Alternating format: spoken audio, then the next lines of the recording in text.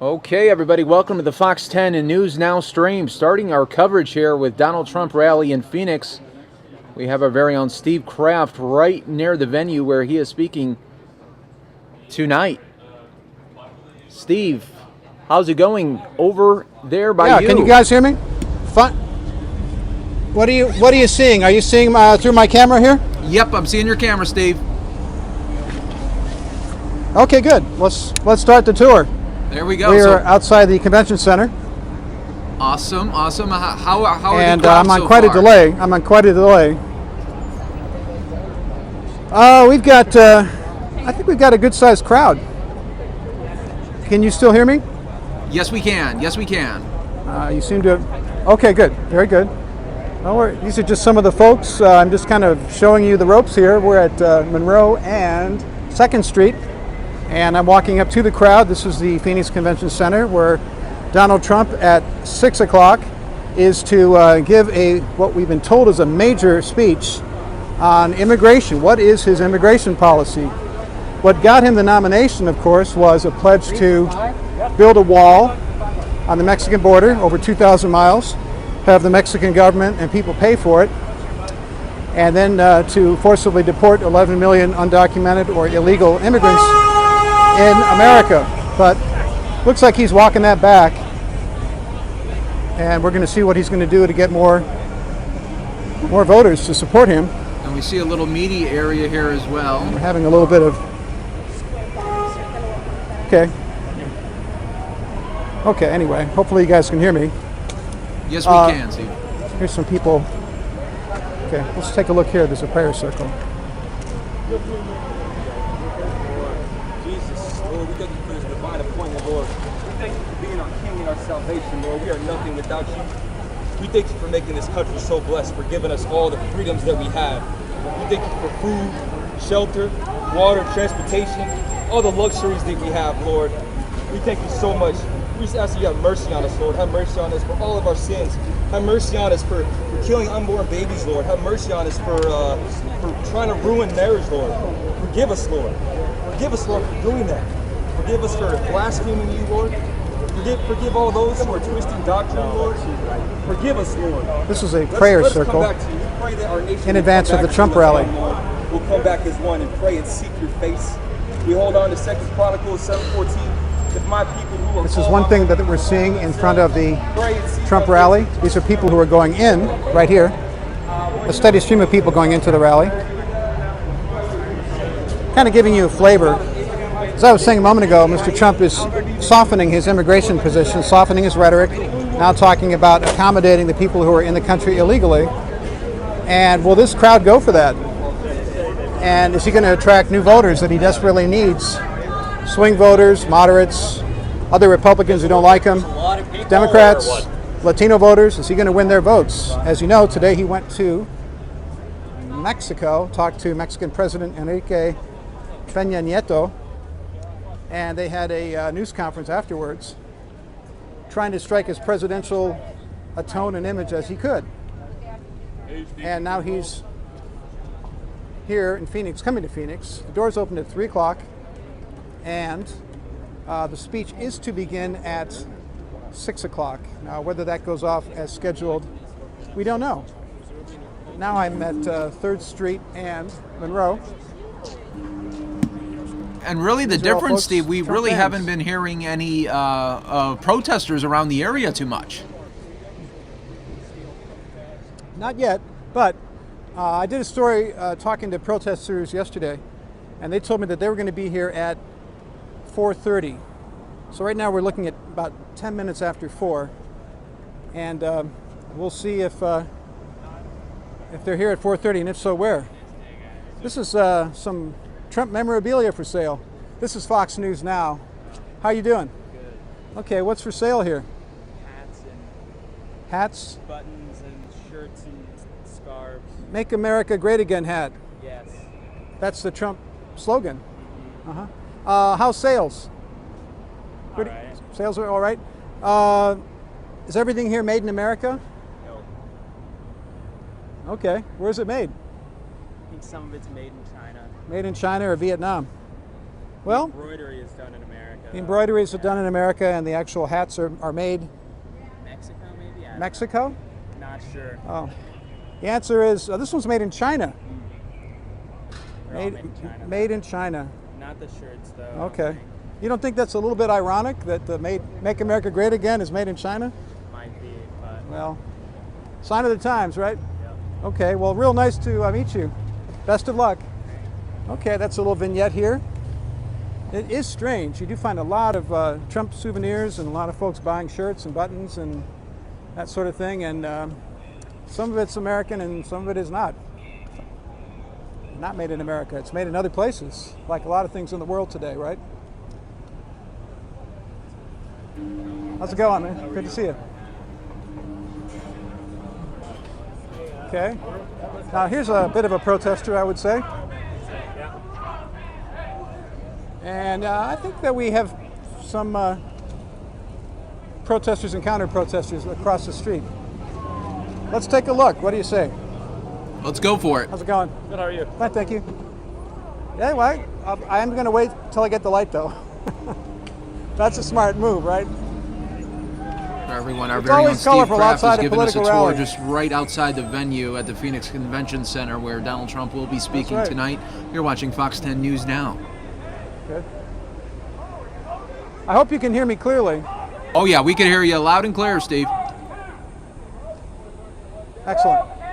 Okay, well, let's walk over and. The message here is Trump is. 2 minutes. Trump is hate. Trump is hate! Trump is hate! Physically again. Tell me one time. Show me. Give me one example. Trump is hate! Give me an example. Trump is rhetoric against Muslims, saying that he isn't going to allow them to come to this country. There is a law against that. Trump is hate! Trump is hate! Trump is hate! Trump is hate! By the way, Trump just so you is know- hate! Trump is hate! Trump is hate! Trump is hate! Trump is hate! Trump is hate! Trump is hate! Trump is hate! Trump is hate! Always Trump is hate! a colorful scene Trump is hate! outside a Trump rally. So we have Trump is hate. We have the folks from the prayer circle we met a moment ago, and a couple Trump loyalists arguing in a civil way with the protesters. A clash of ideas so far playing out peacefully, which has been the pattern. I've been to several Trump rallies, and this is kind of a scene that I'm familiar with. People who are against Trump, people who are for him, and a lot of civil discussion, no weaponry displayed. That's good. That's the process, right? So far, we don't have a lot of protesters, but I think that's going to change in a little while. Yeah, this think is a these far folks are gonna cry join from the the protest. difference from Fountain Hills back in March, isn't it, Steve? True, but I would tell you it's still early. A lot of people are just getting here now, and of course, this doesn't kick off until 6 o'clock. So there's plenty of time for whatever protest there's going to be to grow. And just to show you how on top of things Fox 10 News is, look at this live. Got our crew arriving on the scene. There we go. How's it going? That's right. You're live on Fox News Now. Oh, that's pretty good. Nicole Garcia says she finally got to make it on Fox News Now. Her career has reached its peak. And there's our photographer. Check it out, Joe Keating. Now this will show up on Fox 10 News at 5 o'clock, and I dare say on Fox News Now as well.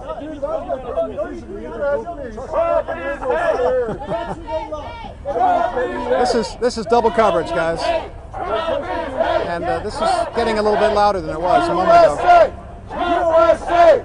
USA! USA! Right now, though, I would say that cameras probably outnumber protesters. USA! Cameras and onlookers and reporters.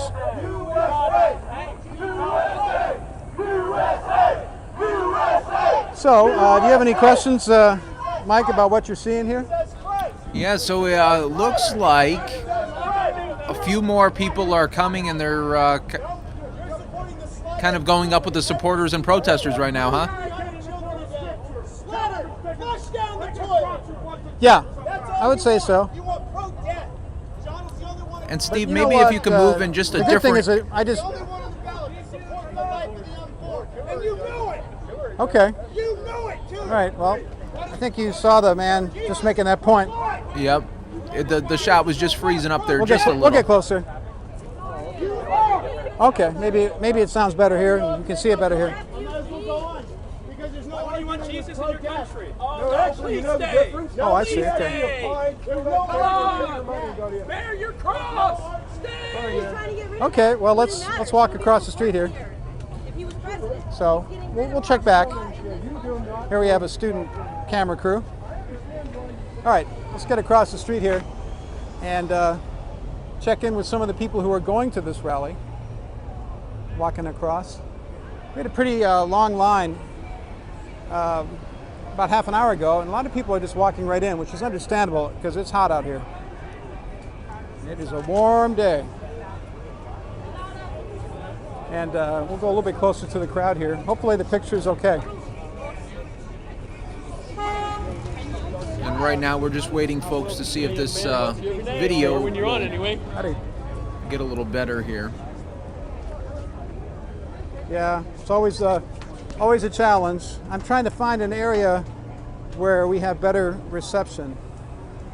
Maybe if I walk past this crowd, I think I can get better reception if I walk past the crowd. Thank you. Yeah, I know it locks up a little bit when you just don't have the rate that we need on the screen. Oh, it's dipping. That's not good. Let me see if I can get past it. I think it's going to get a little bit better in a moment. Numbers are going up a little bit. That's good. I think it's going to get better in just a second. I think a lot of people are on phones, and I think that's kind of cutting into our signal. But we're now walking down Monroe to 2nd Street. Media has to go around the corner in order to get in. So let me know if you need to bag out of this, Mike, because of technical problems. I understand. Yeah, we might have to come back to you, Steve. It's just not reestablishing right now. Okay, well, at least you guys got a flavor of what we've been looking at out here. Yes, that's very, yes. And we will reconnect with you in a little bit here, Steve. Oh, it's better now. Very good. Take care. It's better now, Steve. Oh, okay. I think what happened was I was in an area where there are a lot of people on cell phones. Yeah. And somehow I think that was affecting. Now it should be getting better and better. Yeah, now it's perfect. So you saw the crowd. I'm walking around the other side of the convention center where the media entrance is. This is drawing media attention from around the world. And this rally, this speech by Mr. Trump tonight might be one of the most consequential of the campaign.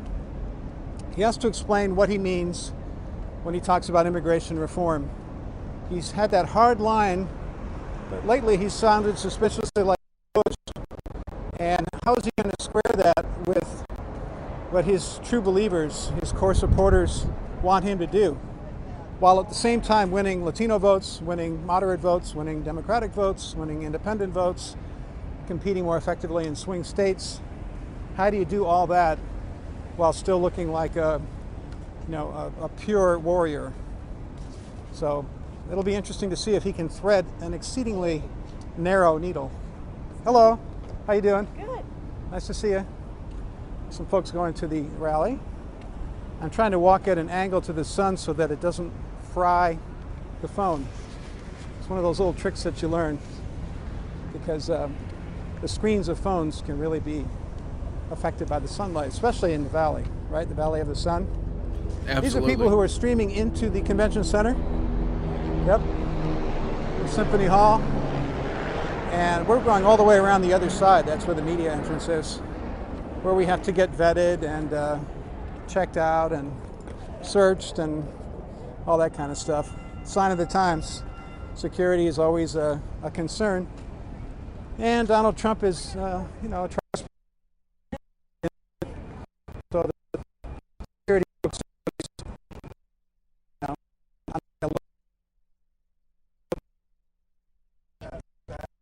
You're on live with Mike. Yeah, here we go. Infiltrate the Trump rally. Okay. As a civilian? a temporary civilian. That's great. Yeah. You're doing that research. Yeah. So where's the civilian? Just follow the folks here. You can go over to Monroe and head right, and that's where the entrance is. So I'm gonna go hang out there for a while, and then maybe I'll come meet you up in the media area later. Yeah. Okay. Bye, guys. All right, Samia. See ya. Samia's doing some research. That is awesome. All right, Steve, we will. Was that cool or what? We will connect back with you in just a little bit. Thank you for giving us that tour there, Steve. You got it. Have a good one.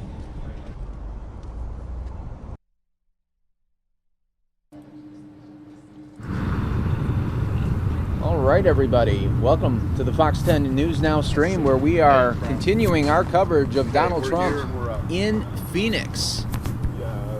Live support.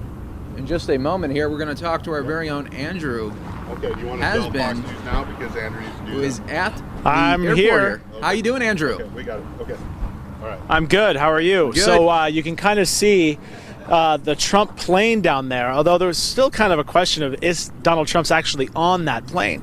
So we know that he was in Mexico and he arrived in Mexico on an unmarked plane. That's been widely reported.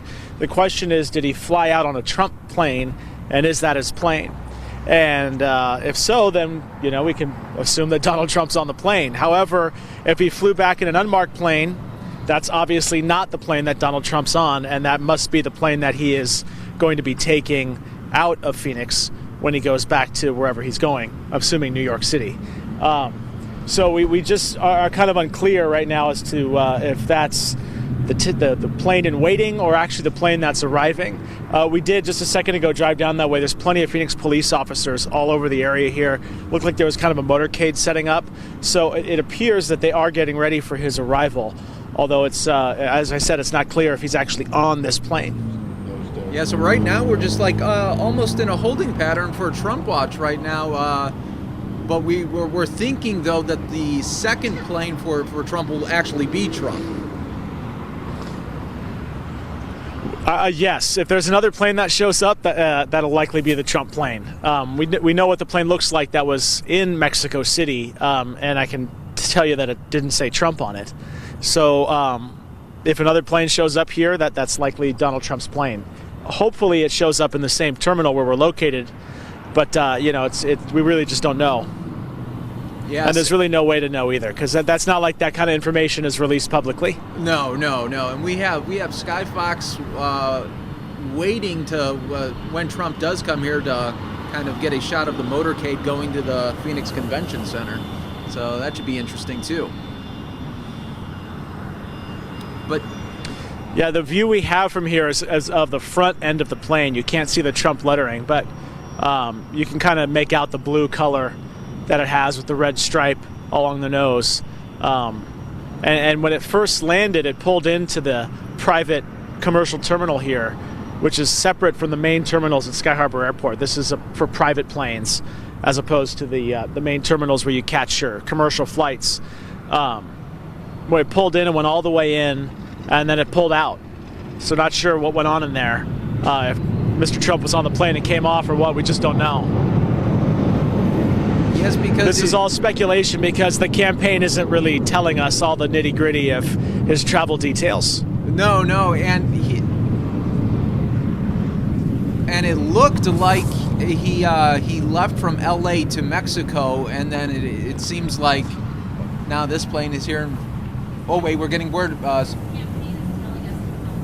Okay, we're just receiving word that the campaign is telling us he's on that plane right now, Andrew. Oh, okay. So there we go. Well, we saw it go into the terminal and then pull out, so I think it's safe to assume that Mr. Trump's already off the plane. It pulled in, the nose pulled in, about half the plane was inside the hangar, and then it came out, spent about 20 minutes inside the hangar.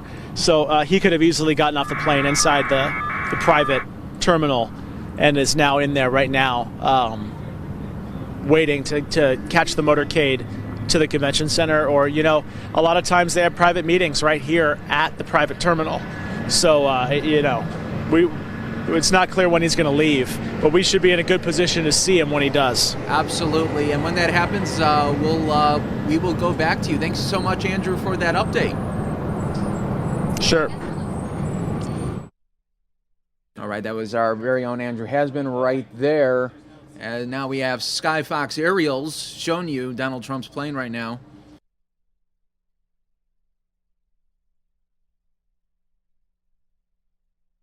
So the campaign does tell us that Donald Trump is on this plane.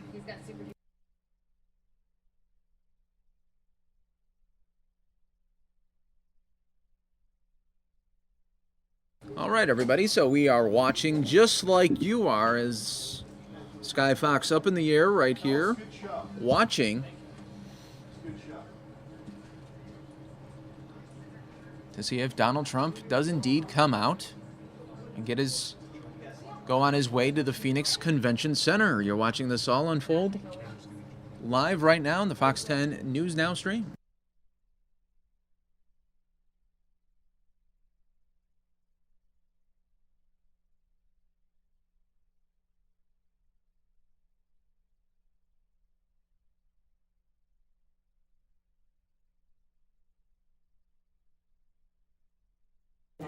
All right, now I'm joined by our very own Carrie Lake. How are you doing? I'm doing great. Before we get going on Trump, congrats. A year. 1 year today. 10. Thank We're you. so lucky to have Mike. Yes, thank you. And, Happy to be here. We've been doing a lot of coverage of Trump today, and what a big day for him. I mean, Really big day. The whole political world is talking about this. And this speech was going to be big on its own, but then to have him go to Mexico first, now this makes where every news outlet is all eyes on Phoenix tonight. Right. Well, and it's interesting because he did a kind of a 5-point plan during the press conference. I think we showed it here on Fox 10 News Now. Yes. I think he's going to elaborate on that tonight. Mm-hmm. That's what I'm kind of getting from it. What is your thought, and I don't know what our viewers' thoughts are on how did Trump do in Mexico? Did people think he looked presidential? Did they think that this advanced kind of at least the discussion on immigration? I'm just curious if you're getting what kind of response you were getting from people. Yeah, well, when we were doing the stream, let us know too on this stream if what do you think about that. But when we were live with it, people were saying, "Wow, he looks presidential doing this," because once again he was speaking, not off cuff. He had prepared notes. Right. So for some people, they say he's looking very presidential now. It's hard to tell because you look at the talking heads and you watch something and you might be thinking, wow, that looked pretty good. Yes. I was impressed by that. Then the talking heads come on and tell you why you shouldn't like it. Yeah. But I think if you can ignore the talking heads, I think that he probably advanced his cause a little bit. Oh, If you absolutely. want to be completely unbiased, I think that Trump may have helped himself today. Was it a photo op? Maybe. He was invited there. He didn't arrange for this. And they reached out to him. Yeah, and what are we talking about today? Donald Trump, immigration. I haven't heard much talk about Hillary Clinton. So if you want to look at it in that way, you could say that Donald Trump had a winning day. And we were talking about it earlier, me and you, and how Hillary Clinton just seems to be backing off a lot. She's not. Yeah, I think my sense is that she knows she's ahead in a lot of polls, and she's like, I don't want to do anything that could, bring my numbers down. I'll just kind of sit quietly. Mm-hmm. But I don't think you can get away with that in this election. Things are moving too quick. She might be trying to play it too safe. Don't you agree? Maybe. Too safe. You can't be too safe either. What are we showing right now? Because I'm looking at this and I'm like, wait a minute, that's not what we're showing. So we we're showing we are showing this right here where Trump landing at Sky Harbor Airport. Yes, and the campaign tells us that he was on this plane, but remember, he didn't come to Mexico with that plane. So we're trying to think of the logistics, how this happened. Yeah. Could this be his crew? Could be his crew, but I think I've heard that the press corps and his advanced team is already in Phoenix. Sure. And did he take a smaller plane or something it wasn't a smaller plane, but it just was unmarked. Yeah. I wonder if this was security. Had to be. There's a lot of people in Mexico who probably would want to bring harm to Donald Trump. Oh, absolutely. And I'm sure when he's dealing with the Secret Service, They're like, all of sir, that, you're not going to come on we're your not plane. going to fly in on a Donald Trump plane in Mexico. That advertises because they when you're don't here. have control over the Secret Service doesn't have as much control in Mexico as they do here. No, absolutely. And yeah. other threats that could come in. So he's probably Interesting. coming in on a smaller unmarked plane for security reasons. I wonder what the if we're going to see a different type of crowd out there tonight. He's been here 5 times now. This is his 5th trip. Yes. If I'm right. Am I Yes, right on that? Yes. Are we going to see the same people? Are people still interested in seeing him who've maybe seen him a couple times? Is this a new group of people thinking, I want to give this guy a shot? I'm just curious. 5 times in a short period of time. How many times do you want to go see somebody? Yeah, really, really. And, this time it's indoors. Remember in Fountain Hills when it was outdoors back in March. And it was still a little bit warm it weekend. Was, yeah, I remember because it was still like, it was spring training time too for baseball. Let me see what the temperature is right now. Do we have it up somewhere? Well, we got it at 103 right now. Ooh, that's still kind of warm. Yeah, that is warm. So, and we haven't heard too much of protesters either. So we haven't seen that either. And we did see that in the heat of the summer. I remember I was that. watching you actually, and he was here, I think it was a weekend.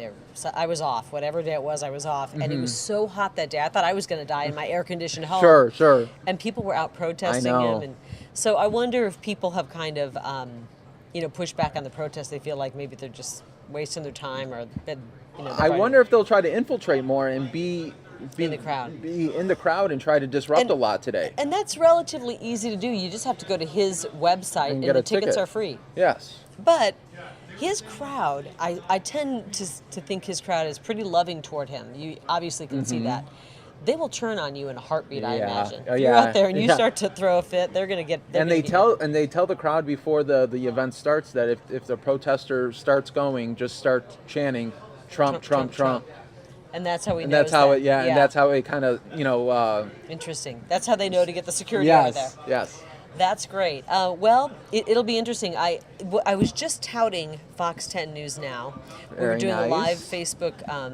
We were just kind of doing a recap of the elections last night. And I was saying to John and our listeners out there, if you want to get fair coverage of this election, and it's a historic election, this is the only place to be. I mean, I'm dead honest about that. Sure, because we showed it in its entirety. Right. And you don't tell somebody how to think. You don't watch a Hillary Clinton speech and then go, you should do this, or she. You just let the person decide. And I think Americans are smart enough to watch something in its entirety and make their own decision without a pundit up there saying, well, that was terrible. Yeah. You shouldn't vote for that. I know. Whatever. You get so many talking heads where... It's great. It's great that what you guys are doing. And I think you've really made an important... What am I trying to say? You've helped people make an important decision. Yeah. And then they could come here and at least they know they'll see it in its entirety.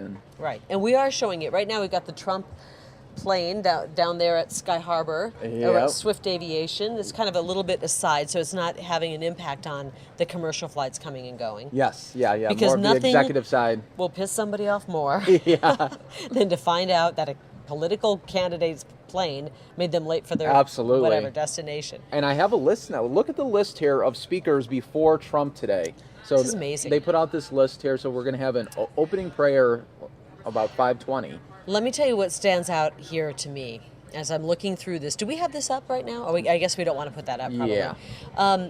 Governor Doug Ducey is going to speak tonight. First time. That's really big. First time introducing him here. Paul Babu, who just won his election in Congressional District 1. That was a crowded field. That is an important election. He is speaking. He's the Pinal County Sheriff, and he's also been very outspoken nationally about immigration and the issues that, Pinal County faces some pretty tough struggles when it comes to immigration and illegal immigration. And Sheriff Joe Arpaio. This guy is facing a potential criminal charges, an investigation by the Department of Justice. And this tells you what kind of a person Donald Trump is. I mean, he's appreciated Joe's support, and now he's not turning his back on him. He's asking him to speak, which is kind of interesting. So, like Joe or hate him, that tells you that. To me, that tells me that he is not going to back down on his tough talk on immigration. He might be changing and shifting it ever so slightly, but I sense that he's going to stick with his tough on immigration stance. Yes. We'll yeah, find Yeah, out. we'll see. I think we'll see. That should be good too. But then when you don't see our two senators though. That's right. I posted about that earlier today. You know, I don't know why Jeff Flake's not there. Apparently he has a day he had planned in Mojave County. He's a senator. He can change his plans Sure, up sure. if he wants to. It's Yes. pretty easy. You just call and say, the senator can't make it. Can we reschedule? I think McCain is just really walking a tightrope. He's trying to figure out, he's got a tough election coming up against Ann Kirkpatrick. And he's trying to figure out how to win re-election. So we'll see what happens. We'll see with what him. happens. I have to, as a voter, I want to see my representatives there. You don't have to Absolutely. agree with everything a person says. But you should be to there me, because he's the Republican nominee. Yeah. You would think. That's kind of how and I would feel the same way about, it would be the same as having one of my representatives, if it was my representative was a Democrat, if my representative was a Republican. I just feel that you should have some unity in the party. Absolutely. If Hillary Clinton were here, I would think that we would see if our senators there, if they were Sure. Democrats. And let's take a look at now. We're going to What do you show see? you our first look of inside right now, where Ooh. it will take place. Take a look. This is your first look, everyone, of If- inside the Look at Phoenix that. Convention That place Center. is packed. Look at it. It's already packed. People have been lining up since, well, really, they started this morning, but they didn't let people in till 3. Let's talk a little bit about what we're seeing here, if we can. Interrupt me when you have to get Sure. something No, out. but no, we are good. I have to give the people who organize these things for Donald Trump, they're smart. You look at that stage, you see all of the flags. It says patriotism, it says America. Yep. He is completely talking to his base, and then some. I think he's speaking even outside of his base for people who want to see America, want to see some improvement in the economy. They want to see some improvement in how the government works. That's a pretty smart setup behind him. You get the flags back there. It's pretty simple. You Yes. just pull how many flags? There's 6 flags behind him. There you go. It looks and some president- lighting, and it get some good looks lighting there. Presidential. Yeah. I know some people cringe at the thought of Donald Trump being a president, but that is a presidential setup there. You've got the podium, you've got the flags. You just have him speaking with a president, another head of state. And when they did that speaking event, I know it was down at the Palace in Mexico City. Yes. It almost had a look of the UN with that marble. With the marble, background. yeah, it did with that marble background. So, I don't know. I mean, I know that it's a very volatile situation out there, out in voterland, but you have to, if you're looking at this completely unbiased, say whoever's putting that setup together, they know how to make somebody look presidential. And that's what it's about right now. Absolutely. We've seen Hillary Clinton all over the world. We've seen her in the White House. We've seen her in the Senate. Donald Trump we've seen on some reality TV shows. Yep. And now we're getting another look at Donald Trump in a different setting, but his people are doing a good job at setting him up at a place where he can look presidential, he can look like a leader, and he can make people who might go, I'm not sure about him. Could he be a good president? To start imagining him as president. Yes, yeah, and it's all about, That's what you want to do at this point. Yeah, and sometimes you got to see it before you believe it, right? Right.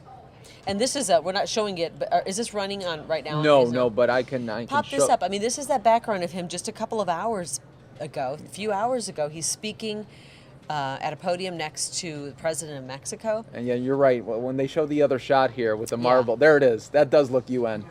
We're talking, John Hook's coming up going, what's going on over here? We're just talking about Donald Trump, his visit. He's here. His plane is here. We're filling John, and he's apparently not watching Fox 10 News so we're now. thinking that he's in that plane, but we haven't seen him come out yet or anybody. I don't know if he's here. I've we heard don't that. know. I've heard. We haven't heard much of protesters.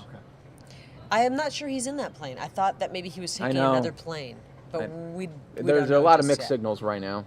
So there's that background we were talking about. So let's go back to now where he's going to speak tonight. And as we are doing this, I'm going to take to the Twitter feed and see if if Donald Trump's put anything out. Because this is a guy who just out of the blue will put out a tweet and you're like, wait a minute, aren't you speaking? Yeah, I know. So you pull that up. And then Mike Pence just put out, not really put out, but 4 hours ago, he said, on the move to Phoenix to introduce Donald Trump as he delivers his immigration address tonight. That was from Governor Mike Pence. Oh, so he's That was 4 hours ago. He's heading there too. Yeah, he'll be here Let's. too. Can you pull up that the itinerary for the speaking engagement tonight, and who's speaking in what order? Do you still have that? Yes. While you do that, Donald Trump tweeted out earlier today, former President Vicente Fox, who is railing against my visit to Mexico today, also invited me when he apologized for using the F-bomb. So this is a guy who he absolutely knows how to work the modern media, modern social media. I have to admit, he's got a really good feel for how to get stories out, how to make the news, and maybe it's his And his he could do it people. in 140 characters, And too. he can do it in 140 characters. Okay, so the crowd at 5:15, the welcome will be by the Trump chairman, State Representative Phil Lomas. He welcomes attendees. They do a prayer, Pledge of Allegiance, national anthem. And then we've got Reverend Dr. C.T. Wright doing an opening prayer, Wounded Warriors leading the Pledge of Allegiance, national anthem. This is just completely. It's almost like a patriotic, almost like what you see on maybe a Veterans Day or Memorial Day Yes. celebration, a Flag Day Yeah, celebration. So he gets that there's that crowd that really, and his crowd loves that. He's got a lot of people who are veterans. He's got a lot of people who are patriotic who Sure, follow him. yes. Then he has the governor is introduced, and Governor Ducey will speak. He's going to introduce Republican State Chairman Robert Graham. We don't know. He's given 5 minutes to speak. That's actually quite long. I'm looking at the amount of time you're given. Can you imagine you're called up and they say, we need you to speak for 1 minute? I know. You got to do that fast introduction. 1 minute. Okay. So the governor will speak for about 5 minutes, followed by the GOP chairman, who has 2 minutes. Paul Babu will be speaking. This is interesting. Help me do the math here. He's got 7 minutes. I just had to count on my hand. Yeah, there you I'm go. embarrassed. I actually 7 had minutes. to count. Yeah, 7 minutes. Paul Babu is going to speak for 7 minutes. He's not a bad speaker. He's No, he's got he's- enough in front of the camera's time to understand how to captivate an audience. Oh, yeah, he's on the Fox News Channel a lot. I'm actually looking forward to hearing who he's running against, Tom O'Halloran. Oh, wait. Could what's this going on? be... Here we go. Let's take Could this. this be actually... The plane. Let's see. Is that what we're Remote hearing? 18. Go to remote 18. Yeah, let's just go So, to it because Skyfox now just zoomed up. right there in the middle, it's actually more on the left side of your screen, and you're seeing a plane come in. Is this the plane? We don't know now. Anybody getting in touch with us on that? We haven't got any... Okay. here comes another plane. Maybe we're just watching now. Planes coming in. We don't know. I don't think there's another. It's not like Air Force One where they have several that are painted that way, and whatever one the president's in. They don't have 2 Trump planes, do they? Here's another one. This looks like a small. Is it? Right here. Okay, Okay, this is so the this plane. is the plane, Can you move folks. our box over? Let's move this out. Okay, this is the plane Donald Trump is in. He's coming to speak at the Phoenix Convention Center tonight about 6 o'clock. He will be speaking. Okay. And yeah, this is it, right? We are being told that this is now Donald Trump coming in. Be landing at Sky Harbor Airport momentarily.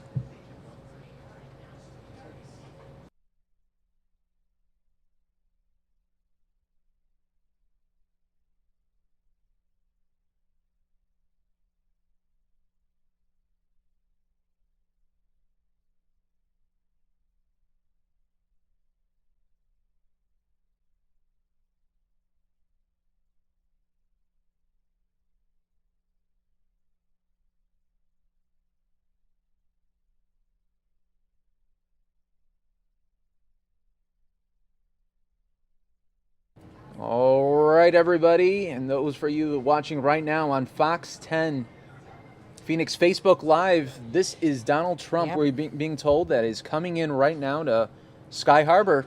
And you might be saying, wait a minute, that's not the Trump plane. He flew a different plane to Mexico. And we don't know. I'm assuming it's security reasons. I mean, You that's have a to pretty be. big target. You know, Secret Service went up in there and said, "Hey, you're not going to Mexico with your plane that's marked that Trump. for Yeah. for everyone in the world to know." For many people in Mexico, he is probably public enemy number one. Sure. And maybe they don't feel that way after his trip. I think it was a pretty nice trip. I mean, he wasn't rude. He didn't say anything rude to the Mexican people. But here he is landing at Sky Harbor Airport, and the Trump plane is already there. Apparently his the staff arrived before he did here in Phoenix. But here it comes. Yeah, I mean, there's so much of a security risk in Mexico right now. They don't have a real control over everything, and that would have been a real big danger to have the Trump plane. Absolutely. But there we go. So, Trump is now in Phoenix, everyone. Wheels Touchdown. down. Wheels Boom. down. I wonder if that plane was as nice as his plane. I don't think so. You don't think so? I don't think so. Not as nice as, no.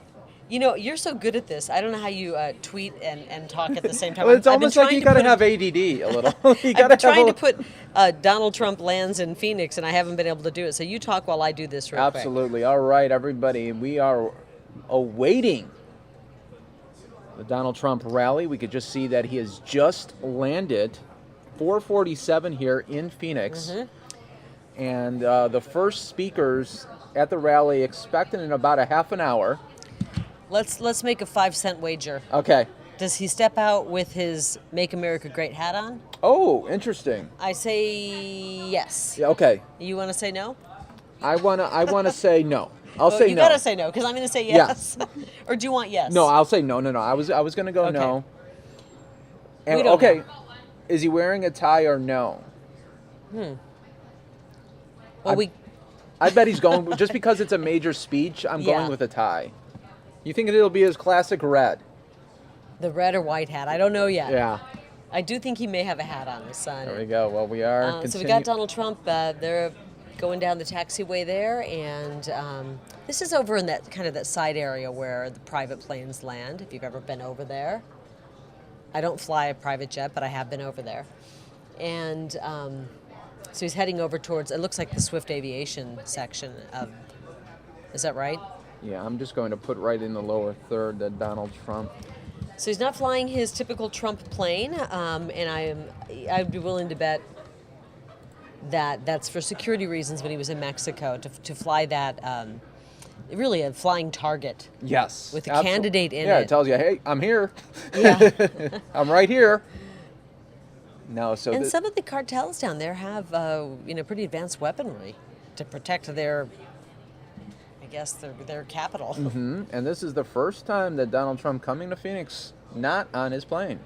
So a little trivia for everyone. I wonder what the R, does the R stand for Republican back there? Is the R? Yeah.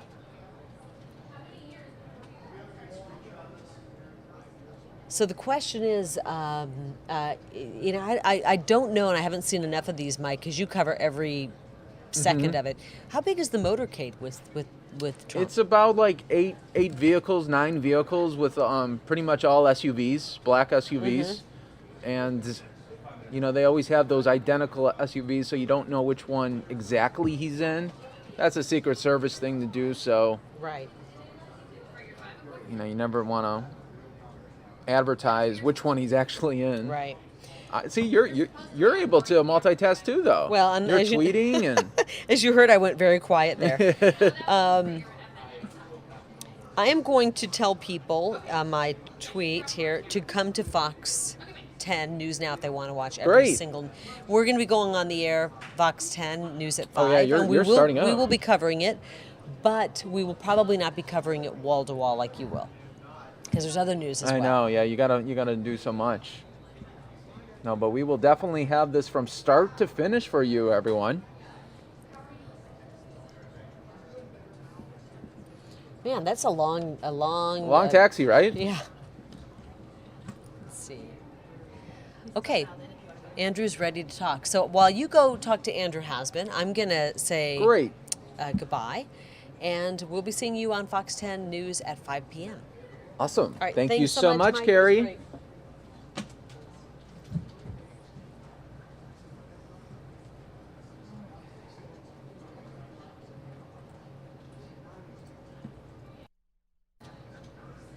All right, everybody. Now we're going to go back to our very own Andrew Hasbin, who just saw Donald Trump land. Andrew.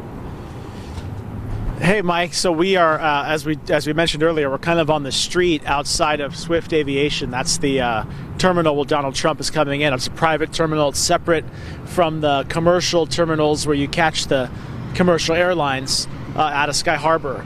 And you can see Donald Trump's logoed plane, his marked plane there on the tarmac, and his now private charter that he took in from Mexico is about to pull up any minute now. We know he's going to come to this location because Phoenix police are stationed all over this street, and we kind of got a glimpse of the motorcade over there by the Swift Aviation Terminal. Lots of Phoenix police officers on motorcycles getting ready to escort the GOP candidate into the Phoenix area. And there's that plane right now, that white plane with that kind of logo on the tail. Not sure what that logo is, but obviously not the Trump logo. And it's pulling up right now to the terminal. I don't know if you can see any stairs. Greg, can you see any stairs? Stairs, yeah. So if against the back of his airplane, but so it looks like it's turning, and if the plane then pulls into the hangar, we're definitely not going to get a view of Donald Trump coming off the plane because he'll be inside the hangar. But that's a large aircraft pulling in there, and looks like they are going to be going inside the hangar because I don't see any stairs at the ready to get him off the plane. But when he does come off, we'll be here, and you can kind of see some of the police cars in the area driving by. This is the route they're going to be taking out of the Sky Harbor Airport area and off to the convention center. Pretty significant motorcade. There's officers stationed here at the intersection getting ready to shut it down when the time comes. So, Mike, obviously we're in the right spot, and you can see the plane now pulling up. You're in a great spot, Andrew. yeah, there's a set of stairs. I don't know if you can stop them. Looks like there is a set of stairs nearby, and the plane's kind of stopped moving. It's hard to tell from our vantage point, but if that plane has stopped, then the stairs will pull up, and Donald Trump and whoever else is on that plane will come off. Hopefully we'll be able to get a view of it.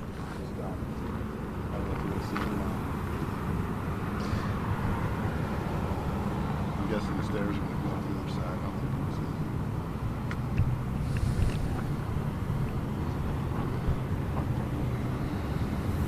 them. I do think it's kind of fascinating, though, when you think about it, Mike, that here we are, Donald Trump flying to Mexico and to Phoenix on a chartered, unmarked plane, and then his logoed Trump private plane just sitting here waiting for him. And it's not like these are small planes. No, these are the size of commercial airliners. This is quite a big operation. Yes, this was definitely a lot of planning, like you said earlier, had to go into this to have these two jets here just for Trump. And it looks like a door to the plane just opened. Unfortunately, it's on the opposite side of the angle that we're at. But that does get him closer to the terminal. And right now, I'm taking your shot as well as Sky Fox up in the air, too. So you can kind of see how the stairs have just pulled up. And we see a bunch of... And someone has come off. We see a bunch of police there waiting. His motorcade is ready.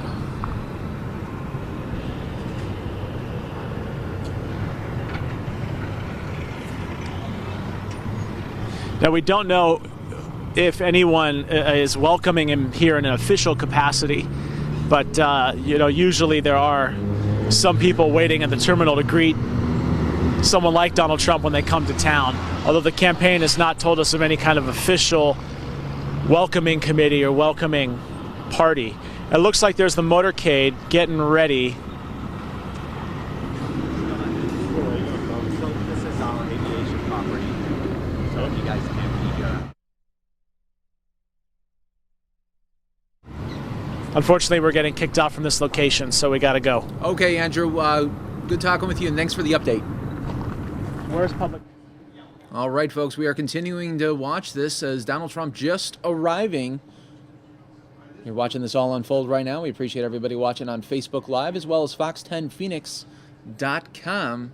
Donald Trump has arrived for the rally. You can see that the stairs are there, and we should be seeing him momentarily come down. We got a good angle here.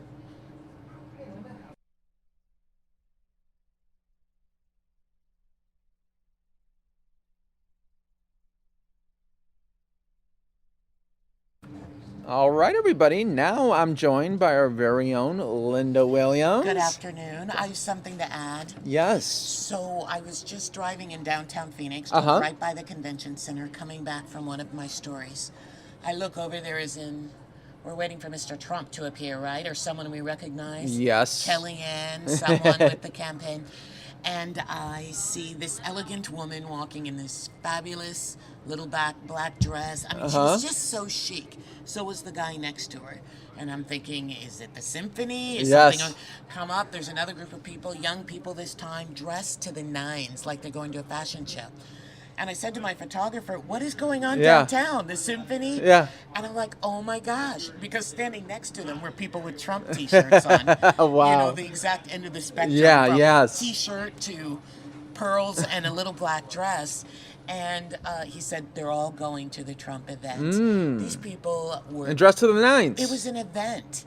It wasn't, it was just, there was just an excitement. Yeah. It was an event. It was like there was going to be a premiere. Wow. And it is a premiere. It's a premiere of Donald Trump's immigration I policy mean, plan. you figure the whole world is going to be watching this speech tonight. Exactly. And I think he even upped the interest by flying and going to Mexico today. Yes. Oh, yeah. I mean, it was going to be a big speech on its own, but he then will. when he goes to Mexico right before, Right. and now we're the city that gets them.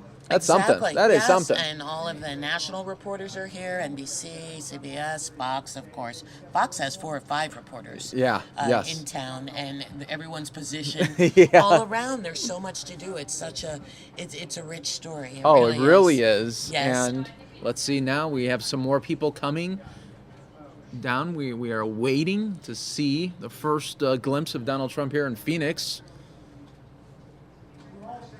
Was this the Trump? This is not the Trump plane. It's No. not his big 757. No, this is the one. obviously. This is the one he went to Mexico with. But his plane now, his regular plane, it Is landed. on the tarmac? Yeah, it landed about 50 minutes ago. Oh, okay. And so that'll be the plane to take him out of here.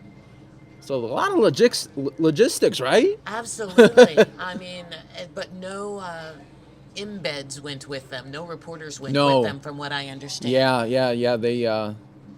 They kind of switched that out really fast. And you can see his motorcade getting ready here. Look at all the people coming out of here. That is amazing. Yeah, it's quite the entourage. I would think you're heading to another country, and in terms of security, Secret Service, all of those people.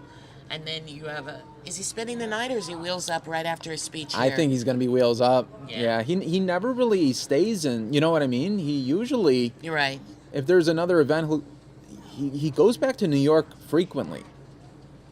Where a lot of, politicians would kind of stay in the area or stay in the general area, he kind of switches it out a little differently. Well, he's got a wife and a young, Yes. relatively young son. A son who's, 10. I don't know how old And there's nothing Byron there's is. nothing like sleeping in your own bed. Right, but I am excited to hear more about his trip. Yes. I want to hear how the meeting went.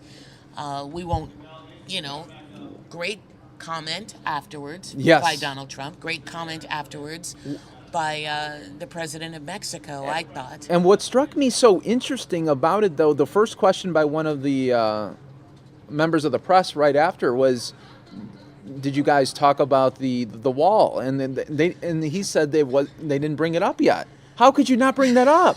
That's what you've been talking about this whole year and a half. I saw Samia's tweet, and it said, "At Donald Trump, you had one job." Yes, yes. Her tweet was so funny, and she's right, but I think, baby steps. Maybe that's what he's thinking. I don't think you go in there with a sledgehammer and start carrying on about the wall and who's going That's to pay true. for it. That is true. I Baby think steps. That is true. This is diplomacy. Yep. It absolutely has to be. And if you want to leave that meeting with both of you smiling and acting like, even if the only progress they made was that they were in the same room for 45 minutes with, without trading jabs or Yes. that's progress, and you have to take it as you can get it, especially in a case like this. Yeah, But you really do. I think Donald Trump did himself some well here, some good here, some Yes. well. I think he did himself some good here.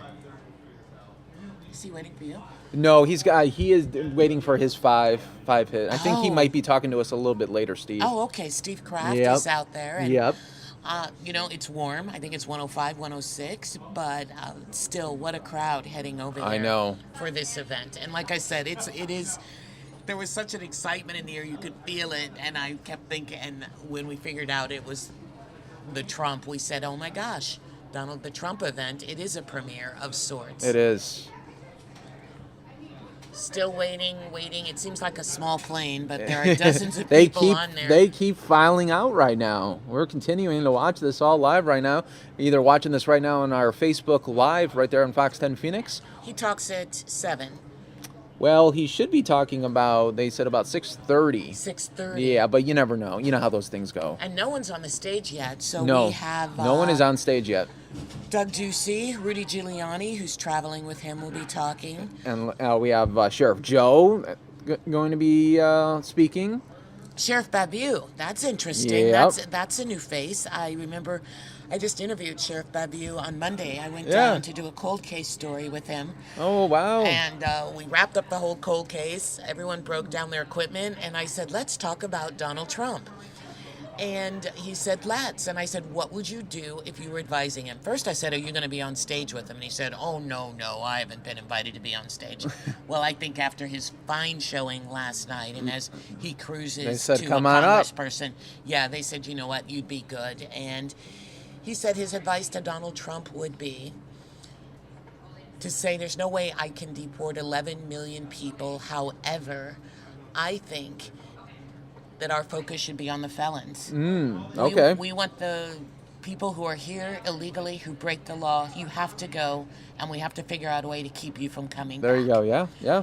And he said that is what he would tell him. Don't focus on the people who are here, Sure. you know, just for a job, Yes. to support their families. Yes. You want the gang members, the drug runners, the drug traffickers. Those are the people who you want to go after and be, you know, Yeah, right in there. hard-fisted about. Yes. Because when you talk about families and that is when you lose so many people's vote, because they don't like the idea of tearing families out. Yeah, that's true. Now, the idea of kicking a drug trafficker out of the country, yeah, they Yeah. like that idea. So that is what he said he would tell Donald Trump in terms of what he should say in his speech and his policy. So, yeah, we are still waiting here. I'm just seeing Samia said she was going to be. Oh yeah, she's live right now because she went to the event. Oh, I'm sure. Yes. See, and look how nicely she's dressed. Yeah, This is not one of, you know, I mean, there'll be plenty of people there in T-shirts and the like, but a lot of people are dressed as well. So she's giving, is she on Facebook Live? Yeah, she's on Facebook Live right now doing a little preview. As she's. We should have her call in. We want to hear what the deal is. We want to hear about it. I know. Let's see if she switches the. We'll show a little bit of that. Is this sold out? I believe so. You know, they. Not sold out, Yeah. but all the tickets have been given out. Yes. So we'll. What I like about Donald Trump is even though we are far away, he has such a distinctive look in terms of hair that we will know when he hits the stairs. Yeah, real. Yeah, we will know for sure. Of this airplane. We won't be saying, is that him? Is that him? Unless we missed him. I mean, I don't know how long the flight is. I meant to Google it from Mexico City to Phoenix. We were Someone seeing said 3 hours. 3 hours. Is it? 3 hours. So you got in, got out. See, it does take stamina to do this job. Doing all that flying, meeting, back, another event. Much to do. Yeah, it's very grueling. I could just couldn't imagine how grueling it is, you know, to be a national candidate where you are going from the time you say you're running to the time you drop out or you're done. Exactly. It is something. I mean, you have no downtime. That is why there was pushback when McCain was my candidate last night. I've been covering him in the primary against Dr. Kelly Ward. She, of course, is the one who brought up his age, him being 80. Yes, I diagnosed him as an 80-year-old man. And people who have seen John McCain say, you know what, he is the Energizer Bunny. He has there you go. 15 and 16-hour days. Last night I thought it sounded like he had a cold. Yeah, he seemed a little bit. Definitely fighting a cold. Yeah, he seemed a little bit more reserved, almost, didn't he? He was, and what's nice, I mean, it was so convenient because they live in that area. We were at his campaign headquarters at 17th Street in Highland, and the McCains, I think they have some kind of luxury penthouse condo or whatever around 24th and Camelback. So It worked out. They all took one of those mini buses over with the flakes and came in and did that. John Hook speculated, as I don't know if Kerry was talking as well, that this might be the day that John McCain joins Donald Trump on stage. Oh, for a little surprise, you think? Just, kind of just widening and broadening his support. John McCain has never mentioned Donald Trump's name. He always calls him the Republican nominee. That's his thing. That's true. And it worked for him. He beat Ward by 20 points. Yep. So he didn't offend any Trump voters. He didn't offend any people who are offended by Donald Trump, any Trump haters. Yes. Didn't offend them. Sliced it right down the middle, landed it on the green, and now he's going to the general. So I think why Doug Ducey is going on stage as an establishment Republican, finally, when he hasn't been seen with Trump before, is because he has figured out, he may not help me, but I don't think he can hurt me. No, can't. Yeah, that is very true. Yeah, I don't know when Ducey's up. I mean, he's up a couple of years for re-election as governor. He probably has his sights set on, higher office along. At least those are the rumblings and rumors I've heard about Governor Ducey. And you have to position yourself all along the way for that. You do. You really, really do, and it's all about, good timing here. And we're seeing a lot of people comment right now on our Fox 10 Facebook page as well, as everybody's watching to see Donald Trump come off this plane. So a lot of people talking right now. And what's nice is he'll get in that car from Sky Harbor. It's without traffic, it's a 15-minute ride. He'll be there just so shortly. Oh yeah, he's going to be right on time here. Yes.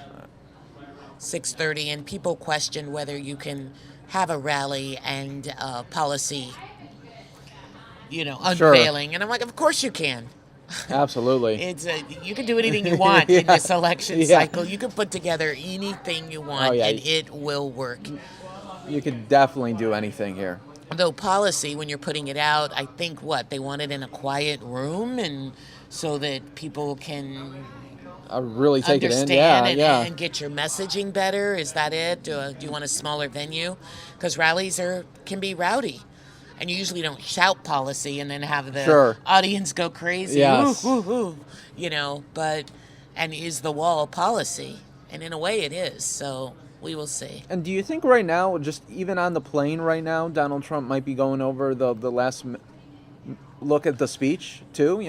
Probably, perhaps. I mean, Kellyanne Conway, she is a dynamo. I am more than impressed with how the campaign has shifted since she came on board. Mm-hmm. And I've seen her on cable stations taking the heat. That girl can take some heat. I mean, she stays calm, unflappable, focused, without acting petty, defensive, hurt, nasty. She stays focused. I think, and he apparently listens to her, and they say that may be the biggest thing he's brought, is that she can get Donald Trump to pay attention, to stay on message a little better, to stick to the prompter a little more. So, I mean, they're probably trying to figure out how best to frame his visit to Mexico and get the most, bang out of it, because all of the things I'm reading right now indicate that it was very well received, that trip. Mm-hmm. That it is a plus for him. Oh, absolutely. Yeah, I mean, what came out during the visit today in Mexico was that the president reached out to both, Donald Trump and Hillary Clinton, and Donald Trump got back, his camp got back right away, he said.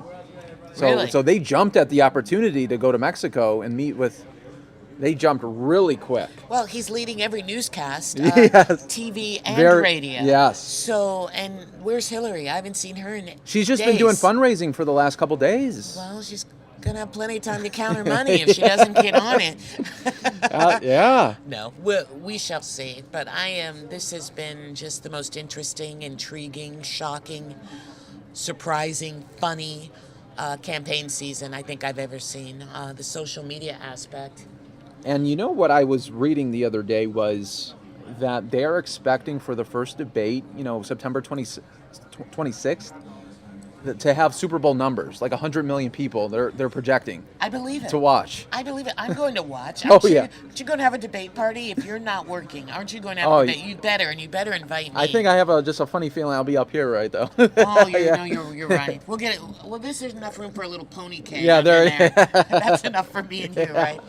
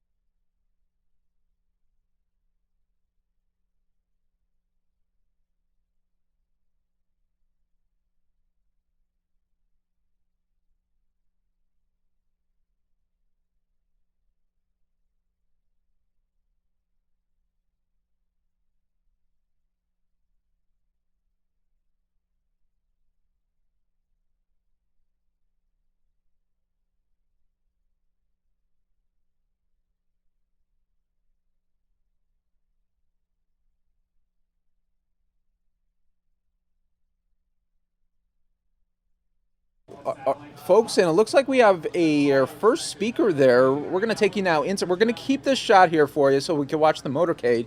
But let's go now inside the Phoenix Convention Center as well. In short, tomorrow is September 1st. If you want to get involved in this historic campaign to elect Donald Trump, we need you.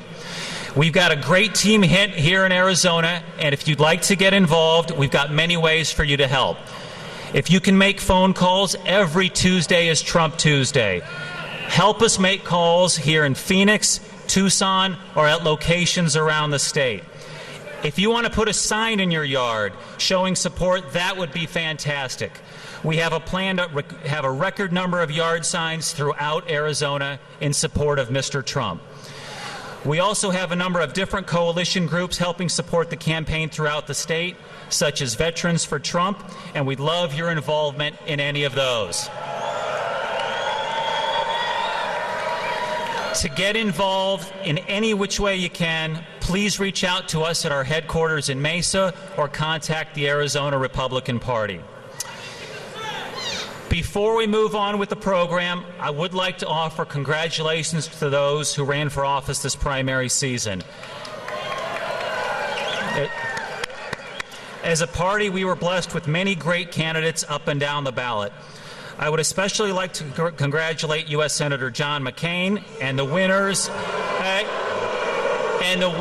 of the Arizona congressional primaries, the Republican primaries. U.S. Representatives Martha McSally, Paul Gosar, David Schweikert, and Trent Franks. I would also like to congratulate Sheriff Paul Babu in CD1, Christine Jones in CD5, Eve Nunez in CD7, and Dave Giles in CD9.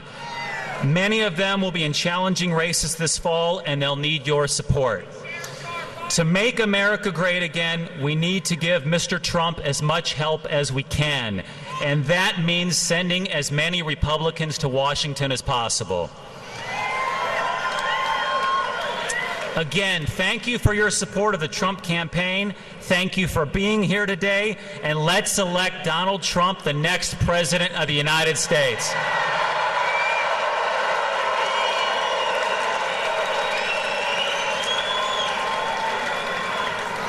Now I have the distinct pleasure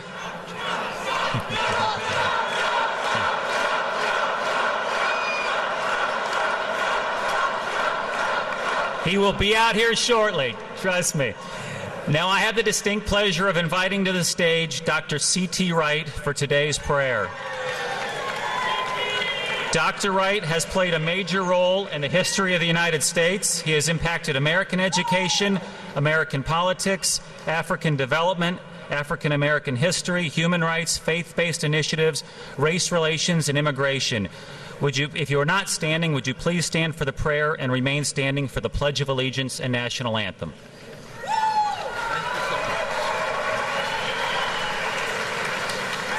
Thank you so much, Mr. Director, Mr. Representative, I tell you, we're here today because of what? Victory! Victory! Victory! I'm going to get in trouble, but let me just say hello to the distinguished mayor of the greatest town in the world, Fountain Hills. Hello, Fountain Hills, shall we? May we bow our heads in prayer. Amazing grace, how sweet the sound that saved a wretch like me. I once was lost, but now I'm found, was blind, but now I see. Through many dangers, toils, and snares, I have already come. 'Twas grace that brought me safe thus far, and grace will lead me on. We come here today, Almighty God, to thank you for the many blessings that you have bestowed upon us. We come here to thank you, our Father, for the next president of the United States of America, who will make America great again. We call upon the Almighty to bless the United States of America, to bless the great state of Arizona, to bless all of us, to bless all Republicans. Let us stand together. Let us work together. Let us pray together. Let us shout together. Let us just stand and call upon the Almighty God and say, this little, I'm going to let it shine. I'm going to let it shine. I'm all over the this little light of mine, I am going to let it shine. And I guarantee you, the greatest nation in the entire world to bless our, that you watch over them, take care of them.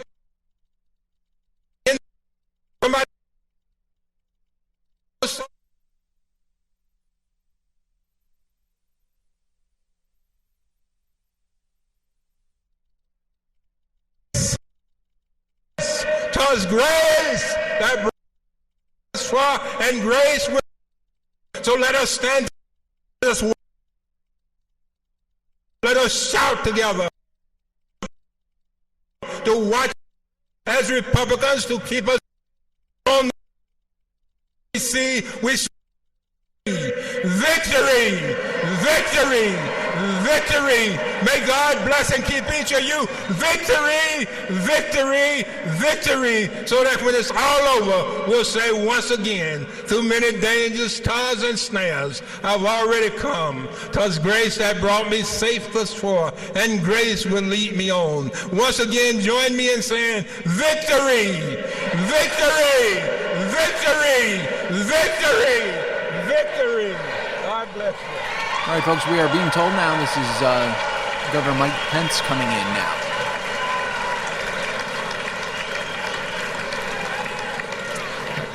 Thank you, Dr. Wright. That was very inspiring. Would you now please join me in welcoming our treasured wounded veterans, Sergio Arlano, Luis Orozco, and Alex Yaquez, as they lead us in the Pledge of Allegiance.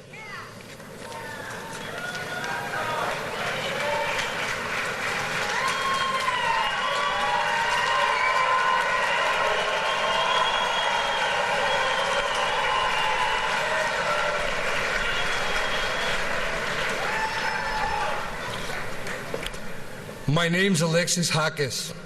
I'm a veteran of the United States Army Infantry.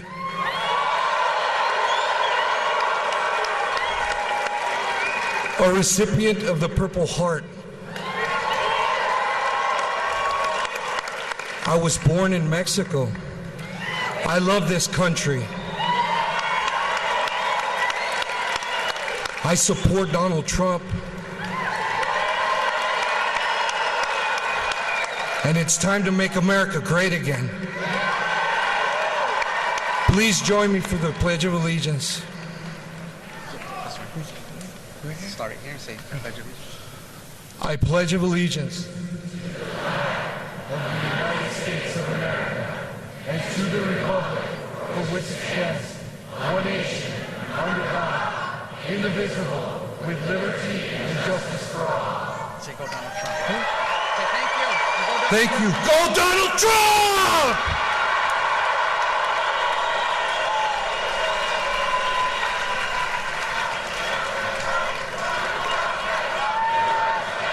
USA, USA, USA, USA. To perform the national anthem, please welcome from the Arizona Vietnamese community, Dr. Mai Ling Duong.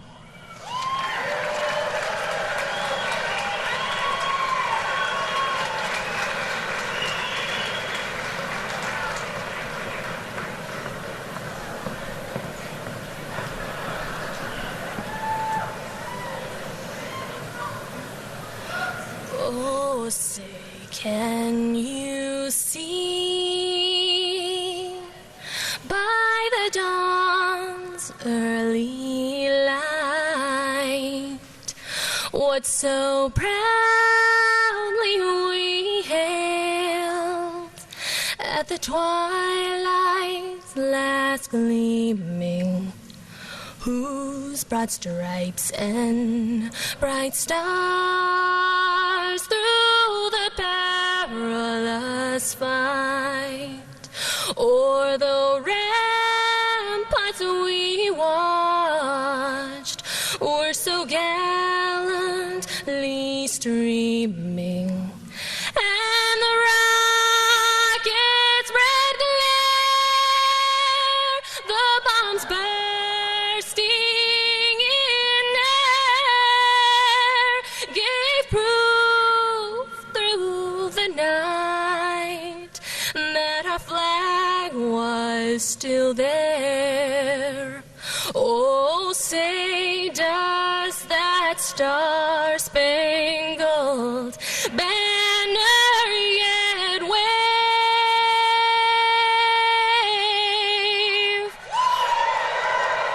o'er the land of the free and the home of the brave?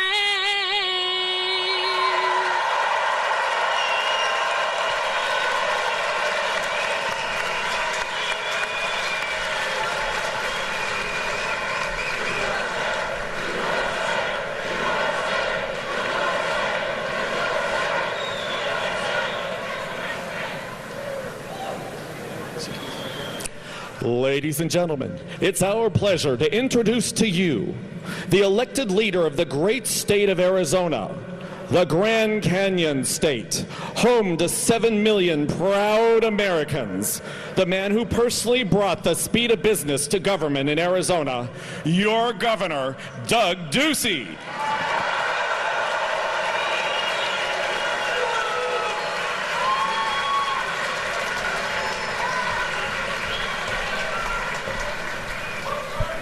Wow, wasn't that beautiful rendition of the national anthem by Maya Lee?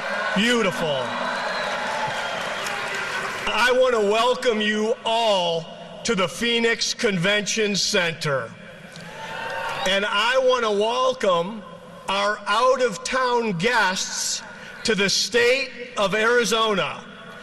We have America's Mayor, Rudy Giuliani, in the house tonight.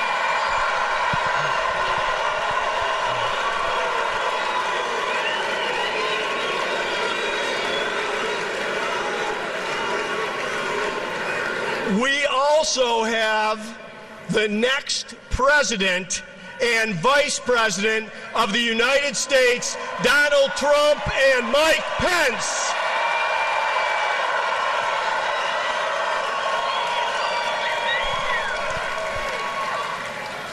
You know, last night, the primary season officially ended in the state of Arizona. So I want to thank all of our candidates for their hard-fought races, and I want to congratulate all of the winners. But tonight is about unity and coming together in the march to victory this November.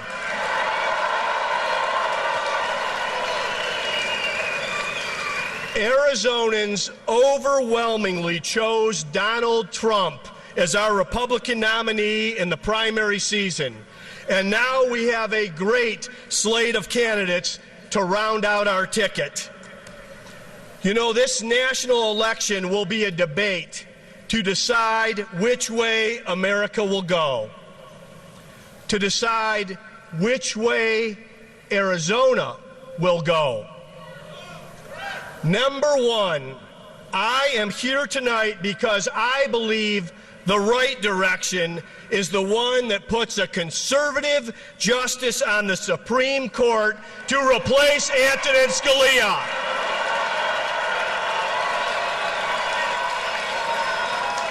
Hillary Clinton will put a liberal on the bench to help her write overreaching new laws so she can legislate from the judiciary. Donald Trump and Mike Pence will replace Justice Scalia with a conservative who will interpret the law according to the United States Constitution.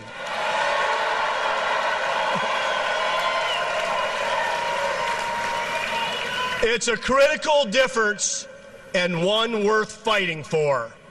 Number two, as a businessman and an outsider new to politics, I know how much a strong chief executive can get done in government.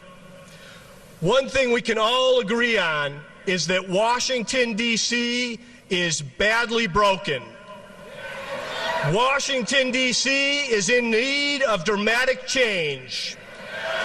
Washington, D.C. needs someone who will turn it upside down. Hillary Clinton will continue to grow the federal government and anoint herself the ruler of a bigger and even more broken bureaucracy. Donald Trump and Mike Pence recognize the value of the states, the governors, the local legislatures, and will put power back to the people. It's a critical difference and one worth fighting for. Third, our men and women in law enforcement and in uniform defending our country around the globe deserve our respect and commitment.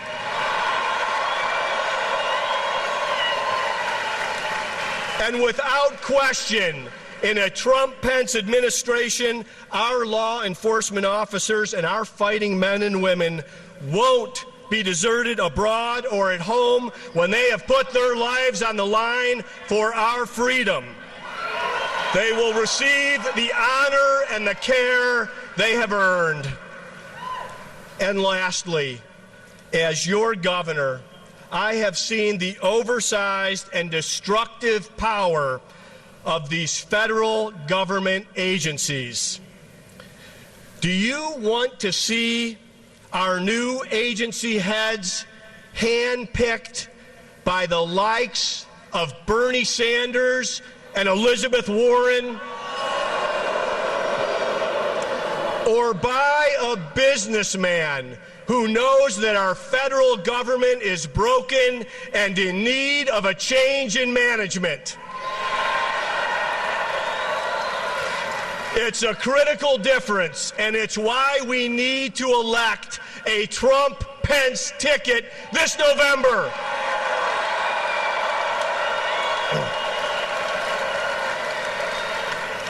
It's time for national security. It's time for border security. It's time for a change. It's time for victory. So whatever brings you here tonight, whether you're a Republican, a Democrat, or an independent, a worker or a small business person, a first responder or a teacher, no matter where you're from, regardless of your race or background, let's stand united together tonight through November to dismantle the Washington bureaucracy, to give power back to the people, and to let freedom ring. Let's win the White House this November and win across the board. Thank you.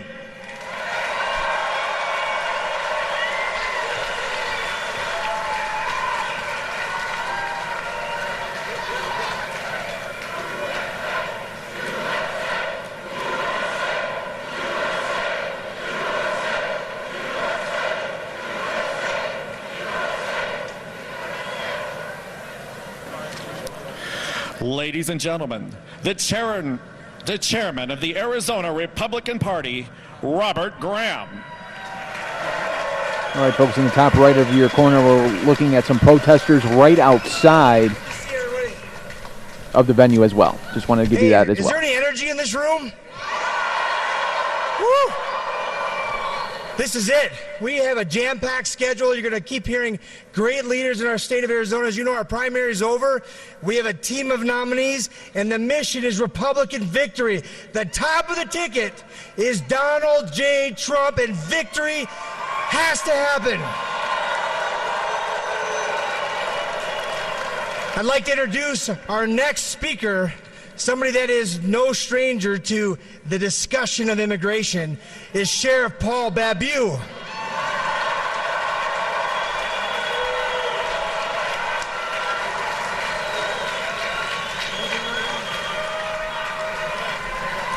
And it's surprising that when Donald Trump was asked about we in Arizona support our law enforcement, don't we? How have we ever gotten to this place in America when the leaders we elect in our republic portray our law enforcement officers the way they do? These men and women put their own safety, their lives on the line each and every day, protecting our families, protecting our state. And I want to send a message to all those law enforcement officers, not just here in Arizona, but across America, that help is on the way. And we have your back, and we see you in the true sense of who you are as protectors, guardians of our community. The rule of law has to be safeguarded in America. Donald Trump understands that. I want to have a shout out. You're going to hear from a leader in Arizona on border security. I've been fighting this battle, but there has been a leader here in our state who has fought this battle from the very beginning, and that is Sheriff Joe Arpaio.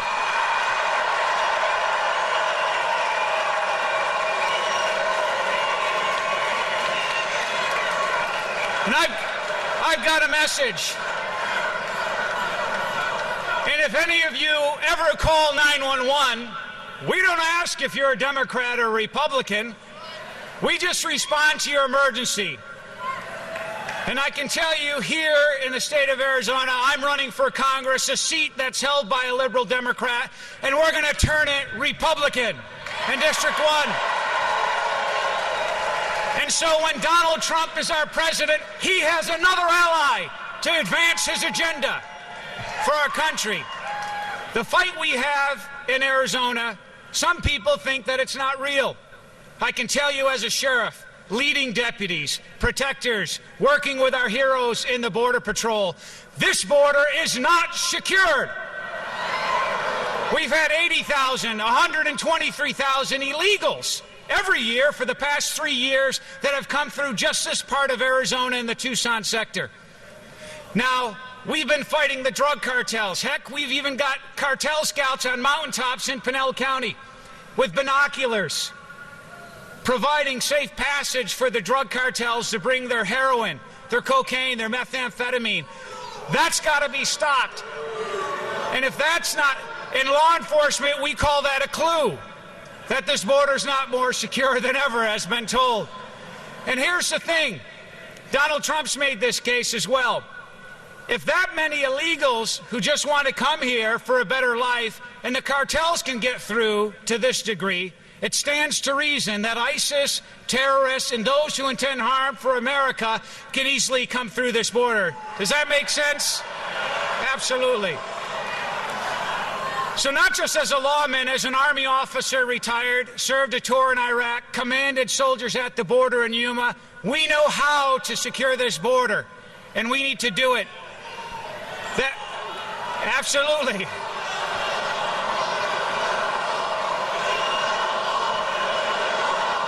Everybody wants the wall.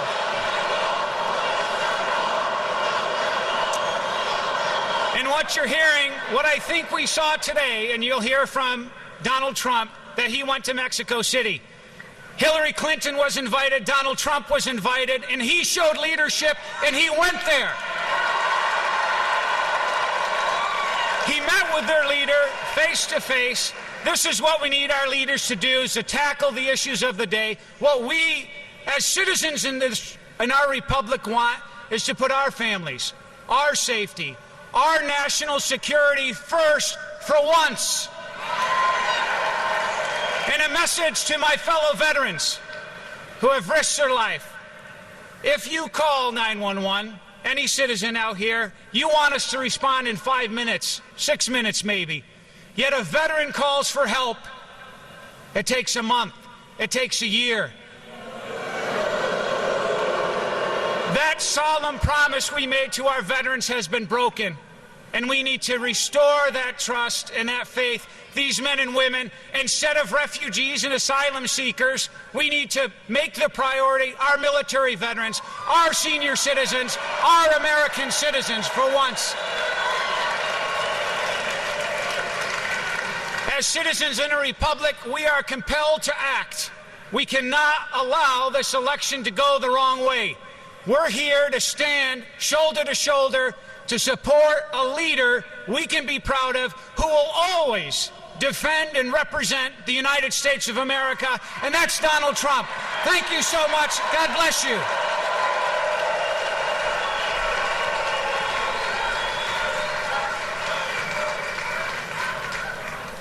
That's how close I was. Oh, sure. Just what we need to turn up the heat in Arizona, right? But I'm so glad. Hey, now I'd like to introduce you to the people that are involved in the Remembrance Project. The Remembrance Project is a voice for victims that have been killed by illegal aliens. Here they are.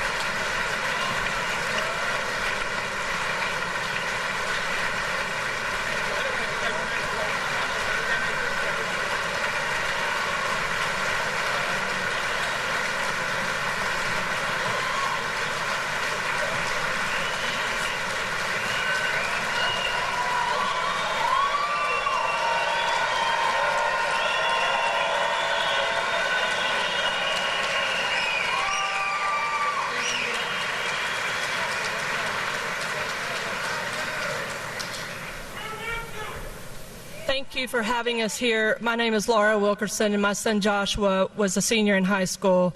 Sent him to school that day. He did not return home. Instead, we got him home in a body bag. He was tortured, brutally murdered, and his body set on fire. And I want to thank the Remembrance Project for giving us a voice to speak out, and certainly thank our next president, Donald J. Trump, for giving us a voice to tell our truth. Thank you.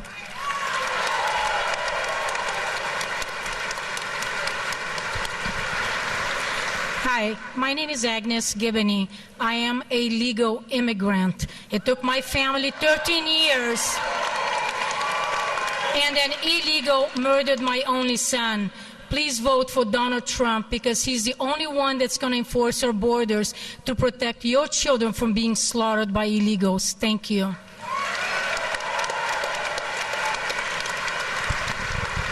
Hi, my name is Ruth Johnston Martin, the surviving spouse of a police officer who answered a call. During that call, he saved an innocent bystander's life by pushing him out of the direct line of fire, but in doing so, he was shot. When his body hit the ground, he was a paraplegic.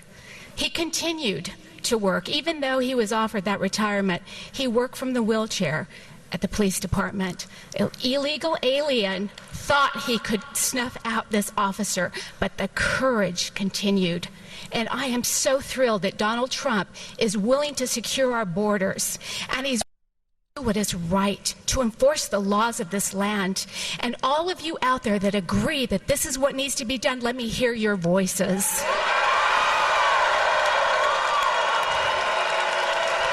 God bless you.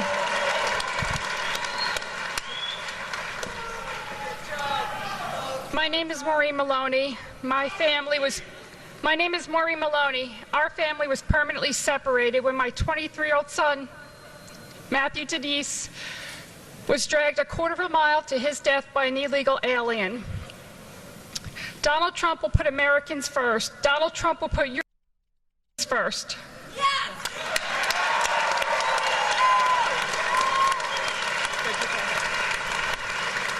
I'm Mike Maloney. Our son was dragged a quarter of a mile in the wheel well of a truck of an illegal alien, and there's 20 people. He dragged him. He's not here today, and if our immigration laws had been enforced today, he'll never marry, he'll never have kids, he'll never enjoy life as we all know it. And thank you, Mr. Trump. Thank you, Mr. Trump.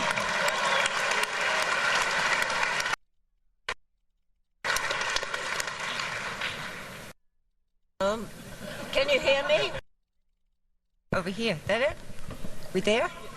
Hello? My name is Kathy Woods. Steve, 17, senior. After a high school football game, went to the beach to have a bonfire, and illegal aliens arrived at the beach. The vehicles that several of them were in, on the way out, it was described as like the war in Beirut. During the window, and paint roller through my son's head. He lived time ago, and it never goes away. And I do know I'd been.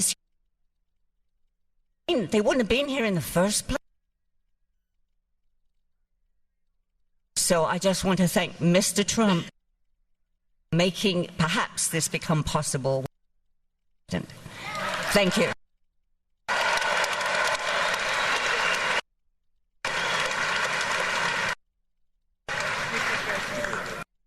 My name is. I lost my 18-year-old cousin.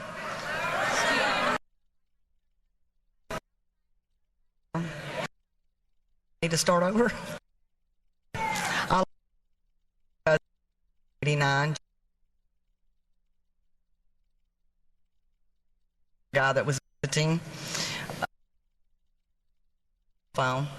It took her to die at her own in her own business. All that I know at that age, in that time, that was not drinking, drugging, or doing anything wrong on January the. We've lost our mother since then.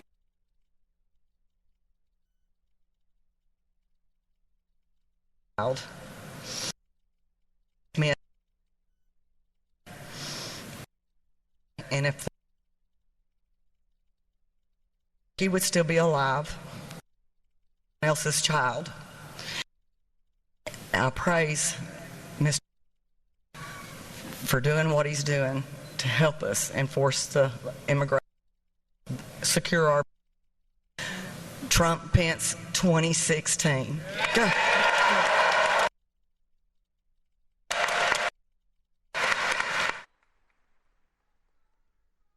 I am Shannon Estes, and my daughter Shaylee Estes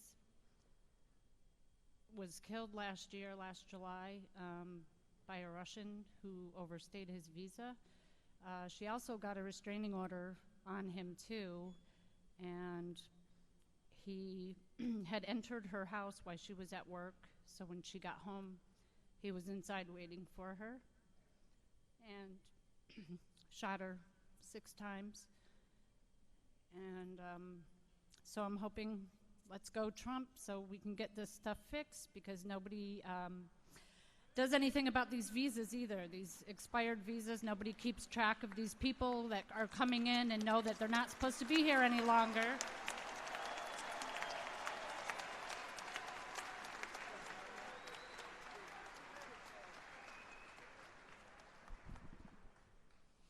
Hi, my name is Brenda Sparks. My son was Eric Cepeda. He was raised by an illegal immigrant from Honduras, yet to be only murdered by an illegal. He spent 4 weeks in the hospital fighting for his life, but ultimately passed on 9/8/2011. I want to say thank you to you for listening, and for Mr. Trump, who is the only candidate that will fight for all of us. My son's killer is still out there driving, so please be careful.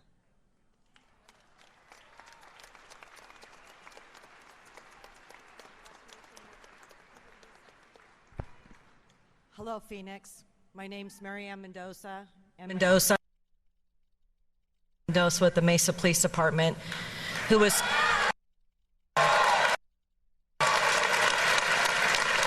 killed.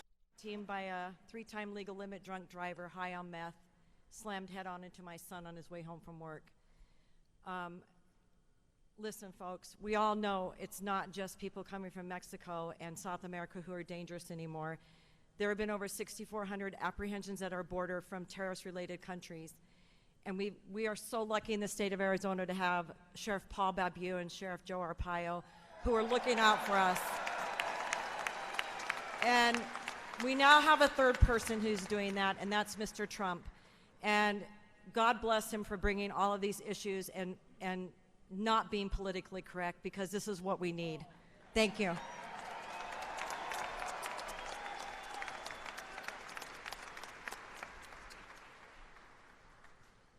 Hi, I'm Steve Ronnebeck. My son was Grant Ronnebeck. 21 years old, working the overnight shift at his job, and an illegal immigrant came in and shot him in the face over a pack of cigarettes because he wasn't counting the change fast enough. You know, I want to thank Donald Trump for bringing this issue to light. I truly believe that Donald Trump's going to protect me and my family and your family. Thank you, Mr. Trump.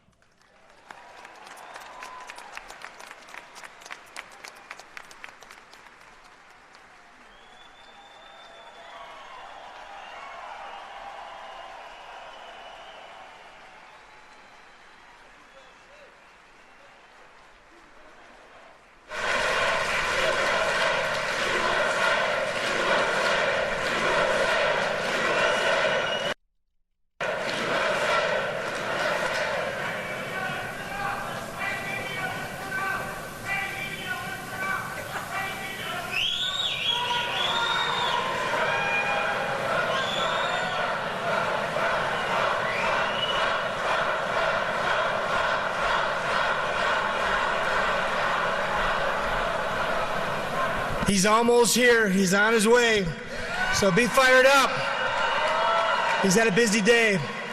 Hey, so I want to introduce you to one of my favorite people on earth. He's somebody that works hard, does what he says he's going to do. He fulfills his promise. He cares about people. And he does exactly what we want him to do as an elected law enforcement official. You can imagine who I might be thinking about. He's been called the toughest sheriff in the United States and the world. Sheriff Joe Arpaio.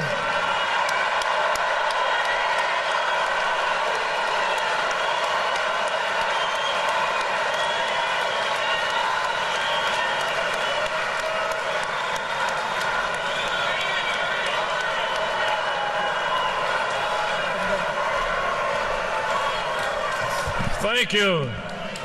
I'm not old. I just, in Cleveland, I fell and hit my right foot. Still hurting, but it'll be okay. Anyway, thank you. Thank you, Arizona. Thank you, everybody here. This is a great day. I remember 13 months ago, many of you were here. Donald Trump really started his fight against illegal immigration right here in Phoenix, in this building. Think of that. I remember when I introduced him. By the way, this is what is this, a teleprompter? I had to read a teleprompter in Cleveland. First one I ever read. I don't like teleprompter. So I'm not reading a teleprompter. But I remember when I introduced him, I said, I have a gut feeling that he will be a great president. And then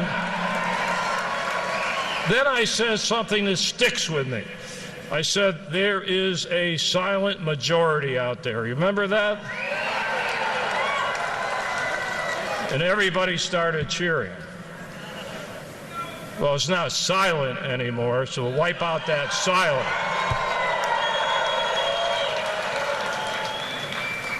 I'm very proud of Donald Trump for what happened today. When he took a trip to Mexico City, invited by the president of Mexico. And I look back and remember my days when I was the director in Mexico City for the U.S. Drug Enforcement and had to deal with the president and the top officials. Sometimes it wasn't nice, but we were still able to talk, mutual respect, and sometimes that's how you get along. We got the greatest guy, probably in the world, that knows how to make a deal.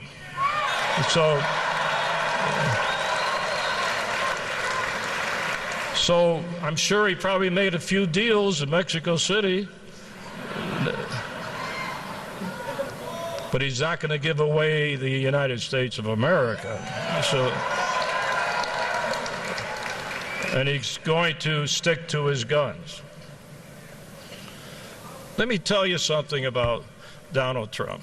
I've associated with many people running for president, but this guy is different. This guy is different. You want me to start over? This guy is different. Can you hear me? So,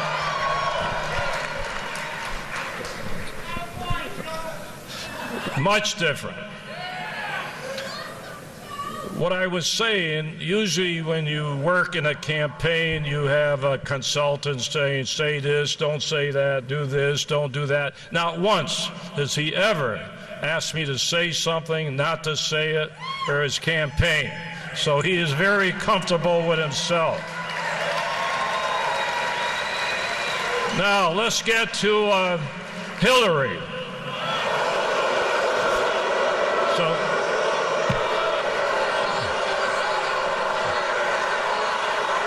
Wait a minute, are you booing or cheering? What is it? Okay. Now, I heard her say something today that makes me very angry. When she said he ought to be more concerned, Donald Trump, with Arizona than Mexico. Doesn't she know that all the drugs and illegal immigration comes from Mexico? Should we not be concerned about Mexico? Should we not be concerned about telling the government to stop flooding our country with drugs and heroin and illegal immigration? That's how you solve the problem. You do it over there before it gets here. One thing I learned in my international experience in many different countries, that the Secretary of State next to the President is the most important government official that has to deal with international affairs. Where has she been when she was Secretary of State? How many times did she go to Mexico and the President? How many times? And it's not that much of a trip. Donald Trump made it, I believe, in 2 hours. Of course, he's got a nice airplane, probably better than Air Force One, but that's okay. He'll have to be downgraded when he becomes the president. So don't go around blaming everybody else when you're the former Secretary of State about Mexico. Why is it that they did not concentrate on Mexico? Go there often, deal with the Mexican officials, talk about the drug traffic. Now, Donald Trump wants to build a wall. A lot of people, you know, they're getting a little chicken these days. Well, who's going to pay for it? Okay? Now, quite frankly, I don't really care who pays for it. Let's get it built. And if Mexico does not want to pay for it, they're going to have to pay anyway. I'll tell you how you do it. You take away their foreign aid and take that money and build a wall. Very simple.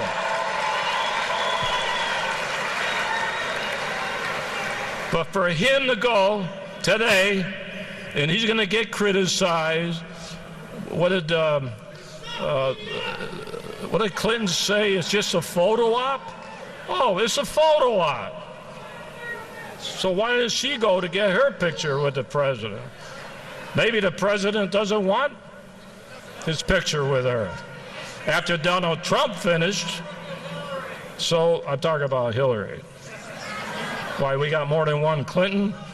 Oh, we got Bill. I forgot Bill. Which is probably going to be if Hillary wins, Bill's going to be running the government anyway. So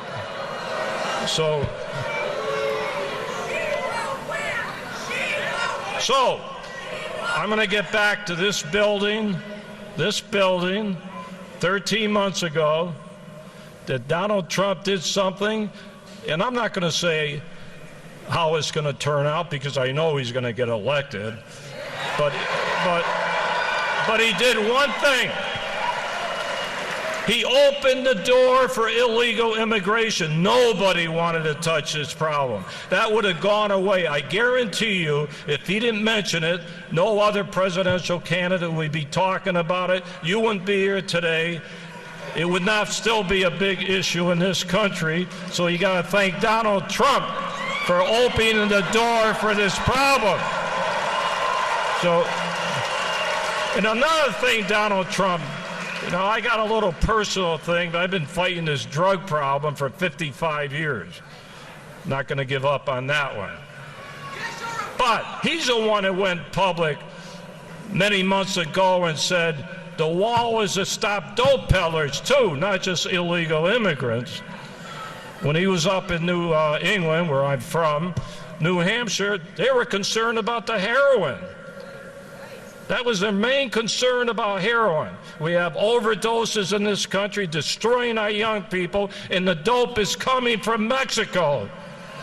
So don't tell me that that border is secured. And everybody's talking about 13 million people. I can go on and on. But let me tell you one thing. You know, we run a pretty big jail system here. 8,000 people in jail that are there for they're illegals, but arrested for other charges. We turn them over to ICE. 39% have come back to the same jails. One guy came back 24 times. So don't tell me that the government today are deporting all these illegals. They're letting them back on the streets to continue violations of the law. So think of that. We have a war on cops. Now, I'm a veteran. I talked to Donald Trump many times. I know what comes from his heart. He loves the cops. He loves the military. He loves the veterans. He loves all of you, too. But I'll tell you one thing. When he becomes president, they're going to wipe out these problems, the crime on these streets. And when you burn a building down, they ought to be locked up and not worry about being politically incorrect. Lock them all up and throw them in jail. That's what you do. That may seem tough, but we have to do something. We got cops being killed. We have politics involved. They call the Justice Department when they see a video. They don't even give the cops the benefit of the doubt, this administration. So we got to get back and defend our police, defend our country. And I know I'm got to close this thing right now, so I'm going to close it and say, make sure that you work hard for our next president, Donald Trump, and the vice president. So thank you very much.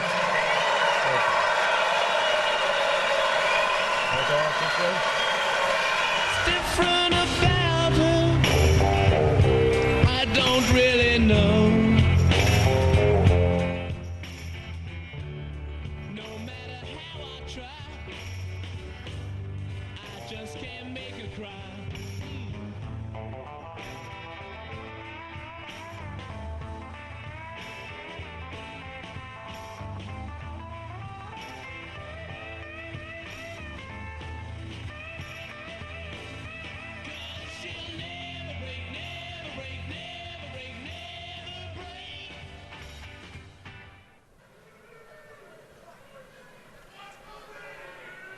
Can you feel the vibes in the building? Somebody's here. I'll tell you what, this lineup gets better every single minute. Again, my name is Robert Graham. I'm the chairman of the Arizona Republican Party, and my job is to assure that we have victory for the President of the United States in this state and every state we can help. Who is going to win on November 8th? I didn't hear you, people. Let's let them know you're here. Who is going to win? Arizona is unique. Every single major policy discussion is happening here at Ground Zero in the state of Arizona. He's back because he knows that we can turn up the heat, we can make things happen, and we can do what's expected to support the right person that's going to enforce laws, who's going to protect the people, and who's going to do what?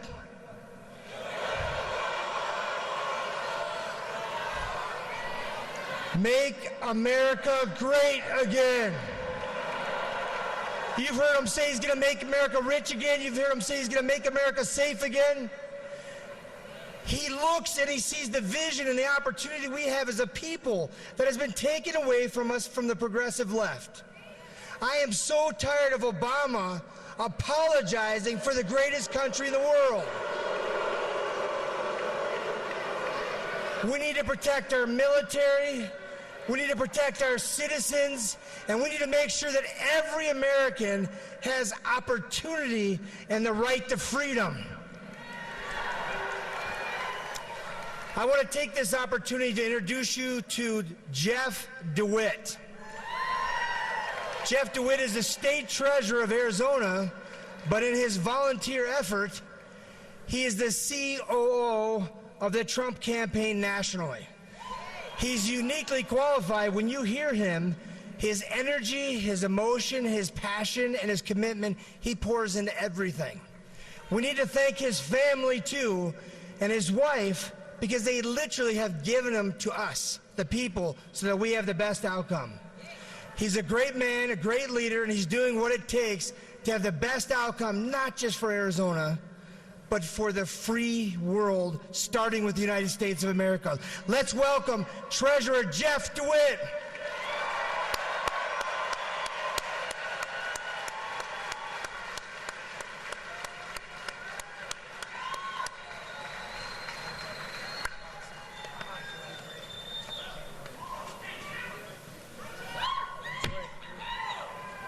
How is Arizona doing tonight? I tell you, we are blessed to have Robert Graham as our chairman. He's doing a great job. We are absolutely going to deliver the state and keep it red in November.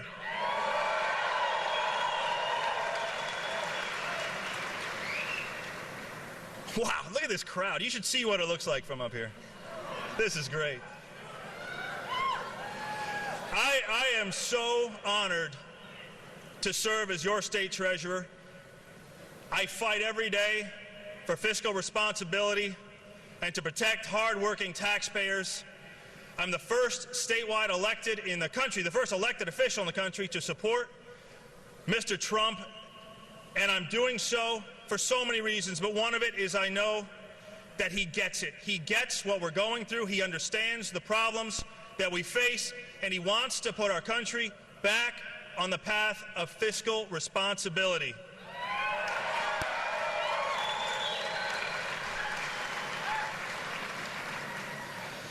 I want to take a moment to thank so many of you that are here right now who are the great volunteers that helped get us to this point. We have so many, from Barb and Corky, the grassroots grandmas. Where are you? There they are. There are so many great people that have helped us get to this point. And I want to make a special plea to all of you now to come down to the Trump offices here and help us with phone calls, mail, anything that we can get you to do. We want your help. So make sure you come down and support some of the great work that we're doing here. We have a great crowd. We need to make sure that we absolutely do deliver. And I also want to say, you know, I didn't know much about Mike Pence when we first met him. We could not have a better vice president. I'll tell you right now.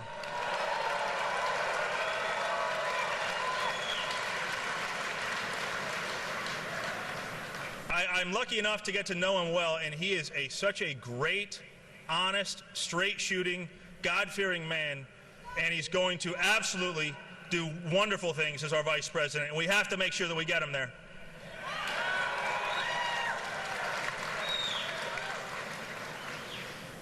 So I am the COO and CFO of the Trump campaign. I'm doing everything I can to deliver this victory for us. I will tell you that it is an honor to work for Mr. Trump, and as everyone that works for him will tell you, he is absolutely not only a great leader that you will see here, but he's a great guy. I was with him in Louisiana after the flood victims. If you know, President Obama couldn't get off the golf course or leave his vacation.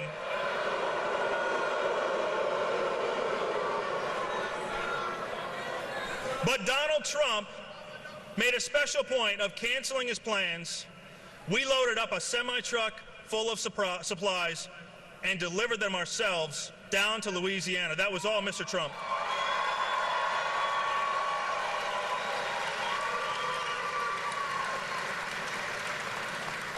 And I'll tell you something that you won't hear other places.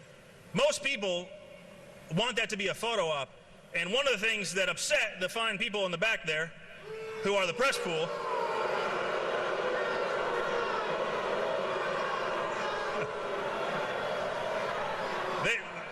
we didn't tell them we were going.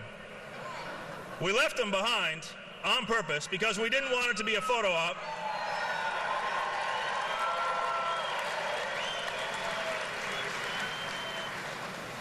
I want to make a special point too. I'll tell you, I couldn't be where I am and I couldn't be doing the things that I'm doing for all of us if it wasn't for my wonderful wife, Marina, and I dragged her up here.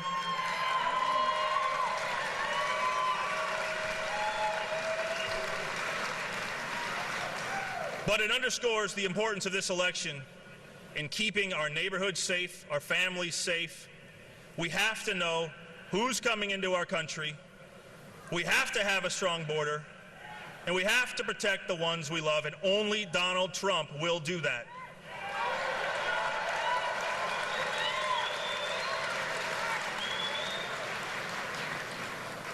So I want to try something. I want to see how much noise we can make. On the count of three, I want you to say, vote Trump. You ready? 1, 2, 3. Vote Trump! Oh, that's great. One more. Ready? 1, 2, 3. Vote Trump! Yeah. That's the answer.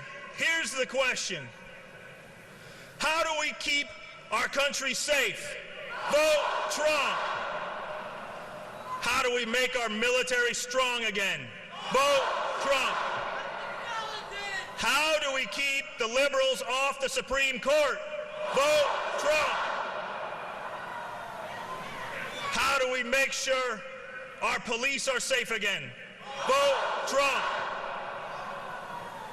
How do we make sure our neighborhoods are safe again? And how are we going to make America great again? Vote Trump!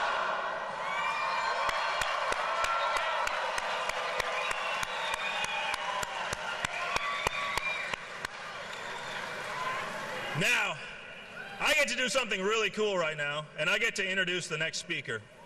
And it's a little bit of a surprise for you. I don't know if you know who's going to be walking up here next. It's a bit of a treat for you. It's good. You know?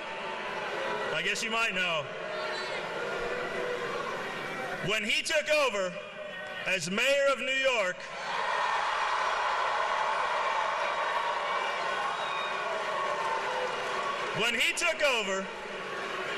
there were 1 million New Yorkers on welfare.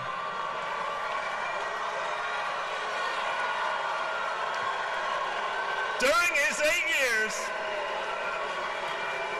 he focused on jobs and the economy, and he reduced welfare by 70% in New York City.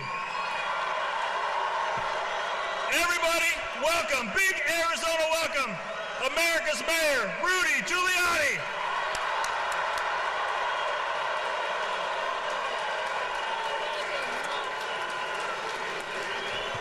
Thank you.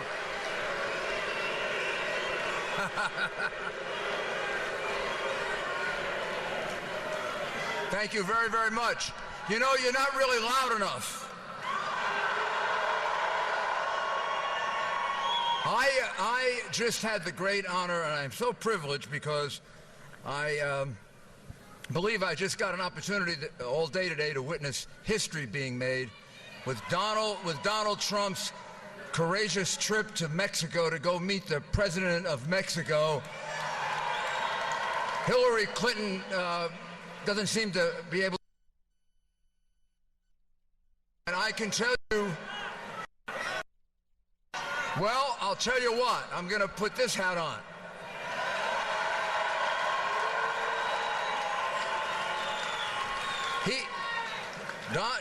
Donald Trump made it clear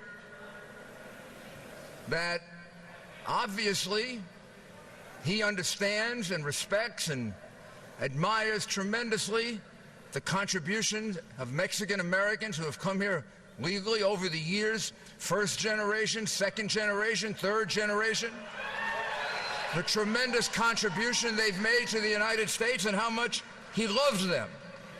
He also made it clear that illegal immigration hurts both countries. Donald Trump will secure our borders, and Hillary Clinton will not. It's as simple as that. Donald Trump will build a wall.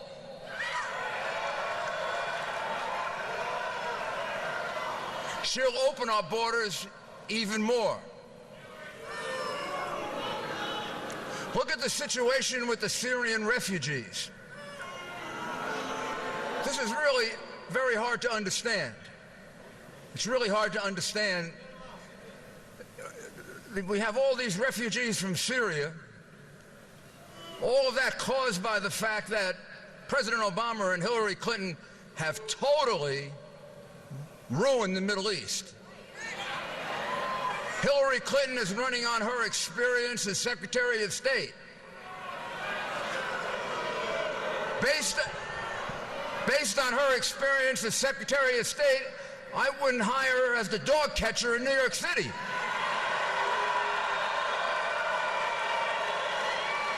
Not only that, based on how she handled top secret information, she wouldn't pass an FBI background check for a government position. And they want to make her president. Can you imagine that? I wouldn't let her near an FBI office or a U.S. Attorney's office, any place sensitive. I wouldn't put sensitive information in her hands because, as the director of the FBI says, she was extremely careless.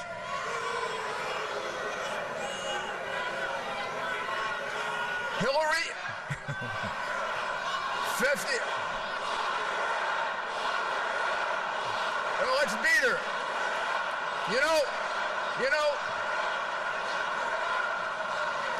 haven't you figured out already that Washington is so rigged she is not going to get indicted even though she should? Don't you know that you would have been indicted and arrested now 8 months ago, 10 months ago if you did what she did?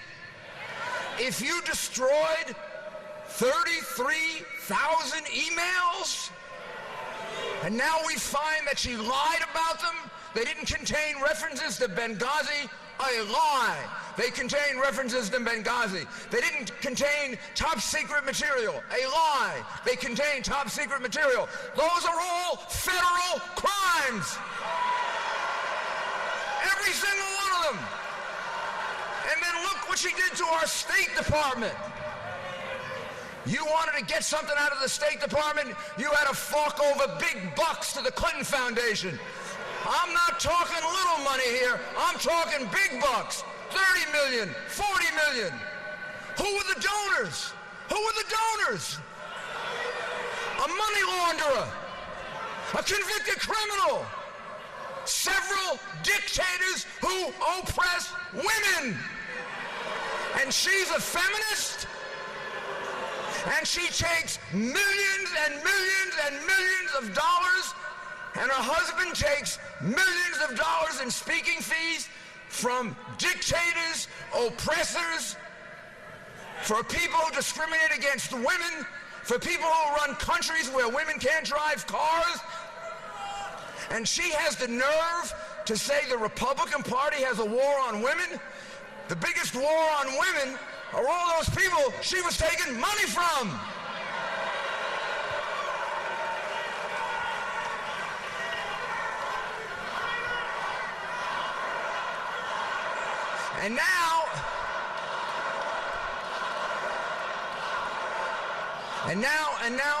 And now we have the President of the United States allowing Syrian refugees to come into the United States. He's even displacing military installations so we can put these Syrian refugees there. Now, every single person that I can find in his administration that has law enforcement and intelligence capability, from Jim Comey on down, tells you the people from Syria cannot be vetted. It means they can't be properly investigated. There are no records in Syria to figure out if they are terrorists or they're not terrorists. Now, you don't have to do too much guesswork. ISIS has told us that they are going to put terrorists in among the refugees in order to infiltrate Europe and the United States. We don't have enough terrorists here already. Obama is bringing in more, and ISIS is telling him that? Come on. Come on. So, you want to stop all that? Yes. You want a secure border? You want more jobs? You want a president who can sit down like Donald Trump did today with the president of Mexico and have a frank and clear discussion and explain what we need for the United States? You want a president with energy and drive? You want a president who can fight for you and not for the special interests who give her and her husband millions and millions of dollars? You want a man who can't be bought? Well, who is it? It is my honor. I'm going to put my hat back on again. It's my honor and privilege to introduce to you one of the truly great United States senators. He's been a friend of mine for so long that I don't like to say it because it'll tell you how long and how old I am. But we worked together in the Justice Department for many years. He is now one of our best United States senators. He was with me today on the historic trip to Mexico. He's a senator from Alabama, Senator Jeff Sessions.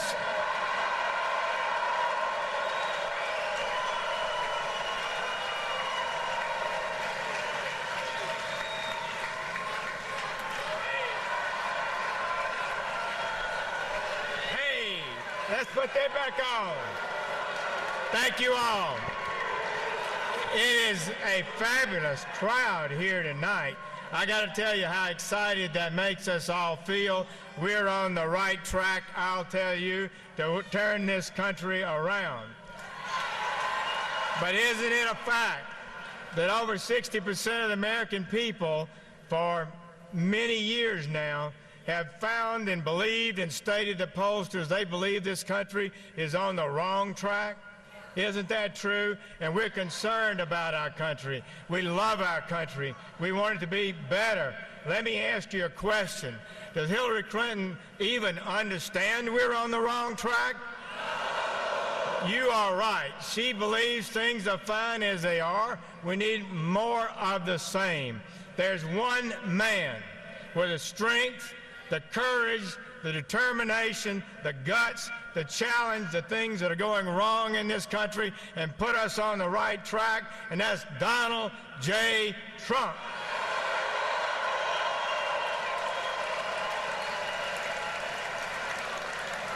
She does not have the determination and will and strength to do it, and we all know it, and indeed her ideas are wrong anyway.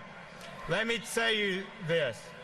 We're going to hear tonight from Donald Trump, and you're going to hear, okay.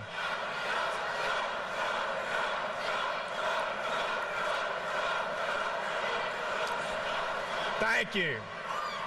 You're going to hear you're going to have the best laid out law enforcement plan to fix this country's immigration system that's been stated in this country maybe forever. It is going to be so good. You're going to be proud and pleased about that.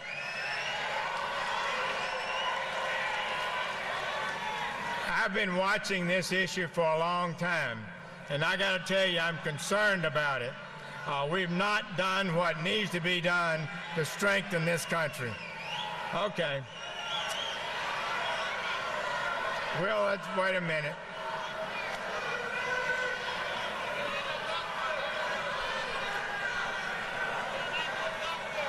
All right. So, friends, let me tell you, we've got great work to do. Very important work. I believe it's absolutely clear to me that this may be, and indeed is, the last chance we have to restore a lawful system of immigration that serves the national interest. The American people have been asking for this, pleading for it for over 30 years. All they've wanted is a lawful system that we can be proud of, that helps serve our people and make this nation better and healthier. I believe that's good and right and moral and just, and we're going to move in that direction. It's going to be a special night tonight. Let me say this to you. I am so pleased and want to celebrate and congratulate my chairman of the Armed Services Committee, John McCain, for his victory, and we look forward to seeing him come back in November. We need John McCain. I tell you, we do. Let me tell you, colleagues, we have a great ticket. Mike Pence, Governor Mike Pence, is a truly wonderful person. He loves America. He cares about our country and its values. He is a man of integrity and decency. He's a proven congressman. He rose up through the ranks as a conservative and fought against the establishment really in the House and advocated values that I think are the kind of things that most of you and I share. He then got elected governor and was a great record as governor of Indiana. And he's a friend of mine, a man I admire greatly. I think it speaks highly of Donald Trump that he chose him as his vice presidential nominee. And so, colleagues and friends, let's welcome the next vice president of the United States of America, Mike Pence.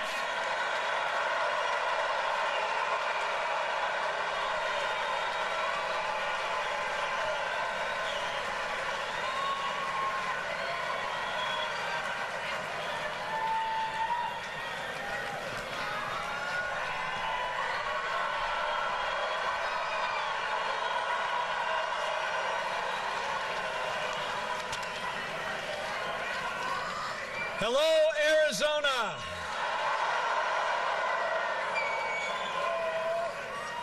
I'm Governor Mike Pence. 6 weeks ago tonight,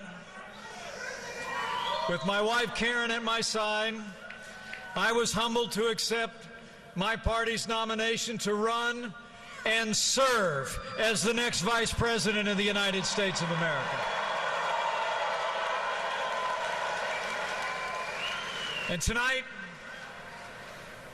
it is my privilege to introduce a man I have come to know, a man who loves his family and loves this country with an unshakable faith in the American people, and that man is Donald Trump.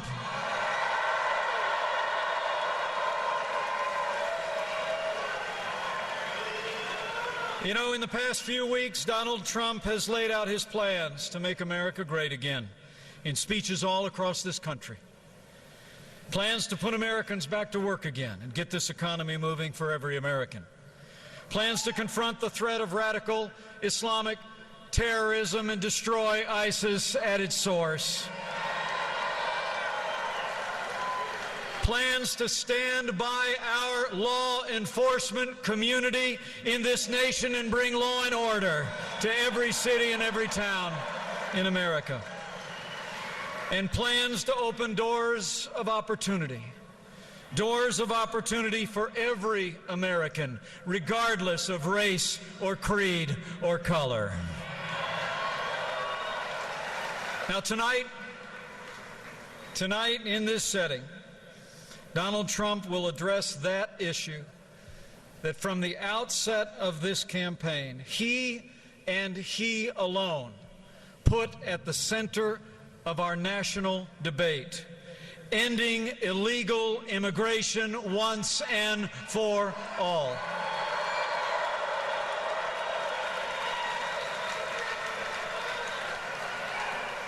You know, even though illegal immigration has cost American jobs, has lowered wages, and has too often, most heartbreakingly, visited tragedy and violence on American families, remarkably, our opponent, Hillary Clinton, plans to expand the open borders policies of this administration. She plans to reinstitute the executive amnesty that the Supreme Court overturned in her first 100 days. And she even plans to expand refugee immigration from nations compromised by terrorism. Donald Trump knows that for America to be safe and prosperous, our borders must be secure and our laws must be enforced.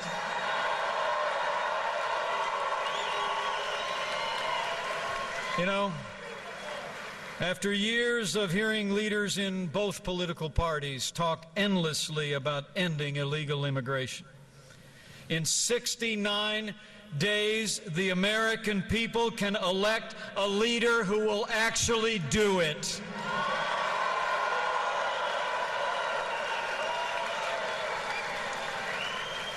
Donald Trump will marshal the national will to get Congress to finally take steps to end this economic and humanitarian crisis. And as he did today with President Peña Nieto in Mexico City, Donald Trump will lead on the world stage with American strength and work together with nations across our hemisphere and across the world for a safer and more prosperous America.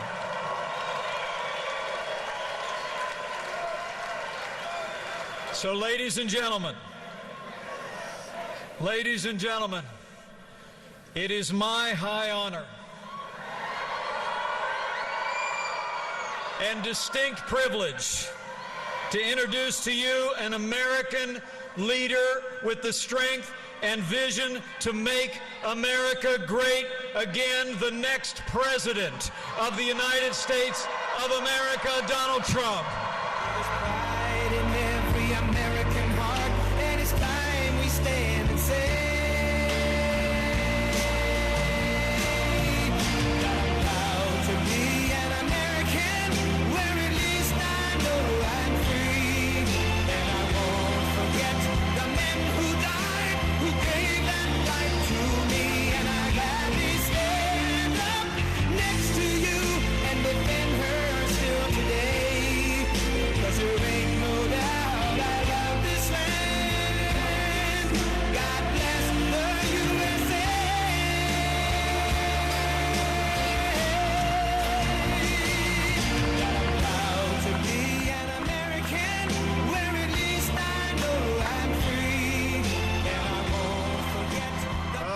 crowd. What a beautiful crowd.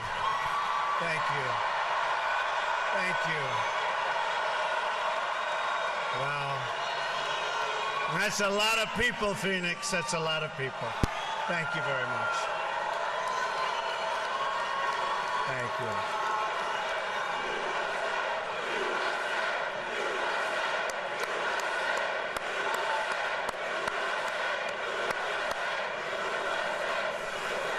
Thank you, Phoenix. I am so glad to be back in Arizona, a state that has a very, very special place in my heart. I love the people of Arizona, and together we are going to win the White House in November. Now, you know, this is where it all began for me. Remember that massive crowd also? So I said, let's go and have some fun tonight. We're going to Arizona, okay? Thank you. This will be a little bit different. This won't be a rally speech per se. Instead, I'm going to deliver a detailed policy address on one of the greatest challenges facing our country today: illegal immigration. I've just landed, having returned from a very important and special meeting with the President of Mexico, a man I like and respect very much, and a man who truly loves his country, Mexico. And by the way, just like I am a man who loves my country, the United States. We agreed on the importance of ending the illegal flow of drugs, cash, guns, and people across our border, and to put the cartels out of business. We also discussed the great contributions of Mexican-American citizens to our two countries, my love for the people of Mexico, and the leadership and friendship that we have between Mexico and the United States. It was a thoughtful and substantive conversation, and it will go on for a while, and in the end, we're all going to win. Both countries, we're all going to win. This is the first of what I expect will be many, many conversations, and in a Trump administration, we're going to go about creating a new relationship between our two countries, but it's going to be a fair relationship. We want fairness. But to fix our immigration system, we must change our leadership in Washington, and we must change it quickly. Sadly, there is no other way. The truth is, our immigration system is worse than anybody ever realized. But the facts aren't known because the media won't report on them. The politicians won't talk about them. And the special interests spend a lot of money trying to cover them up because they are making an absolute fortune. That's the way it is. Today, on a very complicated and very difficult subject, you will get the truth. The fundamental problem with the immigration system in our country is that it serves the needs of wealthy donors, political activists, and powerful politicians. That's all you can do. Thank you. Thank you. Let me tell you who it does not serve. It does not serve you, the American people. Doesn't serve you.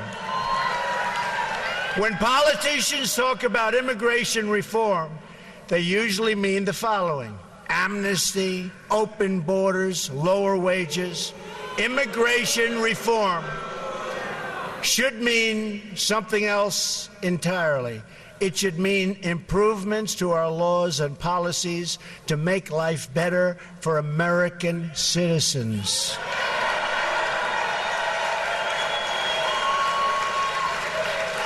Thank you.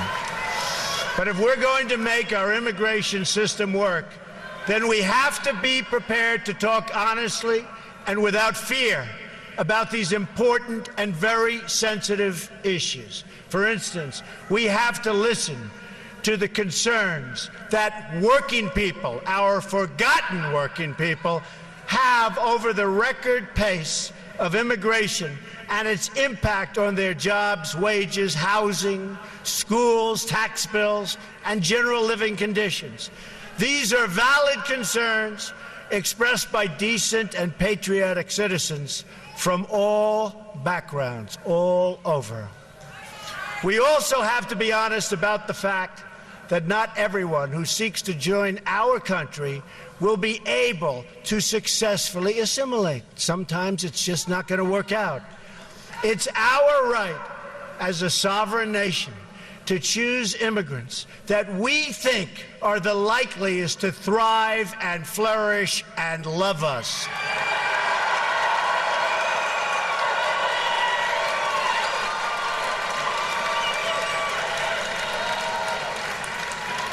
Then there is the issue of security.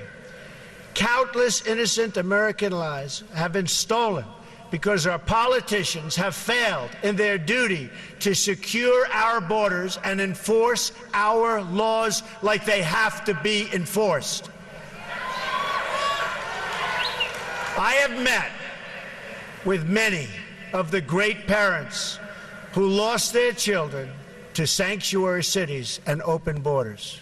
So many people, so many people, so sad. They will be joining me on the stage in a little while, and I look forward to introducing. These are amazing, amazing people. Countless Americans who have died in recent years would be alive today if not for the open border policies of this administration and the administration that causes this horrible, horrible thought process. It's called Hillary Clinton.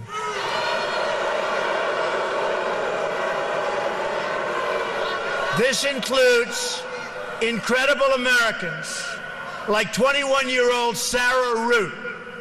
The man who killed her arrived at the border, entered federal custody, and then was released into the U.S., think of it, into the U.S. community under the policies of the White House, Barack Obama, and Hillary Clinton.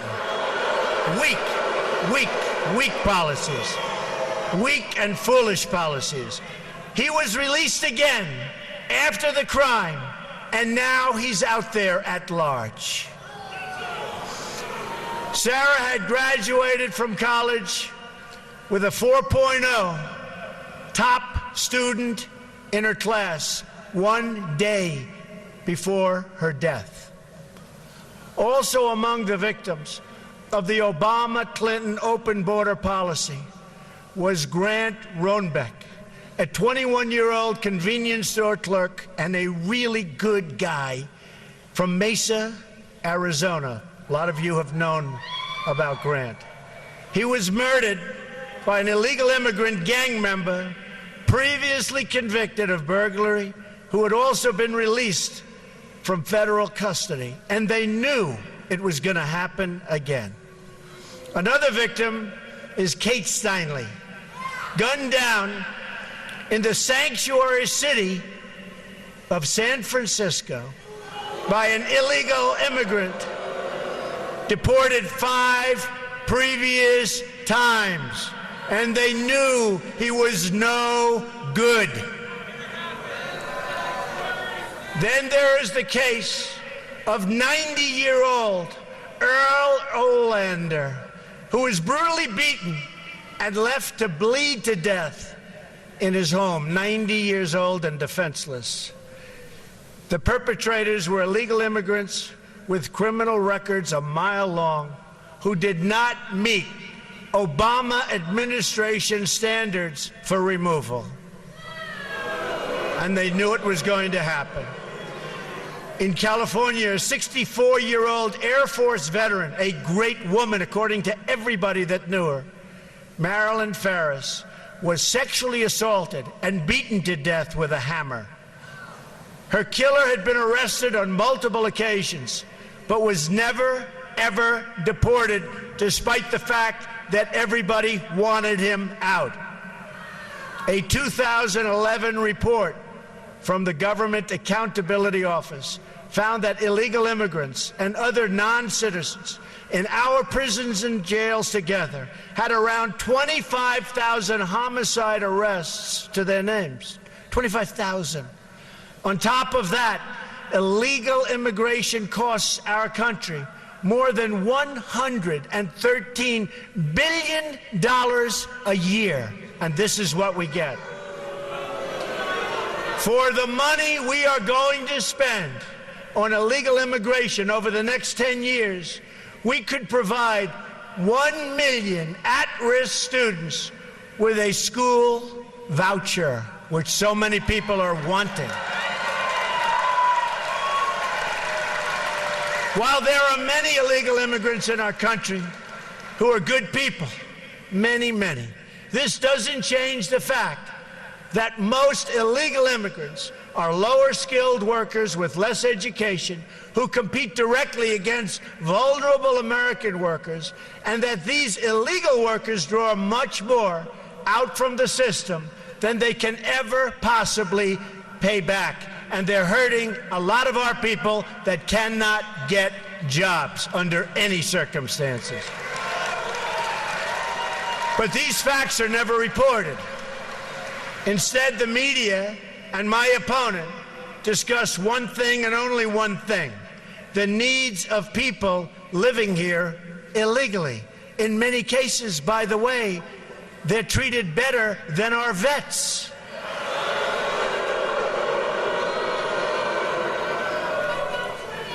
Not going to happen anymore, folks. November 8th, not going to happen anymore.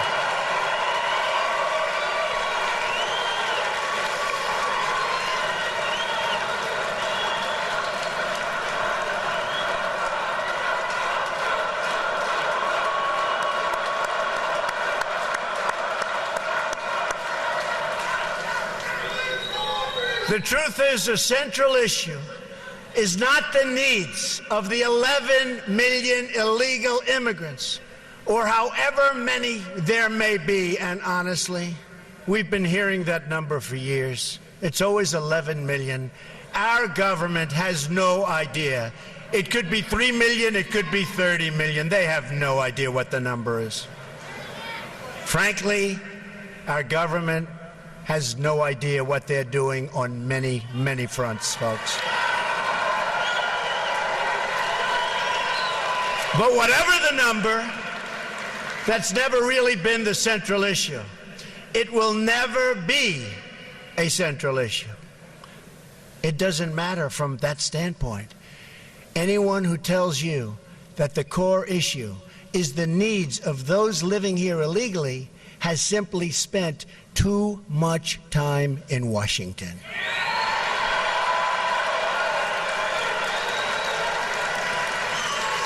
Only the out-of-touch media elites think the biggest problem facing American society, and you know this, this is what they talk about, facing American society today, is that there are 11 million illegal immigrants who don't have legal status.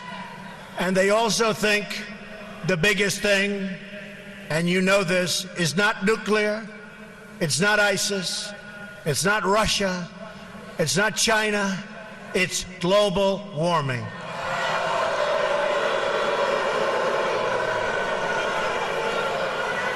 To all the politicians, donors, and special interests, hear these words from me and all of you today. There is only one core issue in the immigration debate, And that issue is the well-being of the American people.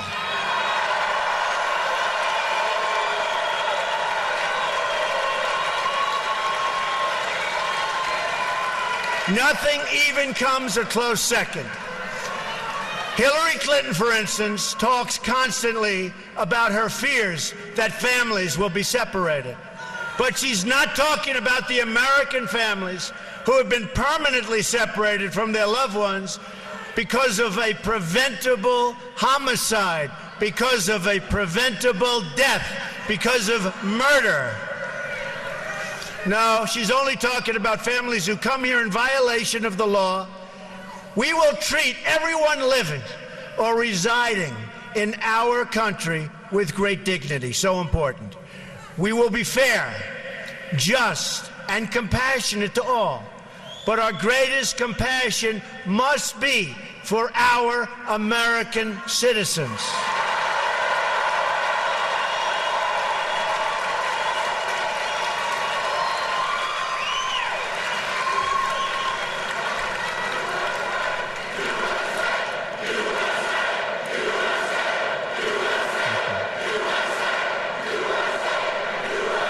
Thank you. President Obama and Hillary Clinton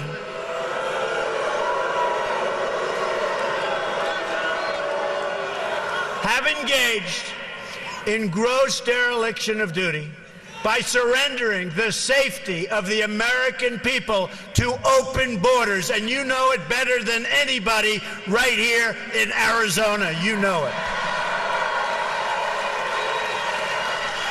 President Obama and Hillary Clinton support sanctuary cities. They support catch and release on the border. They support visa overstays. They support the release of dangerous criminals from detention. And they support unconstitutional executive amnesty. Hillary Clinton has pledged amnesty in her first 100 days, and her plan will provide Obamacare, Social Security, and Medicare for illegal immigrants, breaking the federal budget. On top of that, she promises uncontrolled, low-skilled immigration that continues to reduce jobs and wages for American workers, and especially for African American and Hispanic workers within our country, our citizens. Most incredibly, because to me this is unbelievable, we have no idea who these people are, where they come from. I always say, Trojan horse, watch what's going to happen, folks.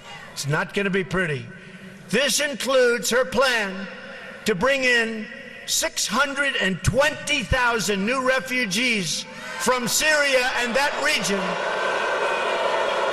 over a short period of time. And even yesterday, when you were watching the news, you saw thousands and thousands of people coming in from Syria. What is wrong with our politicians, our leaders, if we can call them that? What the hell are we doing?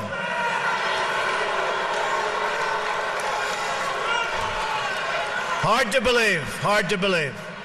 Now that you've heard about Hillary Clinton's plan, about which she has not answered a single question, let me tell you about my plan. And you notice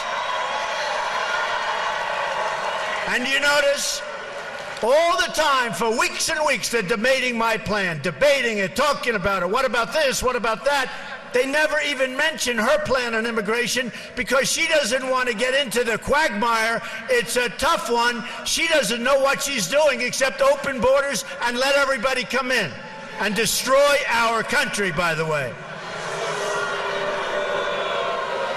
While Hillary Clinton meets only with donors and lobbyists, my plan was crafted with the input from federal immigration officers, very great people, among the top immigration experts anywhere in this country who represent workers, not corporations. Very important to us. I also worked with lawmakers who've led on this issue on behalf of American citizens for many years. And most importantly, I've met with the people directly impacted by these policies. So important. Number one, are you ready? Are you ready? We will build a great wall along the southern border.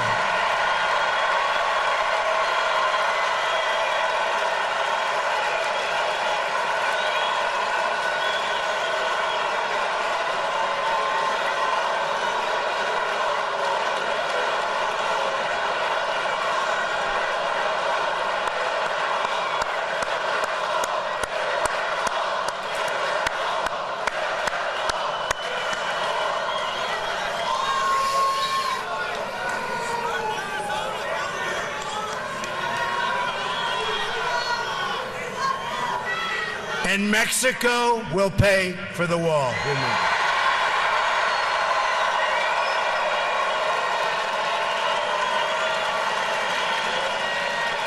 100%.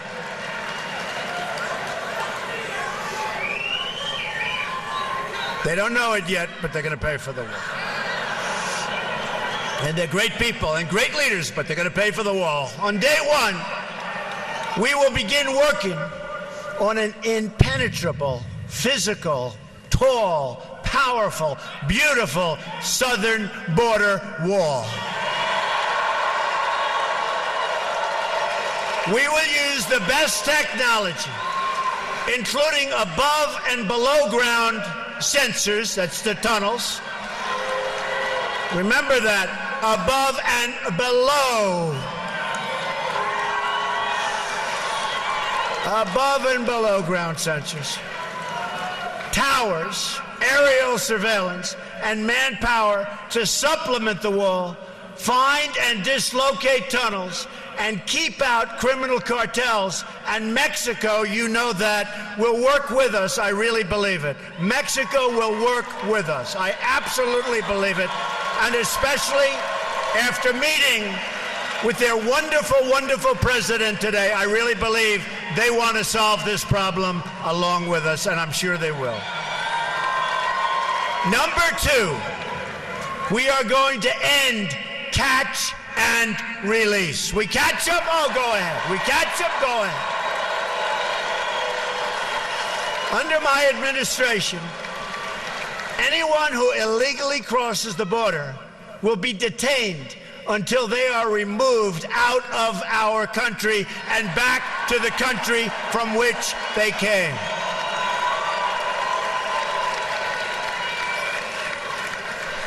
And they'll be brought great distances. We're not dropping them right across. They learned that.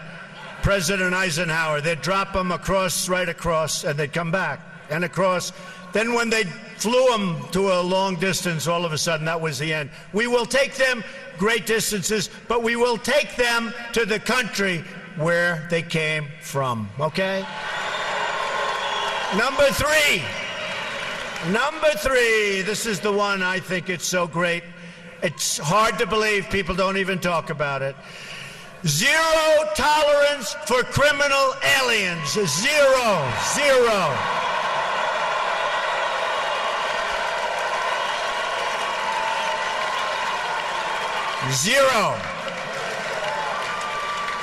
They don't come in here. They don't come in here.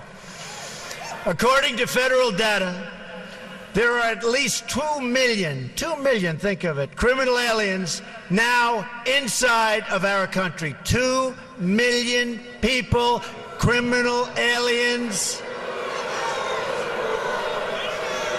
We will begin moving them out day one, as soon as I take office, day one, in joint operation with local, state, and federal law enforcement. Now, just so you understand, the police, who we all respect, say hello to the police. Boy, they don't get the credit they deserve, I can tell you. They're great people. But the police and law enforcement, they know who these people are. They live with these people. They get mocked by these people. They can't do anything about these people, and they want to. They know who these people are. Day one, my first hour in office, those people are gone.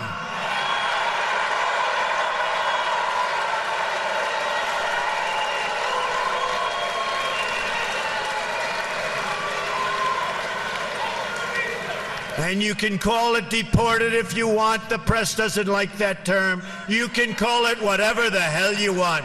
They're gone. Beyond the 2 million. And there are vast numbers of additional criminal, illegal immigrants who have fled. But their days have run out in this country. The crime will stop. They're going to be gone. It will be over. They're going out fast. Moving forward, we will issue detainers for illegal immigrants who are arrested for any crime whatsoever, and they will be placed into immediate removal proceedings if we even have to do that. We will terminate the Obama administration's deadly, and it is deadly, non-enforcement policies that allow thousands of criminal aliens to freely roam our streets, walk around, do whatever they want to do, crime all over the place. That's over. That's over, folks. That's over. Since 2013 alone, the Obama administration has allowed 300,000 criminal aliens to return back into United States communities. These are individuals encountered or identified by ICE, but who were not detained or processed for deportation, because it wouldn't have been politically correct. My plan also includes cooperating closely with local jurisdictions to remove criminal aliens immediately. We will restore the highly successful Secure Communities program, good program.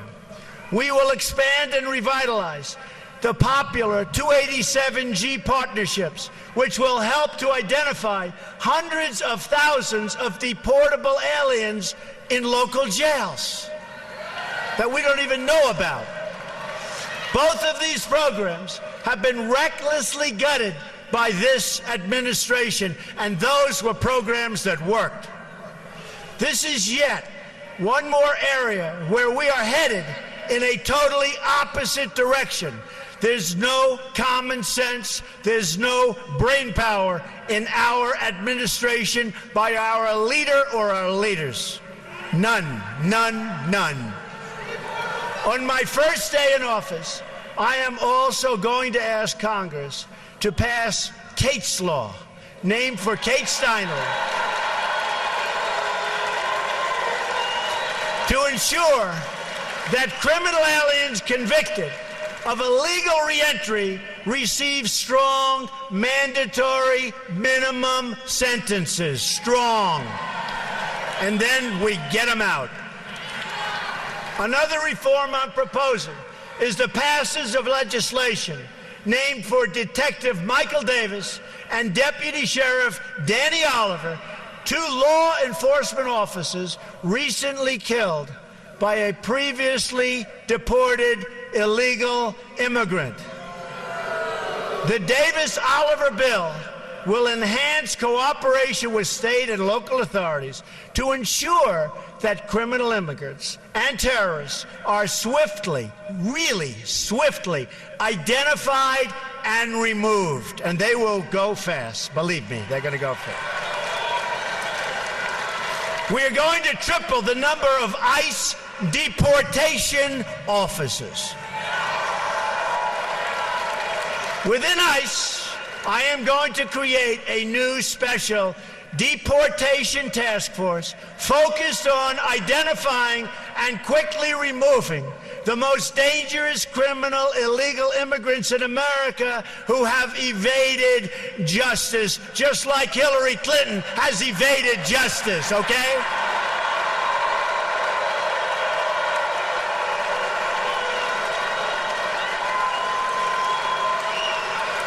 Maybe they'll be able to deport her.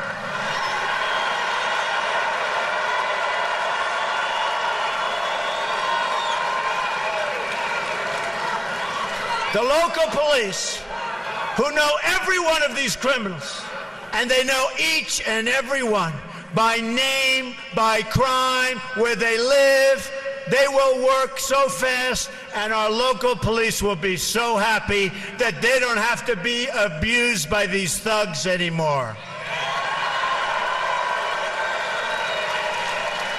There's no great mystery to it. They've put up with it for years, and now finally, we will turn the tables, and law enforcement and our police will be allowed to clear up this dangerous and threatening mess. We're also going to hire 5,000 more Border Patrol agents.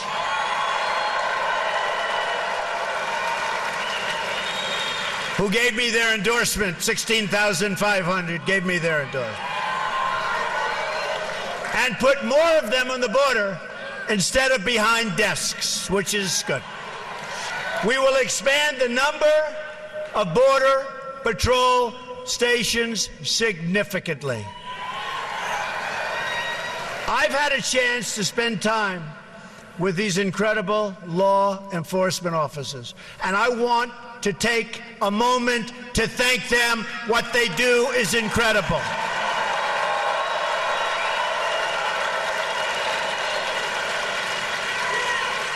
And getting their endorsement means so much to me.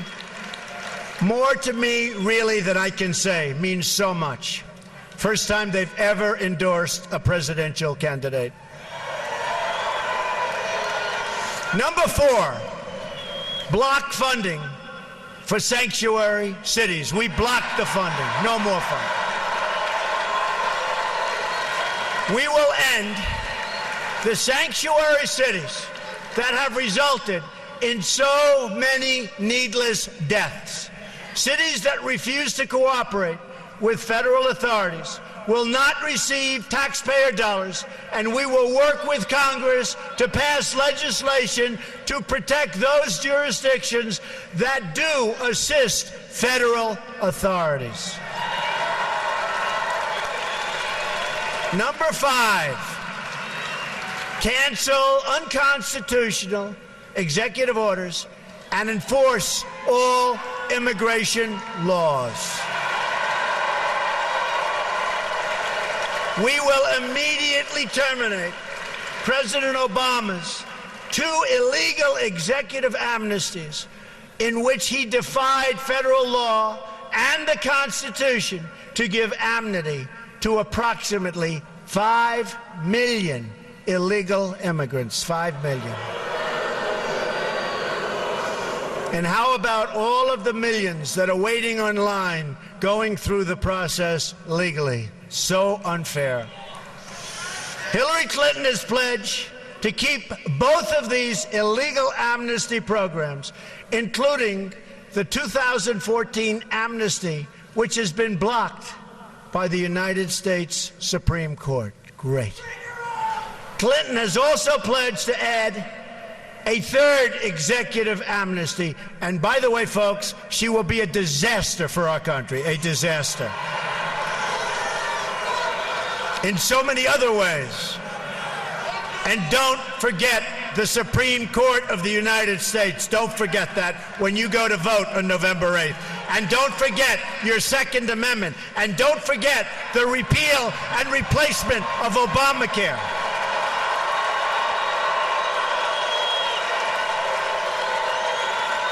And don't forget building up our depleted military. And don't forget taking care of our vets. Don't forget our vets. They have been forgotten. Clinton's plan would trigger a constitutional crisis unlike almost anything we have ever seen before. In effect, she would be abolishing the lawmaking powers of Congress in order to write her own laws from the Oval Office. And you see what bad judgment she has. She has seriously bad judgment. Can you imagine? In a Trump administration, all immigration laws will be enforced. As with any law enforcement activity, we will set priorities. But unlike this administration, no one will be immune or exempt from enforcement. And ICE and Border Patrol officers will be allowed to do their jobs the way their jobs are supposed to be done.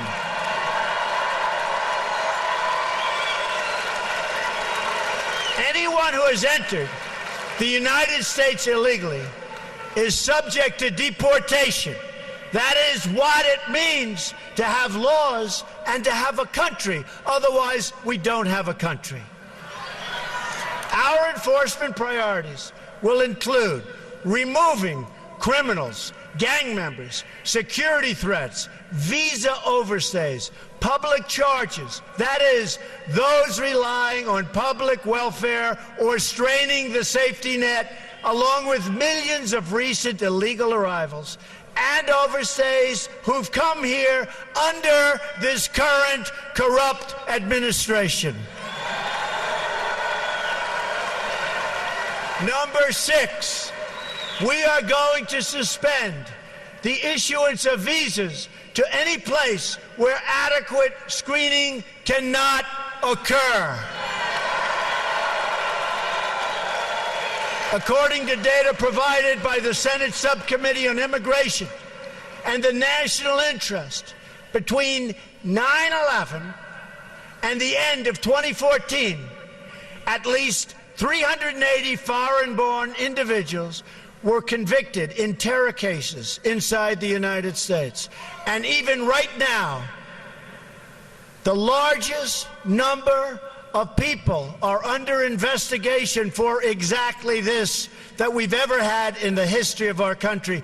Our country is a mess. We don't even know what to look for anymore, folks. Our country has to straighten out, and we have to straighten out fast. The number is likely higher, but the administration refuses to provide this information even to Congress. As soon as I enter office, I am going to ask the Department of State, which has been brutalized by Hillary Clinton, brutalized, Homeland Security, and the Department of Justice to begin a comprehensive review of these cases in order to develop a list of regions and countries from which immigration must be suspended until proven and effective vetting mechanisms can be put in place. I call it extreme vetting, right? Extreme vetting. I want extreme. It's going to be so tough.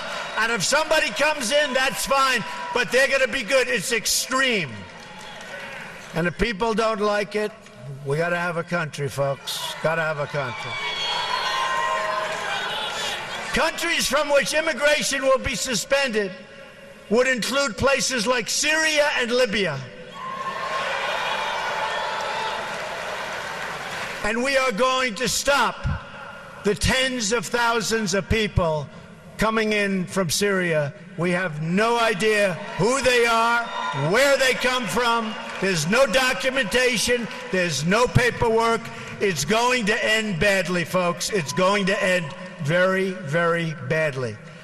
For the price of resettling one refugee in the United States, 12 could be resettled in a safe zone in their home region, which I agree with 100%.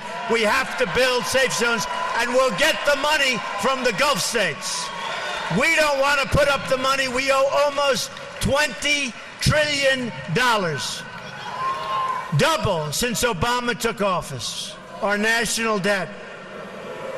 But we will get the money from Gulf states and others. We'll supervise it. We'll build safe zones, which is something that I think all of us want to see. Another reform involves new screening tests for all applicants that include, and this is so important, especially if you get the right people, and we will get the right people, an ideological certification to make sure that those we are admitting to our country share our values and love our people.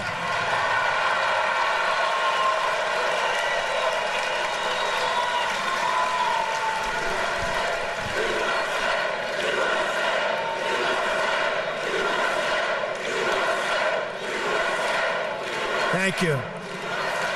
We're very proud of our country, aren't we? Really? With all it's going through, we're very proud of our country. For instance, in the last 5 years, we've admitted nearly 100,000 immigrants from Iraq and Afghanistan. In these two countries, according to Pew Research, a majority of residents say that the barbaric practice of honor killings against women are often or sometimes justified. That's what they say. That's what they say. They're justified, right? And we're admitting them to our country. Applicants will be asked for their views about honor killings, about respect for women and gays and minorities, attitudes on radical Islam, which our president refuses to say, and many other topics as part of this vetting procedure. And if we have the right people doing it, believe me, very, very few will slip through the cracks. Hopefully, none. Number 7, we will ensure that other countries take their people back when we order them deported. There are at least 23 countries that refuse to take their people back after they've been ordered to leave the United States, including large numbers of violent criminals. They won't take them back, so we say, okay, we'll keep them. Not going to happen with me, folks. Not going to happen with me.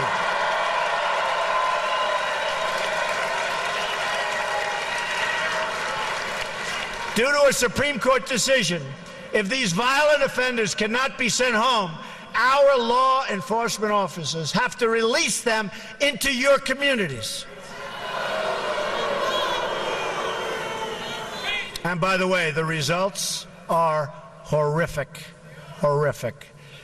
There are often terrible consequences, such as Casey Chadwick's tragic death in Connecticut just last year.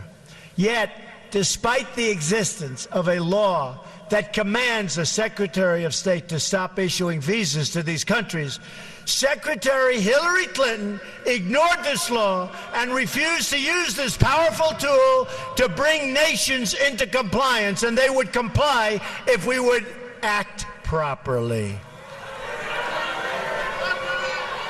In other words, if we had leaders that knew what they were doing, which we don't.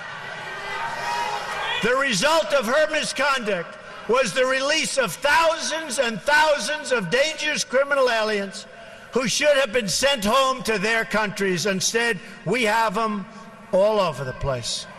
Probably a couple in this room, as a matter of fact. But I hope not. According to a report from the Boston Globe, from the year 2008 through 2014, nearly 13,000 criminal aliens were released back into U.S. communities because their home countries would not, under any circumstances, take them back. Hard to believe. With the power we have, hard to believe. We're like the big bully that keeps getting beat up. Do you ever see that? The big bully that keeps getting beat up. These 13,000 releases occurred on Hillary Clinton's watch. She had the power and the duty to stop it cold, and she decided she would not do it. And Arizona knows better than most exactly what I'm talking about. Those released include individuals convicted of killings, sexual assaults, and some of the most heinous crimes imaginable. The Boston Globe writes that a Globe review of 323 criminals released in New England from 2008 to 2012 found that as many as 30% committed new offenses, including rape, attempted murder, and child molestation. We take them. We take them. Number 8, we will finally complete the biometric entry-exit visa tracking system, which we need desperately. For years, Congress has required biometric entry-exit visa tracking systems, but it has never been completed. The politicians are all talk, no action, never happens, never happens. Hillary Clinton, all talk. Unfortunately, when there is action, it's always the wrong decision. Do you ever notice? In my administration, we will ensure that this system is in place. And I will tell you, it will be on land, it will be on sea, it will be in air. We will have a proper tracking system. Approximately half of new illegal immigrants came on temporary visas and then never, ever left. Why should they? Nobody's telling them to leave. Stay as long as you want. We'll take care of you. Beyond violating our laws, visa overstays pose, and they really are a big problem, pose a substantial threat to national security. The 9/11 Commission said that this tracking system should be a high priority and would have assisted law enforcement and intelligence officials in August and September 2001 in conducting a search for 2 of the 9/11 hijackers that were in the United States on expired visas. And you know what that would have meant. What that could have meant. Wouldn't that have been wonderful, right? What that could have meant. Last year alone, nearly 500,000 individuals overstayed their temporary visas. Removing visa overstays will be a top priority of my administration. If people around the world believe they can just come on a temporary visa and never, ever leave, the Obama-Clinton policy, that's what it is, then we have a completely open border and we no longer have a country. We must send a message that visa expiration dates will be strongly enforced. Number 9, we will turn off the jobs and benefits magnet. We will ensure that E-Verify is used to the fullest extent possible under existing law, and we will work with Congress to strengthen and expand its use across the country. Immigration law doesn't exist for the purpose of keeping criminals out. It exists to protect all aspects of American life: the work site, the welfare office, the education system, and everything else. That is why immigration limits are established in the first place. If we only enforce the laws against crime, then we have an open border to the entire world. We will enforce all of our immigration laws.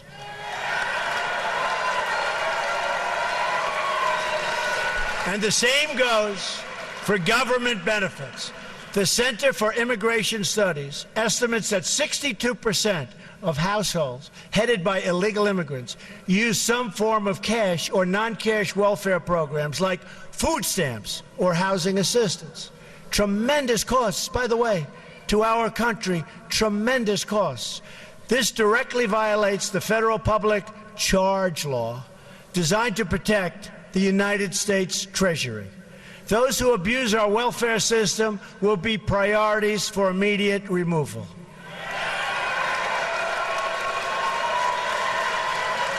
Number 10, we will reform legal immigration to serve the best interests of America and its workers, the forgotten people, workers. We're going to take care of our workers. And by the way, we're going to make great trade deals. We're going to renegotiate trade deals. We're going to bring our jobs back home. We're going to bring our jobs back home. We have the most incompetently worked trade deals ever negotiated probably in the history of the world. And that starts with NAFTA. And now they want to go TPP, one of the great disasters. We're going to bring our jobs back home. And if companies want to leave Arizona, and if they want to leave other states, there's going to be a lot of trouble for them. It's not going to be so easy. There will be consequence. Remember that. There will be consequence. They're not going to be leaving, go to another country, make the product, sell it into the United States, and all we end up with is no taxes and total unemployment. It's not going to happen. There will be consequences.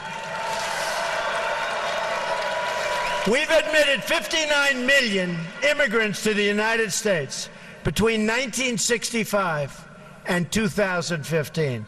Many of these arrivals have greatly enriched our country, so true. But we now have an obligation to them and to their children to control future immigration, as we have following, if you think, previous immigration waves. We've had some big waves. And tremendously positive things have happened. Incredible things have happened. To ensure assimilation, we want to ensure that it works. Assimilation, an important word. Integration and upward mobility.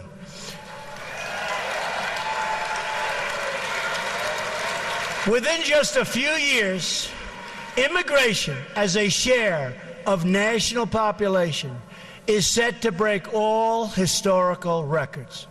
The time has come for a new immigration commission to develop a new set of reforms to our legal immigration system in order to achieve the following goals: to keep immigration levels measured by population share within historical norms, to select immigrants based on their likelihood of success in U.S. society and their ability to be financially self-sufficient.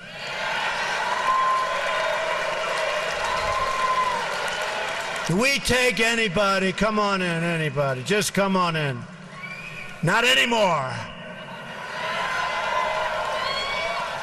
You know, folks, it's called a two-way street. It is a two-way street, right? We need a system that serves our needs, not the needs of others. Remember, under a Trump administration, it's called America First. Remember that.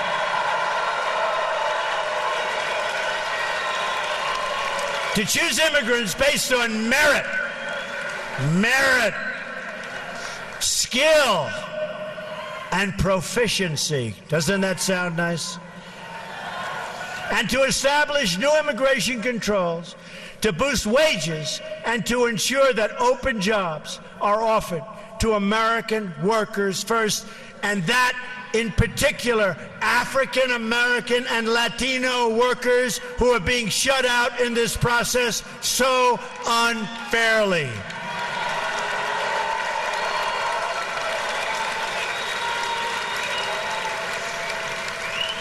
And Hillary Clinton is going to do nothing for the African American worker, the Latino worker. She's going to do nothing.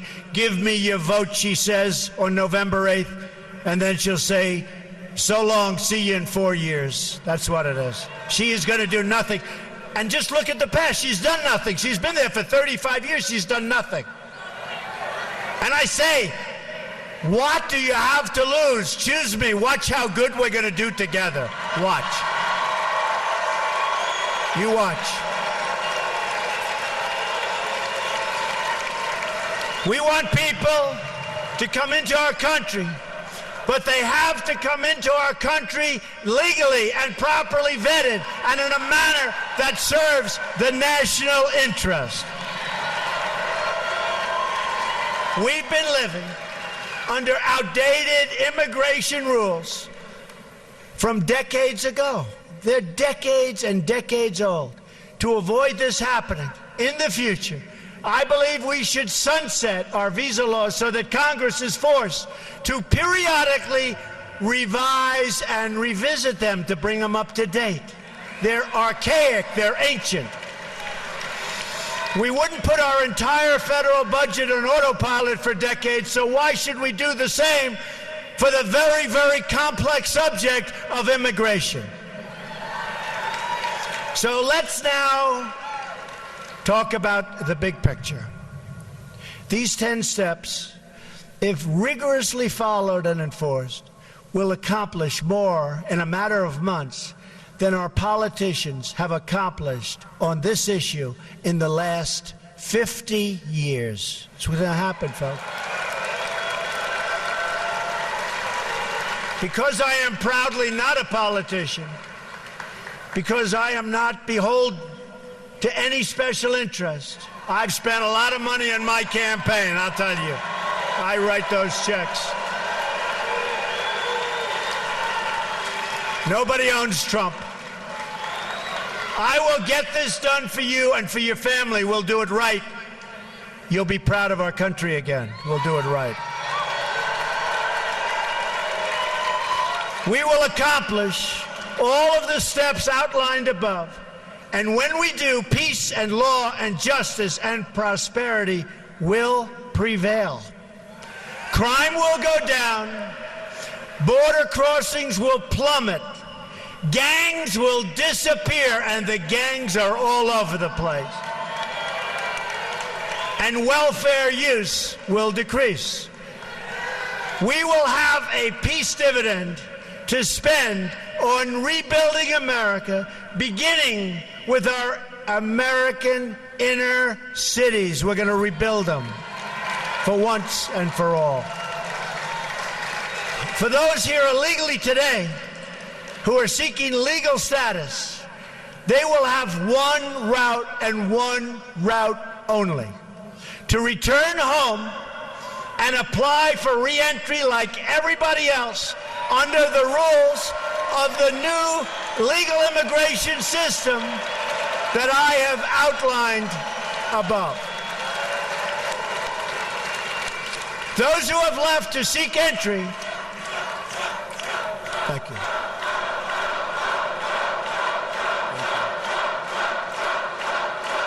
Thank you.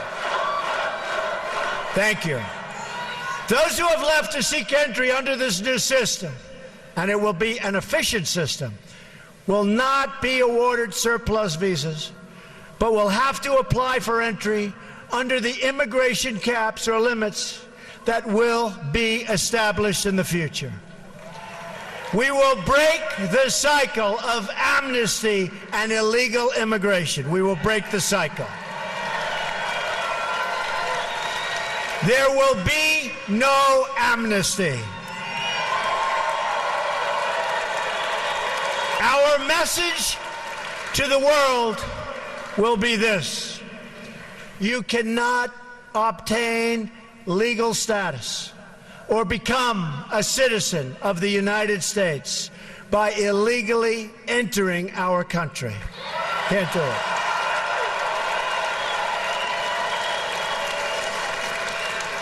This declaration alone will help stop the crisis of illegal crossings and illegal overstays, very importantly. People will know that you can't just smuggle in, hunker down, and wait to be legalized. Not going to work that way. Those days are over.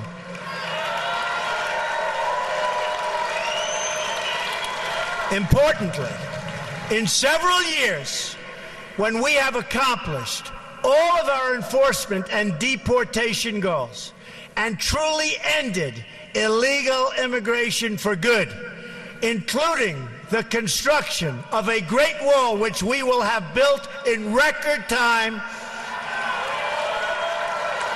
and at a reasonable cost, which you never hear from the government, and the establishment of our new lawful immigration system, then and only then will we be in a position to consider the appropriate disposition of those individuals who remain. That discussion can take place only in an atmosphere in which illegal immigration is a memory of the past, no longer with us, allowing us to weigh the different options available based on the new circumstances at the time.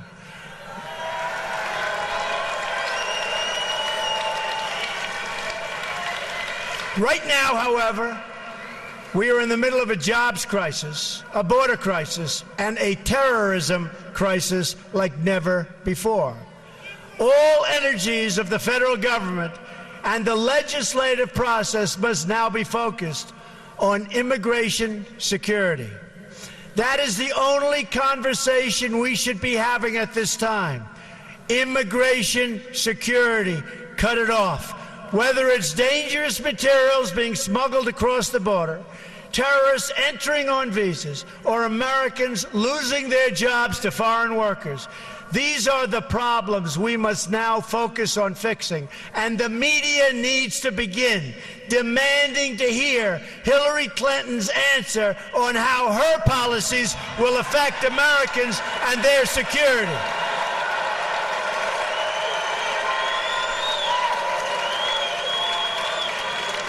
These are matters of life and death for our country and its people, and we deserve answers from Hillary Clinton. And you notice she doesn't answer.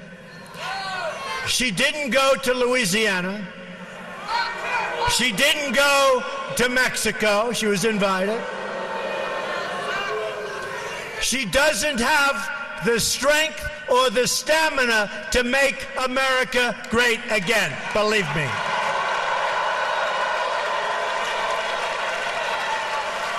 What we do know, despite the lack of media curiosity, is that Hillary Clinton promises a radical amnesty combined with a radical reduction in immigration enforcement. Just ask the Border Patrol about Hillary Clinton. You won't like what you're hearing. The result will be millions more illegal immigrants, thousands of more violent, horrible crimes, and total chaos and lawlessness. That's what's going to happen as sure as you're standing there. This election, and I believe this, is our last chance to secure the border, stop illegal immigration, and reform our laws to make your life better. I really believe this is it. This is our last time. November 8th. November 8th. You got to get out and vote on November 8th. It's our last chance. It's our last chance. And that includes Supreme Court justices and Second Amendment. Remember that. So I want to remind everyone what we're fighting for and who we are fighting for. I am going to ask, these are really special people that I've gotten to know.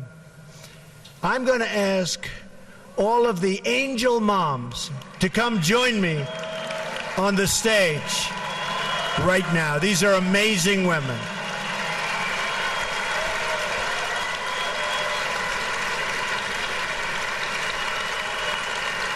These are amazing people.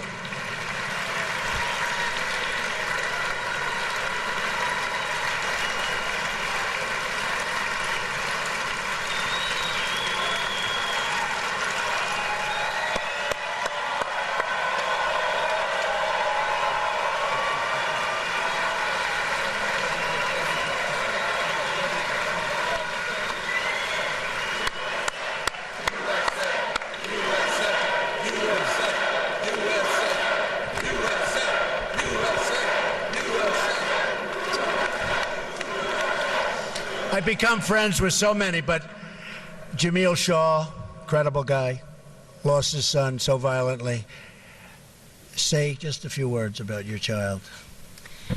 My son, Ronald da Silva, was murdered April 27, 2002 by an illegal alien who had been previously deported. And what makes me so outrageous is that we came here legally. Thank you, Mr. Trump. I totally support you. You have my vote. Thank you. Thank you. Thank you. God bless you. You know what? Name your child and come right by. Go ahead. Laura Wilkerson, and my son was Joshua Wilkerson. He was murdered by an illegal in 2010, and I personally support Mr. Trump for our next president. My name is Ruth Johnston Martin. My husband was shot by an illegal alien. He fought the good fight, but he took his last breath in 2002, and I support this man who's going to change this country for the better. God bless you.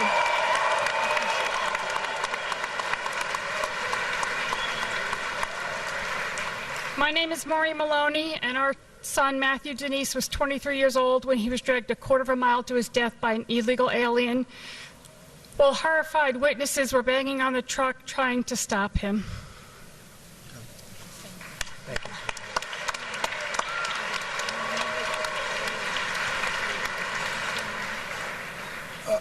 Our son Matthew Denise, if Donald Trump were president in 2011, our son Matthew Denise and other Americans would be alive today.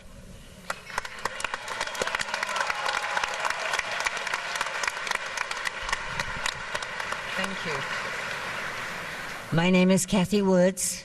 My son Steve, a high school senior, 17 years old, went to the beach after a high school football game. The local gang came along, 9 members. The cars were battered to, about war in Beirut. And all I can say is they murdered him, and if Mr. Trump had been in office then, the border would have been secure, and our children would not be dead today.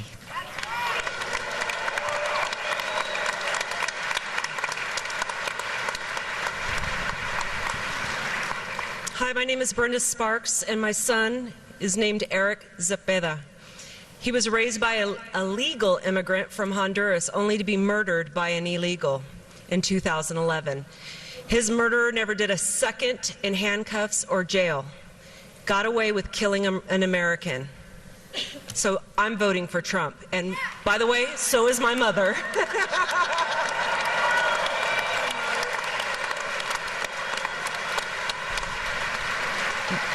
My name is Dee Engle. My cousin Rebecca Ann Johnston, known as Becky, was murdered on January the 1st, 1989 in North Little Rock, Arkansas. Thank you. And if you don't vote Trump, we won't have a country.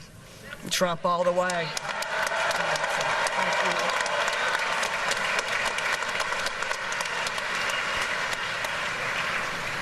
I'm Shannon Estes, and my daughter Shaylee Estes, 22 years old, was murdered here in Phoenix last July 24th by a Russian who overstayed his visa.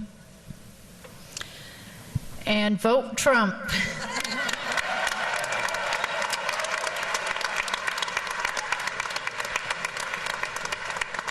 I'm Mary Ann Mendoza, the mother of Sergeant Brandon Mendoza, who was killed in a violent head-on collision May 12, 2014 in Mesa. Thank you.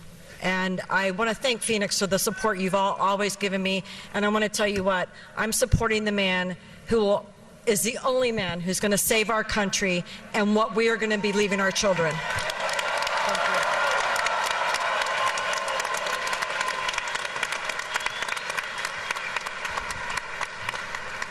I'm Steve Ronnebeck, father of Grant Ronnebeck, 21 years old, killed January 22nd, 2015 by an illegal immigrant who shot him in the face. I truly believe that Mr. Trump is going to change things. He's going to fight for my family, and he's going to fight for America.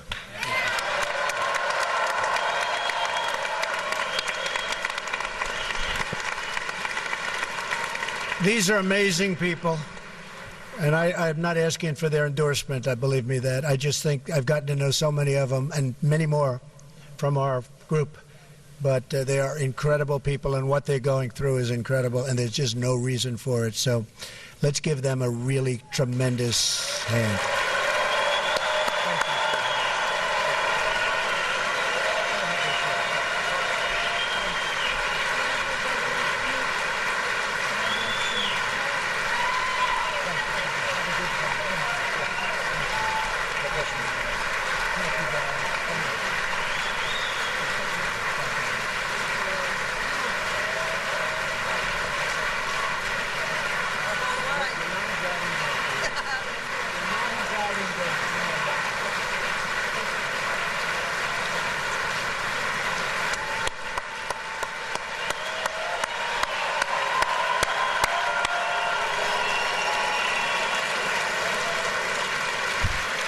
That's tough stuff, I will tell you. That is tough stuff. Incredible people.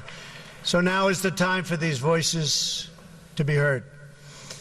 Now is the time for the media to begin asking questions on their behalf. Now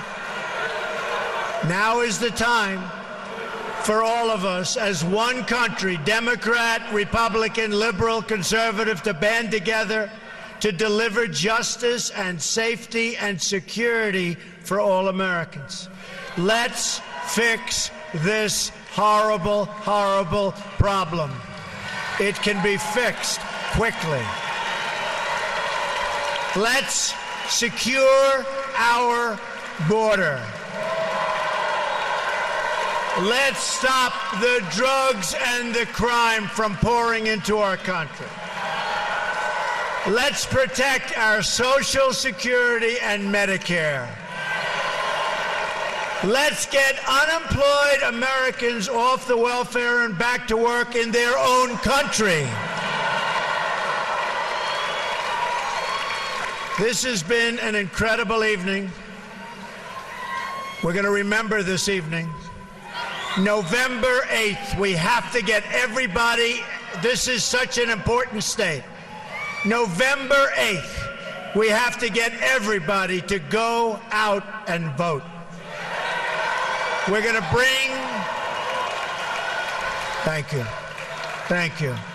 We're going to take our country back, folks. This is a movement. We're going to take our country back. Thank you.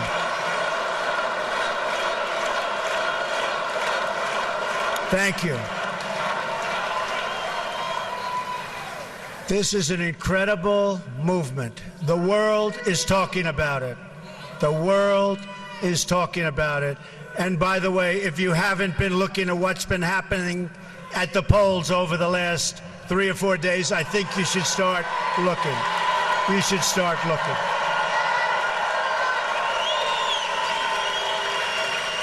Together we can save American lives, American jobs, and American futures. Together, we can save America itself. Join me in this mission. We're going to make America great again. Thank you. I love you. Thank you. God bless you, everybody. God bless you. God bless you. Thank you.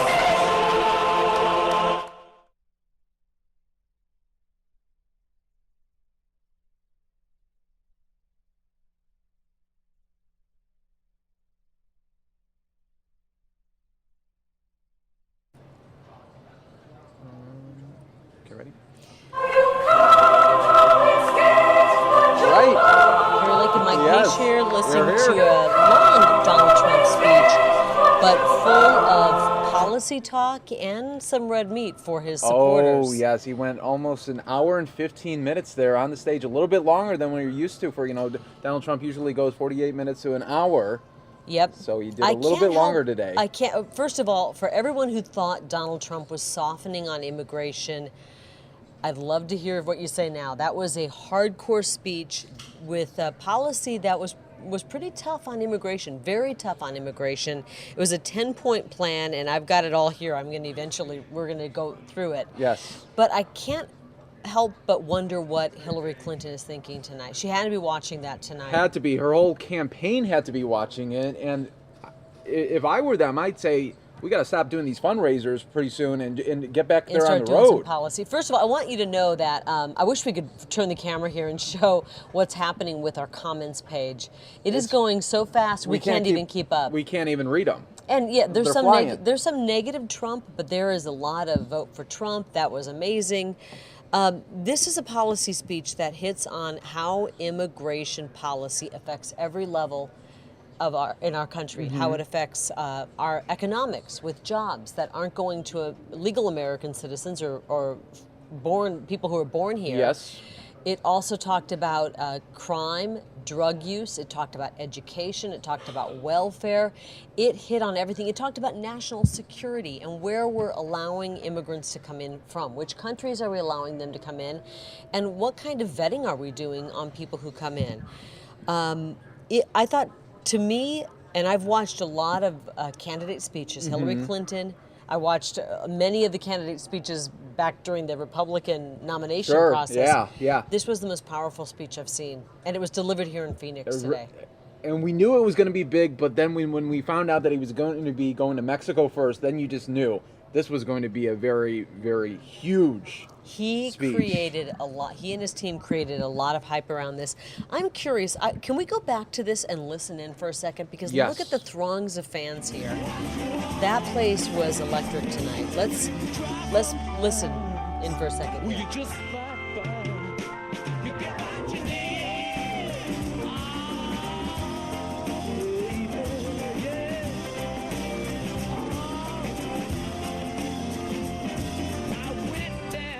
Look at they're all going for those autographs, and I can't help but wonder if the people in this crowd, this is a full room at the Phoenix Convention Center, are wondering, did I just witness something here?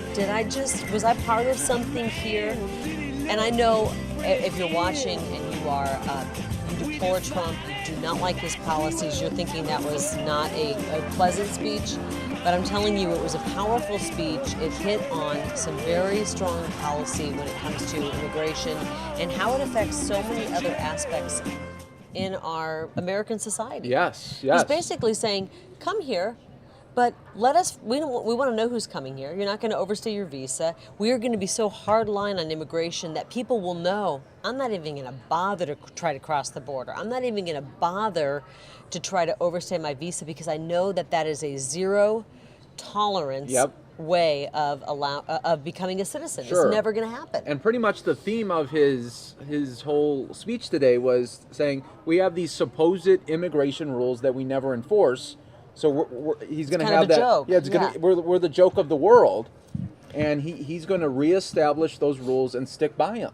I have to make a point here. This is kind of humorous. I had an old receipt in my purse. I was writing notes on the speech because I knew I'd come in on a napkin and a receipt here. But to me, the zero tolerance policy, bringing that up, talking about assimilation, you haven't heard that for a long time. And I know some people cringe at the thought of that, but I think what he's really getting at are we inviting people in to become citizens who not only don't want to blend in and become American, but don't even necessarily like Americans and like our way of life. So it's going to be interesting to see how this is received. I am sure that the pundits on CNN, MSNBC are ripping this to shreds. But what I love about Fox 10 News Now, and I always say this, is you get to watch the speech and you get to decide how you feel about it. We are not trying to filter it and tell you how to think. But I will say, from a personal point, watching that and watching all these candidates throughout this season for the last 13 months, that was powerful stuff. It was. And didn't you almost feel like it was a big turning point for his campaign? It just felt... I think everything leading up to this. Yes. Going to Mexico, coming in, the kind of the waiting for him to deplane, the motorcade coming in, doing this in Phoenix, having these... If you didn't find that powerful, those parents and those loved ones of people who became victim through somebody who really shouldn't have even been in this country committing a crime against their loved one. Yeah, I thought that was powerful. I thought that was a great way to really end the rally there in the And speech. did you see what he said at the very end? I'm sure you heard it. I didn't ask these people to endorse me, he said. He doesn't know. He didn't say, are you endorsing me? I know. Before you hit the stage, are you Yeah, endorsing me? you better say my name. All he said was come up and talk about your son. Come up and talk about your daughter, your brother. And he doesn't know if they're endorsing him. I would venture to bet that 100% of them were endorsing Donald Trump. Yes. There we go. Well, you know what? Let's go. Looks like we have Oh, Samia and Steve waiting. let's get in there and talk to them. Let's because they were there. Let me just hold on one second here while I pull up their audio. And Steve's covered so many of these over the years. I can't wait to see what he thinks about just the energy in that room. And I wasn't sure what to expect. Sure. Everyone said he's going to soften. Then I heard some rumblings. No, he's not softening. well, let's go to him. All right, guys, Steve and Samia, welcome to the Fox 10 News Now stream. Hey guys. Hi. So let us. What was the? You were there. Well, you were right there. What was the vibe like, Steve and Samia? Well, I guess I'll offer my take on it, and Samia will offer her take on it. In terms of the crowd size, a respectable crowd, not a huge crowd, not a gigantic crowd. You probably had 5,000 people here, maybe, which is a good crowd. Right. I actually was speaking with some of the staff here at the venue, and he was telling me this is actually surprisingly low. They were expecting 10,000 people based on the estimates and the promotion, but they got about 4,500. Yeah, 4,500. Steve, Samia, can I interrupt for a second? Steve, you covered so many of these. Let's talk a little bit more about the energy from the candidate, because, maybe the crowd wasn't as big, but you have to admit that was a powerful speech, whether you agree with what Trump said or completely disagree. He delivered a powerful speech, threw a lot of red meat at the crowd, but it was powerful, and it was chock full of ideas and policy. Yeah, it was enforcement heavy, and it was a powerful speech. I got the feeling that, listening to him, that he was on kind of a natural high, and that he felt that he'd had a really good day in Mexico City, and that he was kind of feeding off sort of a sense of euphoria that he was able to come across as a statesman-like guy in a very controlled setting, and then came here to Arizona into the arms of his loving supporters. Some of whom, after several rallies here in Arizona, are kind of the same people at the rallies, and they're very enthusiastic. They love Donald Trump. And I think he was very happy to be here. He really feels at home with his crowd. And yes, he was definitely throwing a lot of red meat at them. But what I thought was noteworthy, and I kind of was at the center of a tweet storm while this was going on, was that there was not really much of a move towards moderation.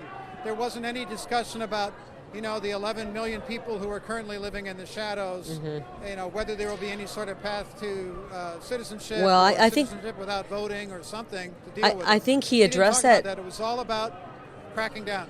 I think he addressed that towards the end, which, and I have to admit, I was a little surprised. I thought he would soften a bit on that, but he said there will be no path, and I'm paraphrasing, to citizenship, and the reason being, if we have a zero tolerance policy, that will in effect stop people from overstaying their visa, stop people from crossing the border if they know there's no shot at it. Is that what you gathered? Yeah, I gathered that he was sort of asking people to self-deport a little bit and then reapply and try to come in the right way, which is kind of what Mitt Romney did 4 years ago. So no amnesty, leave the country, and then try to come back the right way. And you have to wonder, what is the incentive for people who are living here, working as gardeners or working in the fields or whatever they're doing? What is the incentive to do that? And that question was left unanswered. And I think a lot of people who wanted a little bit more besides just cracking down, might be asking that in the morning. There were people probably hoping he softened. I will say this, as I was driving, listening to the very end where he talked about that, I thought, are you hearing me, Steve? I thought that I am. I was like, what is the benefit of doing this? Why come down on people so hard if they haven't committed a crime? But then I realized, to be really crass, he's probably thinking, they are not voting. They don't have the ability to vote. Why should I cater to this crowd when catering to people who are out of work, who would like some of these jobs, is a smarter route to go? Do you think there was some of that in his mentality? I know it sounds crass, but I'm trying to get in Donald Trump's mind here. Oh, no, I understand. Yeah, and that's hard to do, to get inside someone else's thinking process, but it's not really like these are jobs that a lot of people want to do. So if you're picking cantaloupes or something, it's not like there's this huge demand of red-blooded Native, people who are in the country who want to do that job. So, well, I don't know. It struck me as a very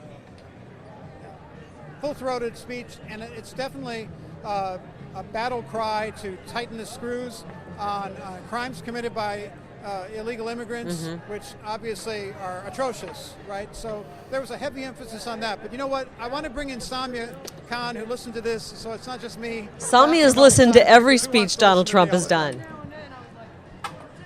You know, honestly, it was really interesting to listen to. Again, he approached the speech with a very serious mindset. This wasn't the typical Donald Trump rally. And he came up there at the very beginning of his speech, he prefaced it by saying this isn't going to be your typical Donald Trump rally. Yeah, he was reading off a prompter, and he doesn't normally do that. Right, and we're so used to seeing that sort of free-flowing Donald Trump, especially when he comes and speaks here in Phoenix. In recent weeks, he has been using the prompter to sort of stay on message and try to win over support, since you know, he's been making some headlines recently because of the comments previously. So really trying to win over some of that moderate Republican audience. And I think Steve? he is staying on topic and staying with the teleprompter. Can Samia hear me? That's probably why I read a prompter. I have a question for you, Carrie. Okay. Yes. Can Samia hear me? I want to ask her. I think Samia is actually an expert on Donald Trump, and the reason I say that is she's watched so many of these speeches by working here at Fox 10 News Now. I thought that Donald Trump handled the prompter, and I don't think that's his natural state. And being somebody who reads from a prompter myself, I thought he handled the prompter very well tonight, and he was able to throw in some ad lib at comfortable times, but I think he's getting better on the prompter. Yeah, I think he was really good. What did you think? Right, it didn't feel like typical teleprompter Trump. I think the crowd really received the speech very well. I mean, there were a lot of moments where the crowd was chanting USA. Well, these people love him. I mean, I didn't see protesters. They love him. he's really... Yeah, he's not trying to convert anybody here. They're already in his team. But here's my question. If you're a Latino voter who really didn't like Donald Trump, and Donald Trump's trying to peel away some of those people, which he desperately needs to win these swing states, what in this speech would possibly convince you, you know what, I'm going to vote for Donald Trump? Here's the thing, it's interesting that you say that, because earlier today I was outside meeting with the protesters, and we live streamed some of it on News Now earlier, and I met a man who was a Latino for Trump, and I spoke with him, and he said it very simply: whenever you enter a country, you need to go through the legal process. You need to give papers. I mean, that's typical of any country. Why should the U.S. be any different? And certainly there are people like that. But Let me throw a question out at you, Steve. The statistics are that he does not drawing those people. He needs to get a lot more people. Let me turn that around just a little bit, Steve. I've met more people in the last 6 months who've come up to me. You know, they know I work at Channel 10, and they're here. They came through the legal. It's a very long process. They came through that. They are Hispanic, Latino, and they are not for people coming in illegally. Because one woman said to me, I feel like it diminishes who I am. People look at me and give me kind of the stink eye, like, did you get here illegally? So I think for people who've come into the country from other countries legally, they would like to see this stopped. I think there's and you know, would you know, I know you recently visited Spain, Steve, and you loved it. There was probably a couple thoughts in your mind. I would love to stay here forever, maybe, or at least for the whole summer. It's a cool place. You wouldn't think of overstaying your visa and breaking the law. And I think there's a lot of people in Arizona, in America, who say, why do other people think they can get away with that here? And Donald Trump basically was saying, not anymore, not under a Trump presidency. But let's keep our eye on the ball. The eye on the ball is Mitt Romney got 27% of the Latino voters in 2012, and he lost. But Mitt Romney's not Donald Trump. Donald Trump's got to do better than 27%. True, but you know, is Trump going to go over 27%? Is he going over 35 or 40%? Maybe That's not. What he needs to win. Is this speech going to get him to 40%? That's what he needs. Maybe Anything not. less Maybe than he that, won't and get the loses same election. amount in the Hispanic vote, but I think Trump's people and a lot of people who look at crunch these numbers are saying he's going to get some GOP, maybe white, maybe middle class, maybe working class vote that might be labor union vote that would normally go towards the Democrats, that might say, I'm going to go with Trump this time. I think he's got my best interest in mind. He might pick up a bunch of those votes and make up. He's got to hope that outnumbers all the minority voters who are going to be running the other direction. And a lot of those voters I just spoke about are in these battleground states. Some of them are, but I mean, if you believe the polls, and who knows, polls are polls, but if he's down by double digits or close to it in Pennsylvania, is this speech going to reverse that? Was this line of attack in this speech, politically speaking, regardless of how anybody feels about the subject, the strategic way to go? And that's what we're going to find in the next couple of weeks. What I thought was interesting, for Donald Trump always talks about fighting illegal immigration and building a wall. I have to give him credit for actually bringing out some details. People have been waiting for details. He brought out a 10-point plan, and I have to acknowledge that at least. Yeah, I think absolutely. And Carrie, He didn't run away from We're it. going to be taking apart this speech in a lot of detail. Yeah, he didn't. Yeah, a lot of people thought before the speech that he might shy away from soften. the wall. Yeah, from the wall even. And he said, no, I'm going to still have the wall. And Mexico doesn't know about it yet, but they are going to pay for it, he said. Steve, let me ask you this, because you've been covering politics for years. Peel away some of the strong emotion associated with Donald Trump, and as a speech, how do you think this was received by the crowd, the Donald Trump supporters, and maybe those people who are kind of somewhere in the middle? They want to vote. They don't want to vote for Hillary, but they're somewhere in the middle. How was this received tonight? Well, I thought he gave a. Well, I can only talk about how it was received in this room by this crowd. They loved it.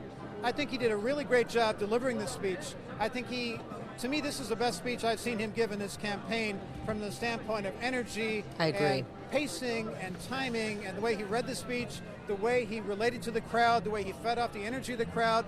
These are people who adore Donald Trump, and he was basking in their adoration, and it was a powerful thing to watch. But really what we have to look at is how much he can grow that base, because he needs to grow the base.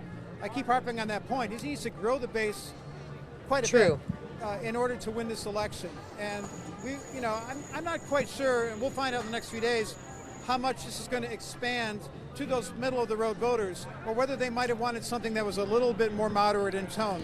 I'm hearing whether we haven't even mentioned Hillary Clinton, how she's going to attack his speech. That's another important question. You should see Twitter. It's gone absolutely bazonkers. Is that a word? Some people calling it a hate speech. Some people saying there's no hate here. It's enforcing laws. And that's what he's talking about, enforcing the laws. Trump AZ is the #1 trend on Twitter right now. Trump AZ, the #1 trend nationwide. Wow. So, all eyes are really on Arizona tonight. I know we've been talking about that the last few days, but, the election's just over 2 months away. This was an enormously important night, Carrie. You're absolutely right. This speech, for one way or another, could mark a turning point in this campaign, either propelling Trump into the White House or not.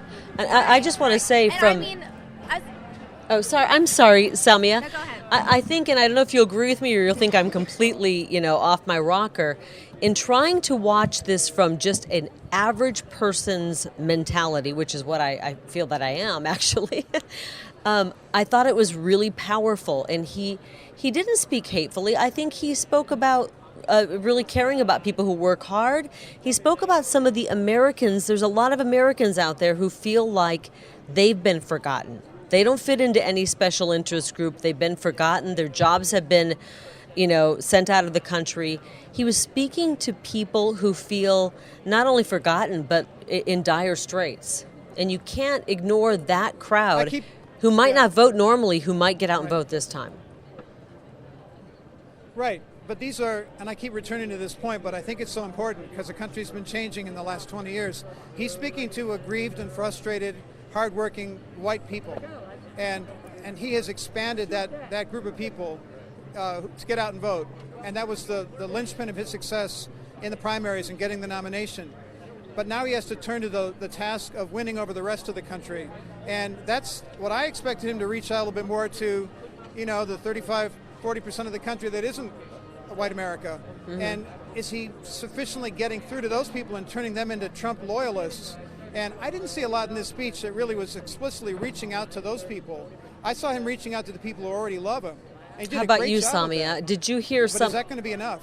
Did you hear some talk in there about inner cities, rebuilding inner cities, getting jobs back to perhaps people, African Americans, people who live in the inner cities who feel like they've been disenfranchised when it comes to working, in the economy? Sorry, can you repeat that? Well, I'm just. Did you hear? Asking whether you heard Donald Trump reaching out to minority people who were having trouble getting Maybe not jobs and that Latinos, sort of but thing. maybe He's been African mentioning that Americans. in the last couple of weeks. I mean, honestly, I don't know if it's going to work. I think He was, like Carrie says, he was trying to do that. A lot of outreach. Because he was saying, like, what the heck do you have to lose, right? Right. And I'm kind of cleaning it up a little bit. what the heck do you have to lose? Right, Why not he vote for me? referenced, I mean, he did take advantage. I don't want to say take advantage. Let me rephrase that. But he did use the shooting of Dwayne Wade's cousin to make a point on Twitter. That's true. You know, Dwayne Wade, the basketball player's cousin, was shot and killed in Chicago. He needs black votes to win Pennsylvania, to win Ohio, to win Florida. Those are big states, big swing states. So he's trying, you know. But What do you guys make being so savvy on social media, Sami? You're following what's trending on Twitter, and I counted earlier today. I mean, like the top 5 or 6 things out of the top 20, 5 or 6, maybe even 7 were heavy Trump. I didn't see anything Hillary. And tonight he was talking about the catch and release, people evading justice, just like Hillary Clinton has evaded justice, he said. And then he added, maybe they'll be able to deport her. Is Hillary Clinton weakened after this last 24 hours of Donald Trump coming on strong? Is Hillary Clinton weakened by this, or could she be emboldened by this? I mean, it seems like he has all the momentum right now. She's been pretty quiet today. Yeah. Your thoughts, guys? Yeah, I think she laid low today. I think she laid low today to see how Trump would do in Mexico and to see what to do next. I think he's making his point, and he's staking out territory he thinks will be the way to move forward, and now he has to execute on that strategy. But what he's not doing is really kind of moving towards the middle. I didn't hear much of what Jeb Bush said. All these 11 million undocumented people in the country, they came here it was an act of love. They came here for their families, and we have to figure out some sort of way to figure out how to accommodate them. That's the reality is here. We can't get rid of them. It's too expensive and too difficult to do.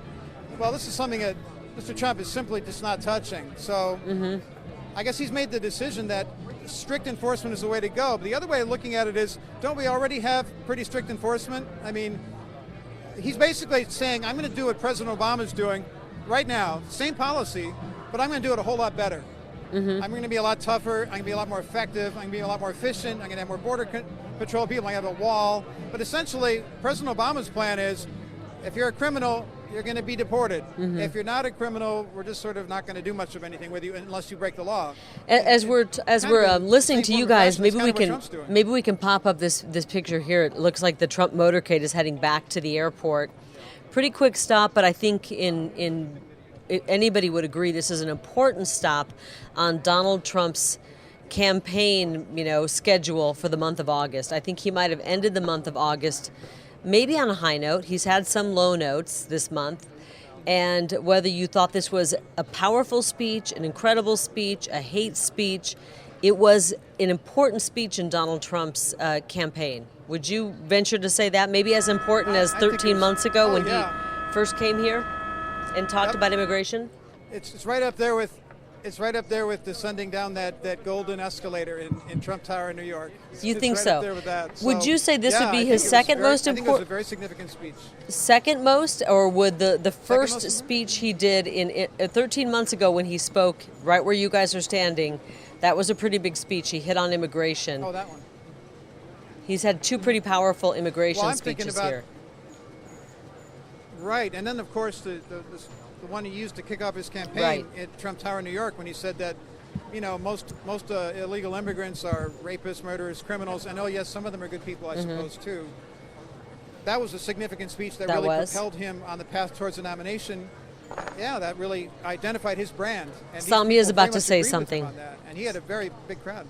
I think that this one was more powerful than his first Phoenix stop, and I say this because the election is 2 months away. I say this because in the beginning, we were just kind of waiting and seeing what was going to happen, and at that point, there were 17 Republican candidates to choose from. At this point, Donald Trump is the Republican nominee. Everyone's paying attention, and what he says between now and November really matters. There are people out there that are undecided, and they're taking this speech much more seriously than they would have taken a July 2015 speech. So what I liked about it too is how clear the speech was.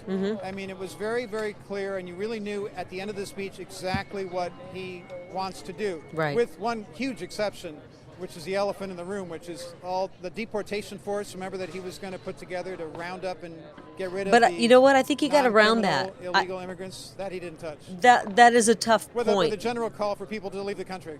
That's a tough point, and that's a tough one. Even people who are anti-illegal immigration are saying, wait a minute, we're going to pull families out who've just been really good contributing people.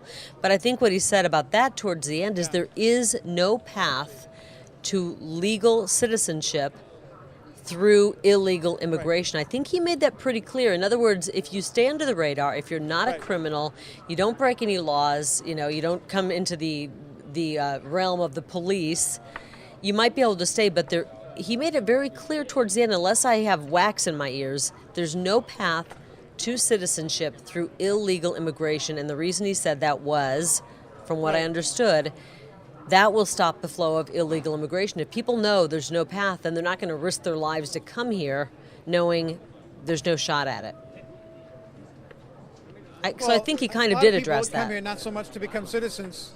Well, I think a lot of people come here not so much to become citizens, but just to make a decent wage and to have a better situation for their family. I mean, that's why they come here, so they can make a buck and so they can survive and get out of third world situations. And there was no enforcement mechanism to get rid of those people. And he talked a lot about that before.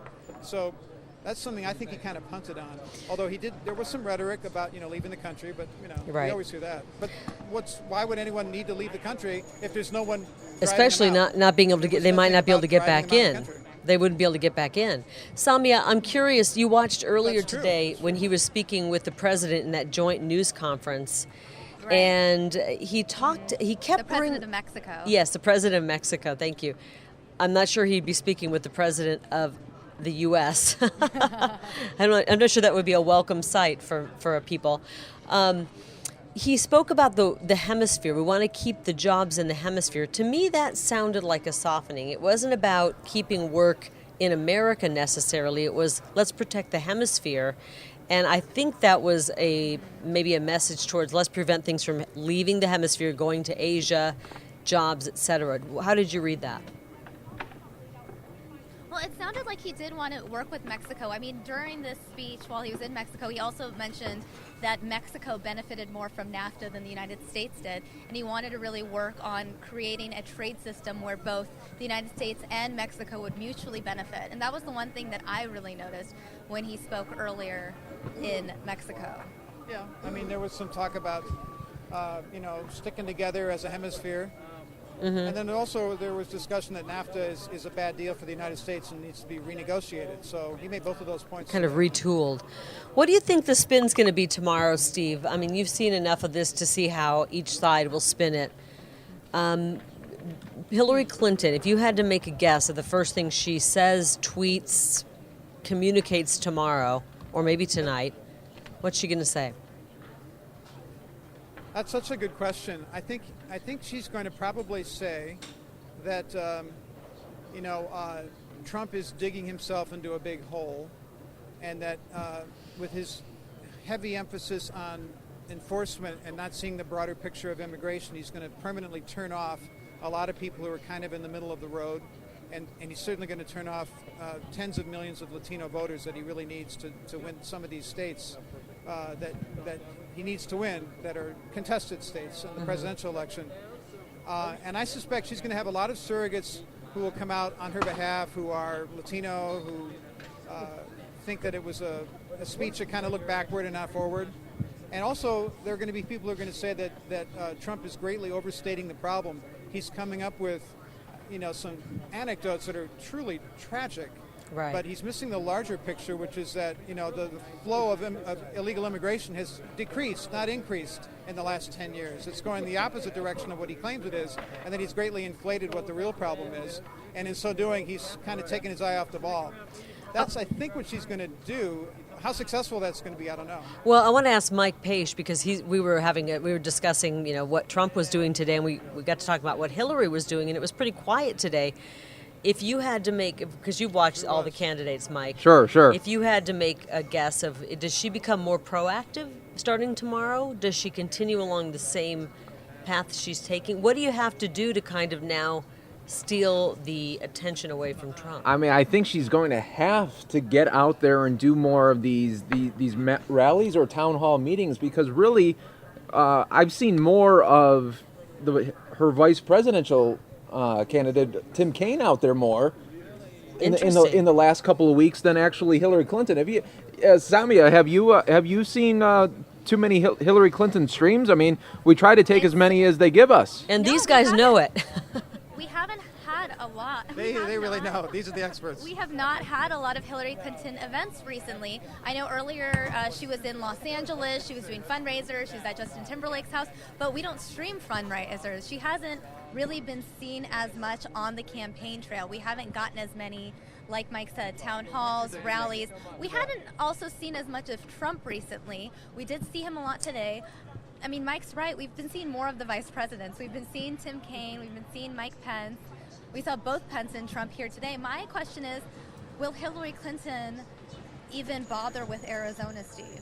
Will she come here? Because some people are saying this is a swing state. It might not go Republican as it traditionally has in the past. Well, she might come here because she might want to try to force Donald Trump to spend precious resources in a state that he ought to win. And, she might actually think that she has a chance to win here. But, Carrie, you made such a good point that this is such an important potential turning point in this campaign, which to me only reinforces just how crucial these three debates are going to be, because that's when people are really going to see them up close next to each other, and that's when people are really going to decide if they haven't quite locked into their decision yet. There we That's go. coming up, September 26th? Yes, first debate. It's going to be bigger than this. Yeah, I know they were. The Super Bowl, guys. I was reading an article. They're 100 million. They're expecting Super Bowl numbers for that first debate. So we will see. But we're going to go now to where we have Sky Fox up. It looks like Trump's about to go wheels up. So Steve and Samia, thank you so much for your insight right there at the Phoenix Convention Center. Thanks, guys. Thanks a lot. All right, now, folks, we are continuing to look Sky Fox, where Donald Trump at Sky Harbor Airport, where he and his team is boarding the plane, and hopefully we'll see a wheels up moment in just a little bit here. You're watching the Fox 10 News Now stream, part of fox10phoenix.com.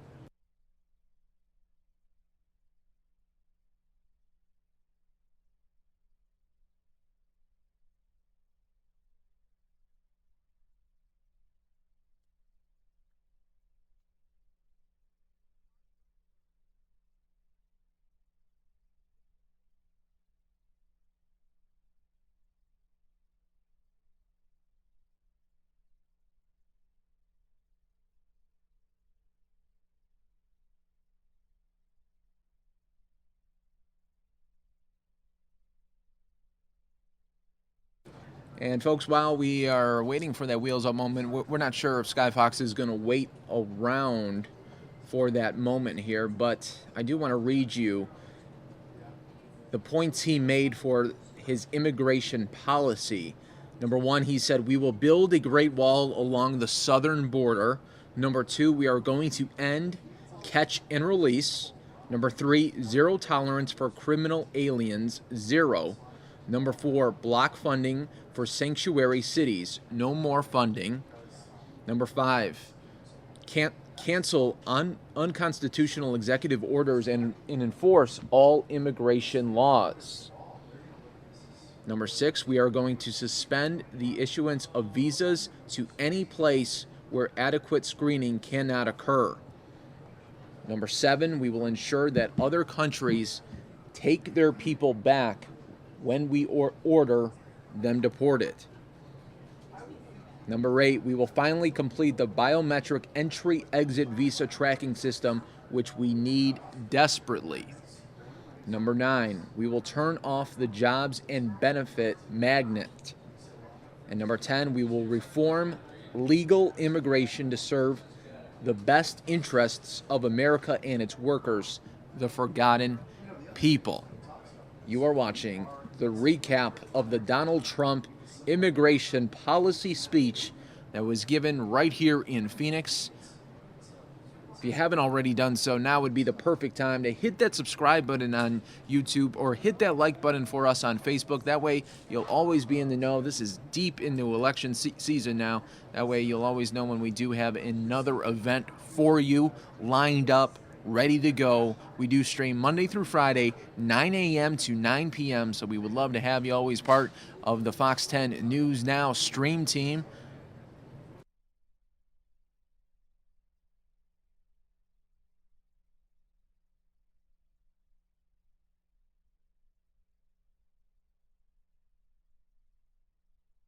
Folks, what I'm going to do in just a little bit here, we are going to stay on the shot for as long as we can, just to see if we do see a wheels up moment. Maybe Sky Fox can capture that for us. But I will show you earlier in the day Donald Trump in Mexico, just in case if you didn't see it or maybe you only saw a partial of it.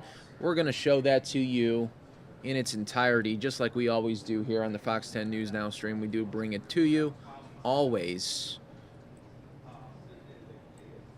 for you.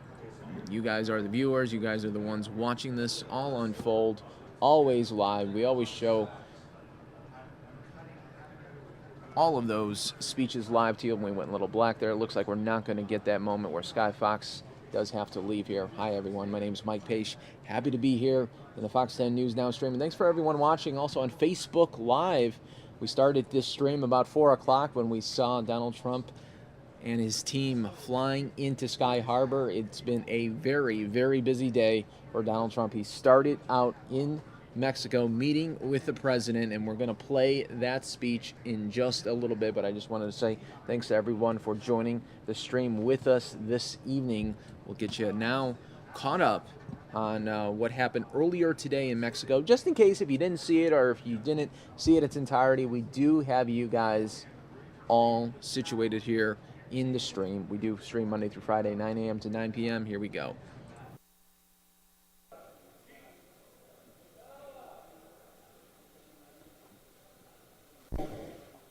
Muy buenas tardes. Escuchemos el mensaje del presidente de los Estados Unidos mexicanos, licenciado Enrique Peña Nieto. Good afternoon, ladies and gentlemen. We shall now hear the message of the President of the United Mexican States, Mr. Enrique Peña Nieto. Señor representante de los medios de comunicación, muy buenas tardes a todas y a todos ustedes.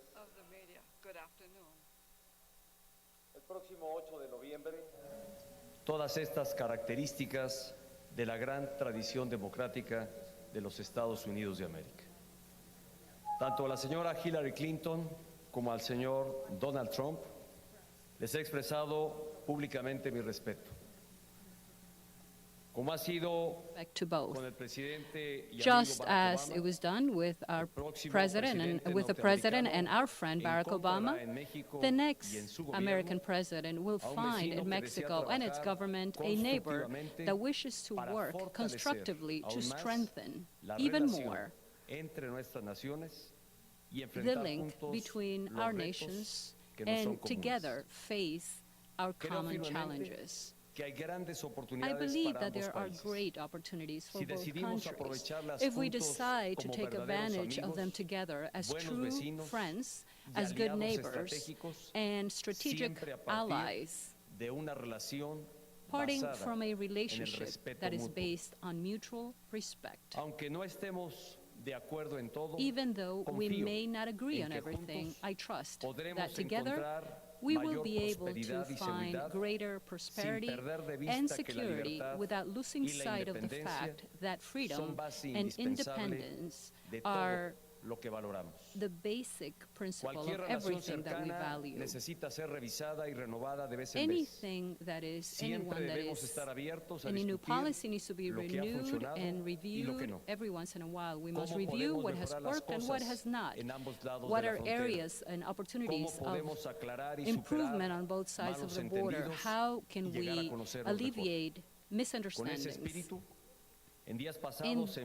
virtue of this spirit, I sent a letter to both presidential candidates, to Mrs. Hillary Clinton and Mr. Donald Trump, proposing therein a gathering where we can talk in a constructive fashion about the joint progress of our countries.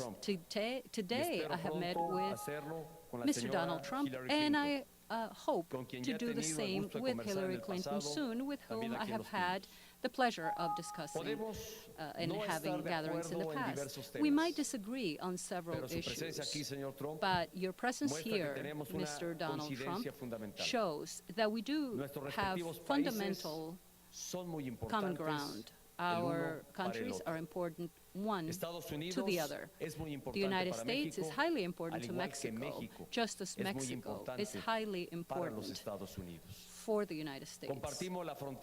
We share the border where there's greater traffic of persons, where every day, in a legal fashion, over 1 million persons cross the border and over 400,000 vehicles. Trade between our countries goes over $500 billion per year. We innovate, and together we manufacture. And in terms of national security, the daily cooperation between our governments is more important as time goes by in order to face the challenges of a complex world. Mr. Trump and I had an open and constructive discussion.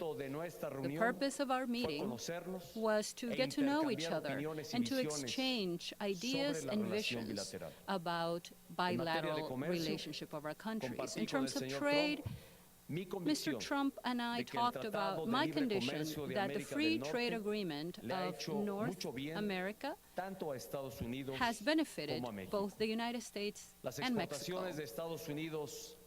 Exports from the United States to Mexico are close to $200 billion per year. And according to the Chamber of Commerce of the United States, more than 6 million of American jobs depend on exports to Mexico.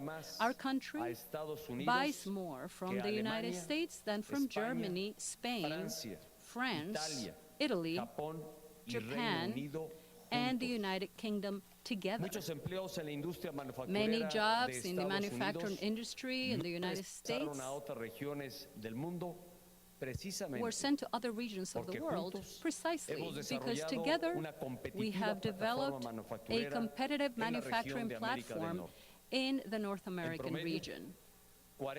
In average, 40% of the export content of Mexican exports is on American territory. We must work together to avoid that the sources of employment might leave our region. Nonetheless, this does not mean that the free trade agreement of North America doesn't have room for improvement for the benefit of both. Telecom is an agreement that was signed 22 years ago. The next president of the United States will find in my government an ally with the willingness to contribute a road to modernize telecom with a view to make it more effective in generating quality jobs, better paid jobs in both countries. I do not believe that trade must be considered to be an effort that gives no results, where for one to win, the other one must lose. On the contrary, it must be viewed as an effort that generates value to both parts, and that makes our region in North America the most competitive and innovative in the world. As to border issues, my vision is very clear. The border must be transformed into an asset for our region. We have made great developments in the last few years, working very closely together with the Obama administration. And with the upcoming administration, we must fast-track these efforts so that the border between the U.S. and Mexico might become more efficient and safer. However, an important number of Americans or United States citizens see the border as a great problem because undocumented persons and illegal drugs cross to the United States. Undocumented immigration from Mexico to the United States reached its highest point 10 years ago, and it has been reduced consistently ever since, to the point where it's negative in net terms. Even so, we know that there is still a joint challenge, including the increasing number. All right, folks, we are back out live because looks like the Trump plane is about taxiing out to the runway. So let's see if we can see a wheels up moment for Donald Trump leaving Phoenix here. You guys are watching this all unfold live. We'll get back to that Mexico visit video in just a little bit.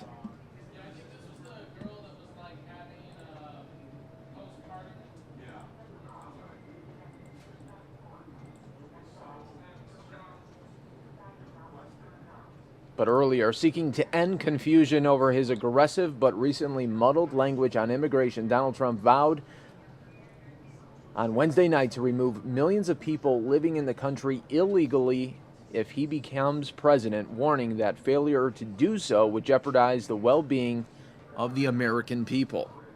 But Trump didn't address what he would do about millions more who might remain under his approach, the major question that has frustrated past congressional attempts at remaking the nation's immigration laws. Instead, Trump repeated the standard Republican talking point that only after securing the border can such a discussion begin to take place. It was a retreat in the rhetoric for the billionaire from the GOP primaries when he had vowed his deportation force would seek to remove all who didn't have permission to live and work in this country.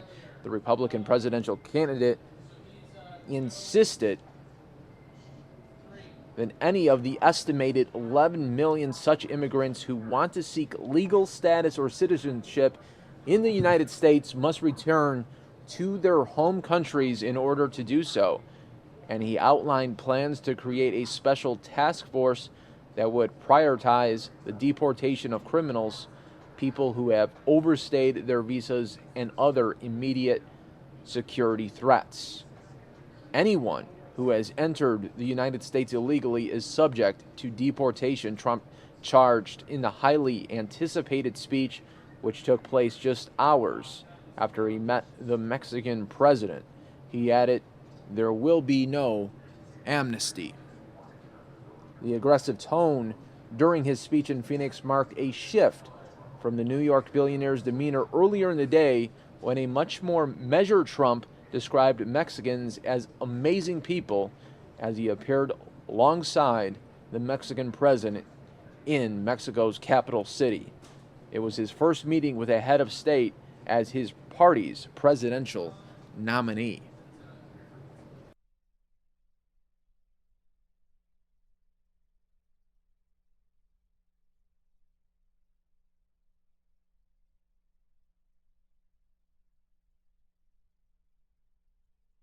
Trump told reporters during the afternoon appearance that the two men didn't discuss who would pay for a cost of construction pegged in the billions. Silent at the moment, the Mexican president later tweeted, "At the start of the conversation with Donald Trump, I made it clear that Mexico will not pay for the wall."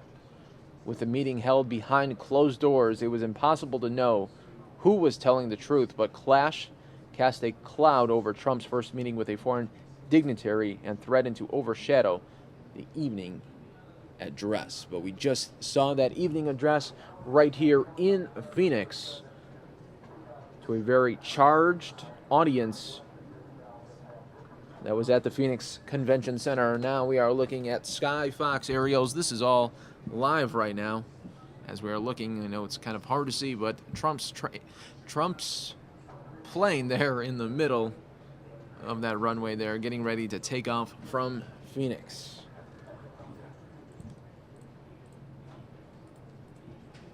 Let me get you his schedule for the next coming days. This is all can be found on DonaldJTrump.com. Tomorrow he does have an event at 12 p.m. local time there in Ohio. 9 a.m. we will have it right here on the Fox 10 News Now stream. He will be live in Wilmington, Ohio for a rally at the Roberts Center. That is, once again, Wilmington, Ohio. Fox10Phoenix.com will cover it starting at 9 a.m. tomorrow. And then on Friday, he goes back to Florida, to Pensacola, Florida, for a 7 p.m. local time rally there. 4 o'clock, it will happen for us. He will hold a rally at the Pensacola Bay Center tomorrow.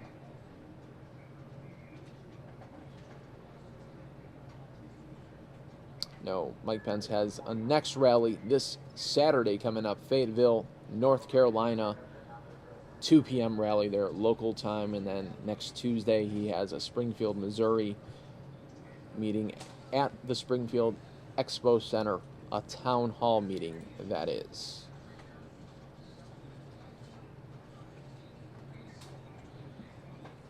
Right now, we are looking at Donald Trump's plane right here.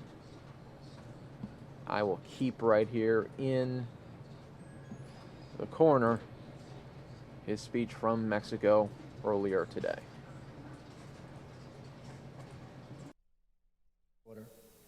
$500 billion in annual trade, and 1 million legal border crossings each and every day. We are united by our support for democracy, a great love for our people, and the contributions of millions of Mexican Americans to the United States.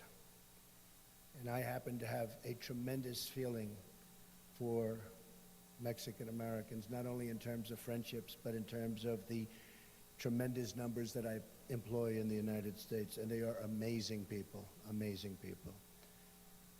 I have many friends, so many friends, and so many friends coming to Mexico and in Mexico. I'm proud, and they are amazing people, amazing people. I have many friends, so many friends, and so many friends coming to Mexico and in Mexico. I'm proud to say how many people I employ. And the United States, first, second, and third generation Mexicans are just beyond reproach. Spectacular, spectacular, hardworking people. I have such great respect for them and their strong values of family, faith, and community. We all share a common interest in keeping our hemisphere safe, prosperous, and free. No one wins in either country when human smugglers and drug traffickers prey on innocent people, when cartels commit acts of violence, when illegal weapons and cash flow from the United States into Mexico, or when migrants from Central America make the dangerous trek, and it is very, very dangerous, into Mexico or the United States without legal authorization. I shared my strong view that NAFTA has been a far greater benefit to Mexico than it has been to the United States, and that it must be improved upon to make sure that workers, and so important, in both countries benefit from fair and reciprocal trade. I expressed that to the United States, and in that of the United States, that we must take action to stem this tremendous outflow of jobs from our country. It's happening every day. It's getting worse and worse and worse, and we have to stop it. Prosperity and happiness in both of our countries will increase if we work together on the following 5 shared goals. Number 1, ending illegal immigration, not just between our two countries, but including the illegal immigration and migration from Central and South Americans and from other regions that impact security and finances in both Mexico and the United States. This is a humanitarian disaster. The dangerous treks, the abuse by gangs and cartels, and the extreme physical dangers. And it must be solved. All right, folks, we're just going to take that away for just a little bit. Take you full screen here as we are getting ready to watch Donald Trump depart here in Phoenix.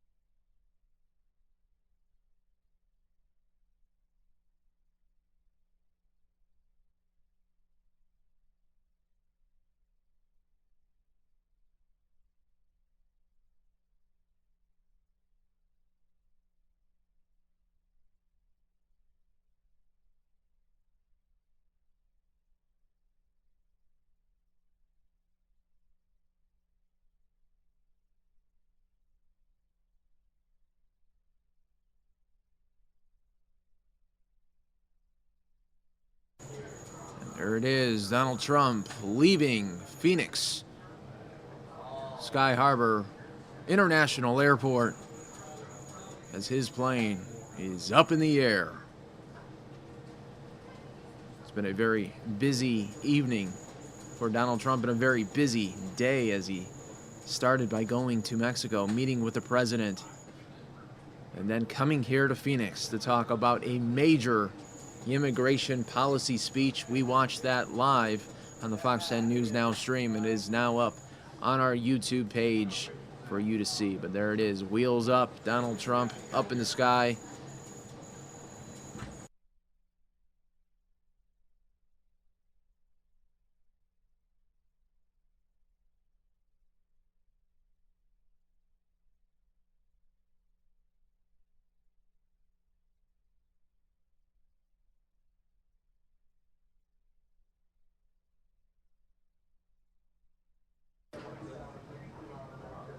U.S. or Central America and go overseas. It increases poverty and pressure on social services as well as pressures on cross-border migration. Tremendous pressure. The bond between our two countries is deep and sincere, and both our nations benefit from a close and honest relationship between our two governments. A strong, prosperous, and vibrant Mexico is in the best interests of the United States and will keep and help keep for a long, long period of time America together. Both of our countries will work together for mutual good and, most importantly, for the mutual good of our people. Mr. President, I want to thank you. It's been a tremendous honor, and I call you a friend. Thank you.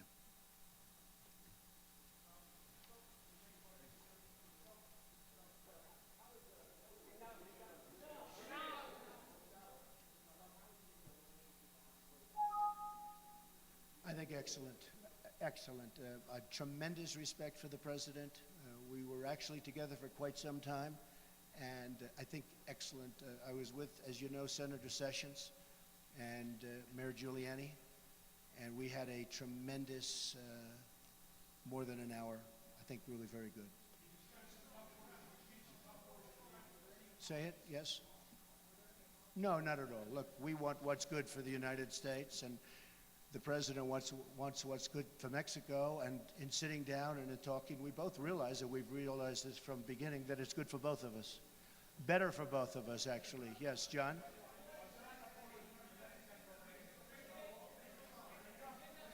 We didn't discuss that. We didn't discuss. Who pays for the wall? We didn't discuss.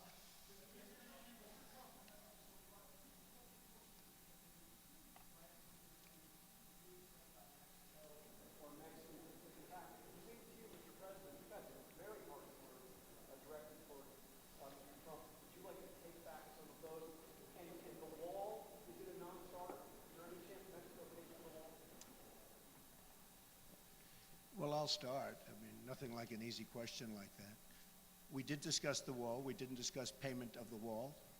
That'll be for a later date. This was a very preliminary meeting. I think it was an excellent meeting. And we are, I think we're very well on our way. A lot of the things I said are very strong, but we have to be strong. We have to say what's happening. There is crime, as you know. There's a lot of crime and there's a lot of problems. But I think together we'll solve those problems. I really believe that the President and I will solve those problems. We will get them solved. Illegal immigration is a problem for Mexico as well as for us. Drugs are a tremendous problem for Mexico as well as us. I mean, it's not a one-way street. And we will work together and we will get those problems solved. Mr. President. Diré de manera muy puntual que, como lo he expresado, I should say that just as I have said before, the Mexican government has complete respect for the electoral process in the United States. I invited both candidates, to which received a quick response from presidential candidate Trump to talk about the bilateral issues. And in the private meeting, in addition to the meetings that we had, to the issues that we have highlighted, we have talked about the relevance that it has in terms of the relationship of both countries, how important a strategic alliance between both countries is. I also express as to the great responsibility that I, as the Mexican president, have to defend the Mexican people, to defend the Mexicans that are here and out of Mexico. Have there been misinterpretations or statements that unfortunately had hurt and impacted Mexicans in terms of the perception that the candidate had expressed, and which I absolutely respect, that the Mexican people had felt insulted by certain comments, but I was certain that his genuine interest is to build a relationship that might lead us to provide both our societies better conditions, that the willingness proposed by the Mexican president to gather with both candidates for the presidency of the United States is in fact on that premise, to be able to together build, but mostly on the basis of respect, mutual respect between our nations. I have shared this with the presidential candidate Trump.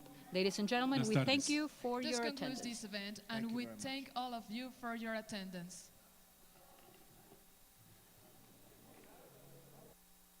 All right, folks, now what I'm going to show you is I got about 9 minutes here left with you. I do want to show you the major Trump immigration plan that he put out there. It was part of it. I got about 9 minutes of it here for you. I do want to show that to you. This was from earlier today. Are you ready? Are you ready? We will build a great wall along the southern border.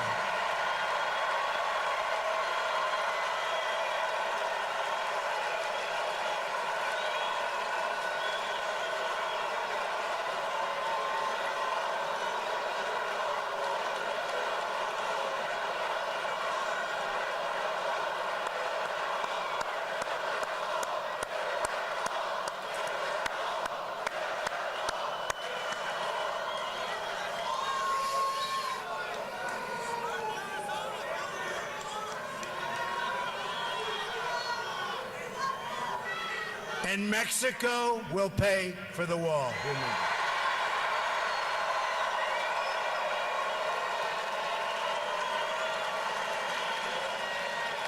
100%.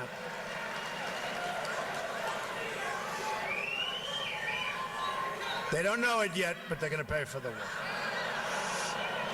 And they're great people and great leaders, but they're going to pay for the wall. On day one, we will begin working on an impenetrable, physical, tall, powerful, beautiful southern border wall. We will use the best technology, including above and below ground sensors, that's the tunnels. Remember that, above and below. Above and below ground sensors.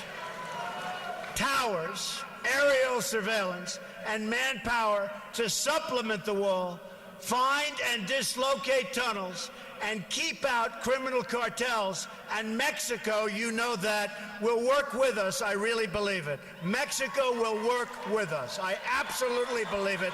And especially after meeting with their wonderful, wonderful president today, I really believe they want to solve this problem along with us, and I'm sure they will.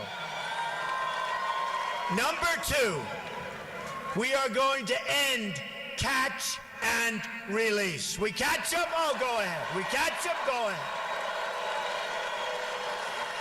Under my administration, anyone who illegally crosses the border will be detained until they are removed out of our country and back to the country from which they came.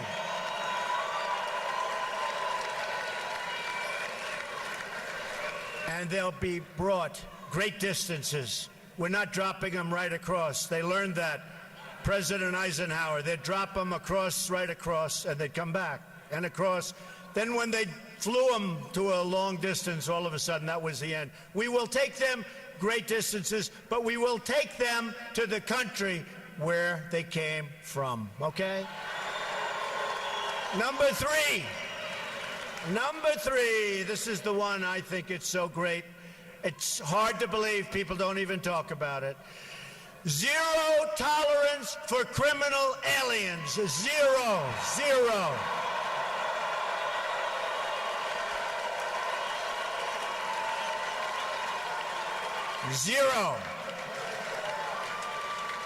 They don't come in here. They don't come in here. According to federal data, there are at least 2 million, think of it, criminal aliens now inside of our country. 2 million people, criminal aliens. We will begin moving them out day one, as soon as I take office, day one, in joint operation with local, state, and federal law enforcement. Now, just so you understand, the police, who we all respect, say hello to the police. Boy, they don't get the credit they deserve, I can tell you. They're great people. But the police and law enforcement, they know who these people are. They live with these people. They get mocked by these people. They can't do anything about these people, and they want to. They know who these people are. Day one, my first hour in office, those people are gone.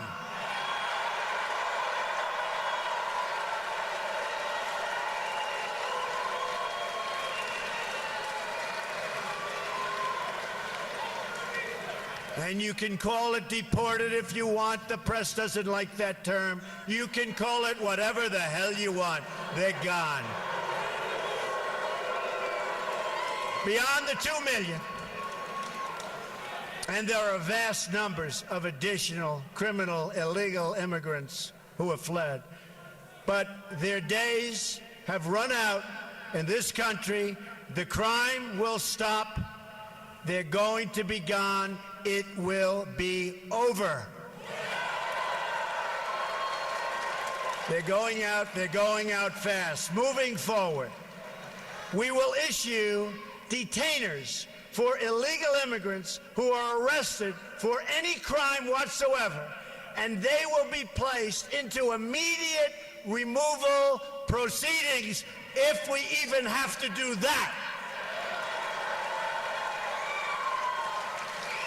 We will terminate the Obama administration's deadly, and it is deadly, non-enforcement policies that allow thousands of criminal aliens to freely roam our streets, walk around, do whatever they want to do, crime all over the place. That's over. That's over, folks. That's over. Since 2013 alone, the Obama administration has allowed 300,000 criminal aliens to return back into United States communities. These are individuals encountered or identified by ICE, but who were not detained or processed for deportation because it wouldn't have been politically correct. My plan also includes cooperating closely with local jurisdictions to remove criminal aliens immediately. We will restore the highly successful Secure Communities program, good program. We will expand and revitalize the popular 287G partnerships, which will help to identify hundreds of thousands of deportable aliens in local jails that we don't even know about. Both of these programs have been recklessly gutted by this administration, and those were programs that worked. This is yet one more area where we are headed in a totally opposite direction. There's no common sense, there's no brain power in our administration by our leader or our leaders. None, none, none. On my first day in office, I am also going to ask Congress to pass Kate's Law, named for Kate Steinle, to ensure that criminal aliens convicted of illegal reentry receive strong, mandatory minimum sentences. Strong. And then we get them out. Another reform I'm proposing is the passage of legislation named for Detective Michael Davis and Deputy Sheriff Danny Oliver, two law enforcement officers recently killed by a previously deported illegal immigrant. The Davis-Oliver bill will enhance cooperation with state and local authorities to ensure that criminal immigrants and terrorists are swiftly, really swiftly, identified and removed. And they will go fast. Believe me, they're going to go fast.